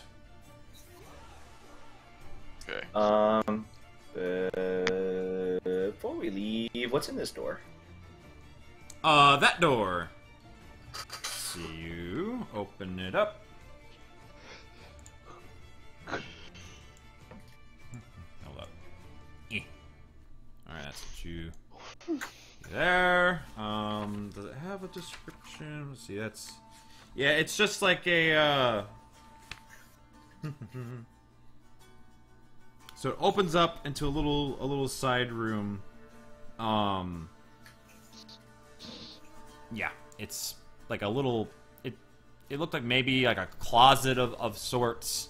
Again, a lot of the second floor has crumbled down into this area.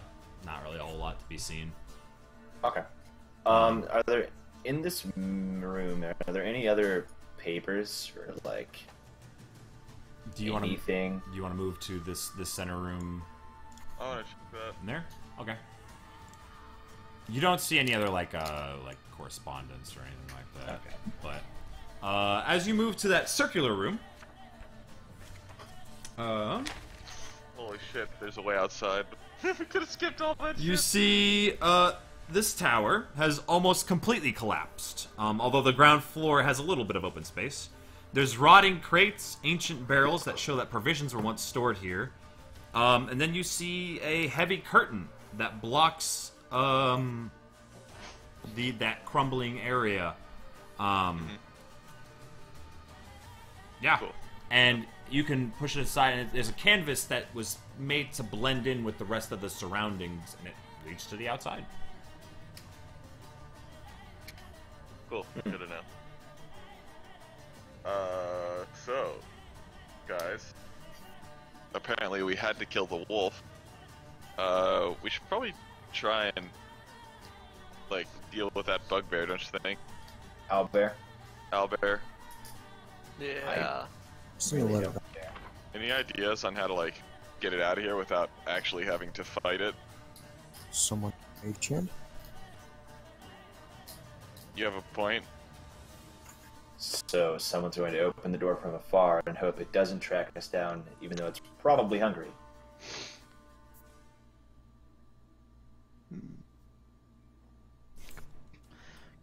to sleep. I could potentially frighten it off. You could. What if you throw acid around, right? Like, what if you use that to corrode the door slowly, and then we could leave? Ooh. Would that work? It's a very thick door. You very you thick gather out there. you'd have to be there for a while, really working at it. Maybe you like I said, you have to be there a while, just chucking acid bubbles at it. Okay, well, it's a stone castle. What if we just burned the door down? I was going to say, I could just firebolt it. I mean, it's wood. That makes sense. It'll take time to burn through, and then Yeah, we can that leave. gives us time to, be gone. Yeah. I think the only reason the other one followed us is because we had a deer carcass in the back of our cart. Yeah. Sounds like a plan. All right. I'm not a fan of like leaving wild animals to die, so. There is precedent. Okay. Well, let's get back to safety then. We've been on the road for a while now. Yeah, we have. Okay. So, what do you guys like to do? I'm leaving while they're having this conversation. I'm leaving the castle. Assume we all are. Well, Yeah, I think we're. What did you guys plan on doing about the door? Like, You're trying to firebolt it to burn it. Wait, haven't I seen you use create bonfire before? Do you have that cantrip? Hold on. Ethan. Let me double check. I'm pretty sure I've seen Ethan use create bonfire. No. Someone used it, I think. Thorn did. I did. Thorn has it? Okay, I have that would work more than firebolt would. But I guess. But yeah, okay, so we like kind of get ready to leave, and then theoretically you start the fire on the door as we leave. Yeah. Okay. You take a quick look at create bonfire, just to get the wording of it and everything. I was gonna say it should ignite everything. Spells. Create bonfire. You create bonfire on the ground you can see within range until the spell ends, which you concentration up to 1 minute. Okay. The magical bonfire fills a 5-foot cube. Any creature, make dex saving throw. The bonfire ignites flammable objects in its area that aren't being worn or carried. Seeing as this is a wooden door, that sounds flammable. Maybe like, and I would say, especially given the fact that you're again creating this like bonfire thing, and it's just gonna stay in it. Yeah. Mhm. So you cast it. Yep. Okay. On our way out, I just cast it. You cast create bonfire. Within the space of the door, this fire starts to climb up the sides of it. The door catches fire. Smoke starts to fill the room. Congratulations, you suffocated an owlbear. I mean, if we Well- follow the pattern of the other ones, though, they actually have arrow slits, so it should be fine. Hopefully. Not to mention that like everything's curtained, so just I don't know, just go. Okay. Give it a better chance of survival than we did before. Okay. Yeah, right. Being helpful. Okay. So, you all exit then? I pick up Sildar's armor on the way out. Okay. Yeah. And Gundren sees it. You said he was okay, right? Yeah, we just found this in the side room. We had to rescue him from a different group of goblins, so it's a long story. You have my thanks, you did. He's good friend of mine. Right. Shall we go? And as you begin to leave, you do see bits of smoke. It does appear that there were some arrow slits and stuff. The bits of smoke starts to funnel out of the castle. So. Yeah, let's get a move on before that owlbear gets any ideas. All right, and you guys have rescued Gundren, and I'm gonna say, welcome to level 4. Nice. Hell yeah. And hell yeah. I think Hell yeah. we can call that's a good spot to stop for tonight. I'm level 4 and 1 extra experience for all the extra goblins I killed. Right? One extra. Dude, you got some those AoE spells, man. They freaking the bomb in tight quarters like that. Well, there are lots of goblins around, and that's what you do. Yeah, lots of small weak things, and you just destroy their existence. Yeah. So, good job, everyone. Yeah, I'm some of those combats. I'm sorry if they were a little slow to get going. There's a lot of individual monsters, and this is like my first time really like having to deal with that many things at once. So I'm trying to get faster at it. But thanks for playing, guys. Yeah. Hell yeah. Thank you. And is there anything else you guys like as you're leaving? Is there anything the group would like to talk about amongst yourselves? You're gonna be traveling for a little bit back towards Phandelver. I will have plenty of time to travel and whatnot. See, there's something pressing. Okay. Yeah. I don't know if there's anything else you wanted to say in the moment while it's all fresh in your mind. Okay. You guys take off towards the woods. Gundren might sheepishly ask for a little bit of food or something like that, or some water, but Got any fucking gold, mate? once he gets back to the town, yeah, he might be able to help you out. Douche. Craig's not that cruel. So anyway, yeah, but he's a dwarf though. I mean, he's not a human, so he's also not a female. So it's 2 strikes against him. Yeah. The third one will be like trying to help animals. All right, guys. Have a good one. I will talk to all of you soon enough.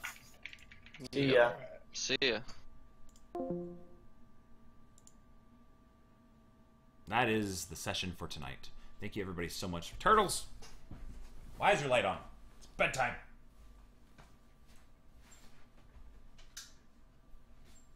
Silly turtles. What do you think they're doing? Freaking anarchy up in here? Oh, frick. Alright, anybody watching, I appreciate you so much. I hope you enjoyed. Ungry, you just kill a fellow Greek. It's a goblin. Yeah, I'm sorry. If you're still here, Ungry, I apologize. I haven't been reading chat. It's just all DMing takes a lot of attention. So, notice me. Yes, I see you. Hello.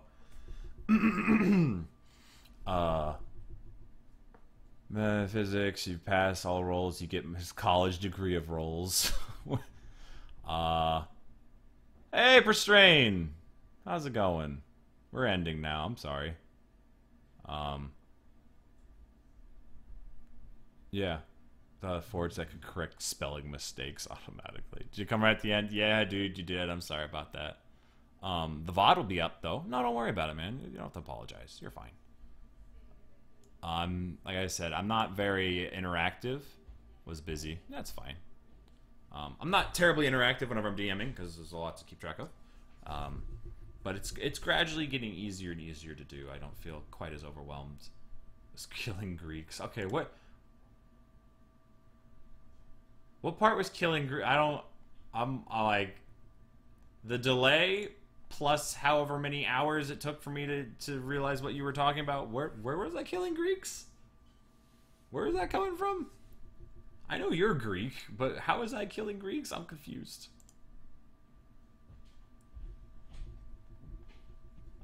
don't understand, man. But anyway, I will be back tomorrow at 12:30 p.m. Central Standard Time. We're going to be playing some more Sekiro because that game's fun and I am slightly addicted. So, but you know, it's cool. In the meantime, guys, thanks for stopping by. I appreciate you. I hope you all have a great night. I'll watch the YouTube video. Yeah. I think you mean 5:30 a.m. for. I said 12:30 p.m. Central Standard Time. That was not a lie. All right, just because it's 5:30 in, you know, your little island that doesn't exist on most maps. Not my fault. Daylight savings ended here. I wake up an hour earlier now. Oof. 2 mentions of something that sounded like Greek. There's a goblin god called Muglubiet. That's a thing.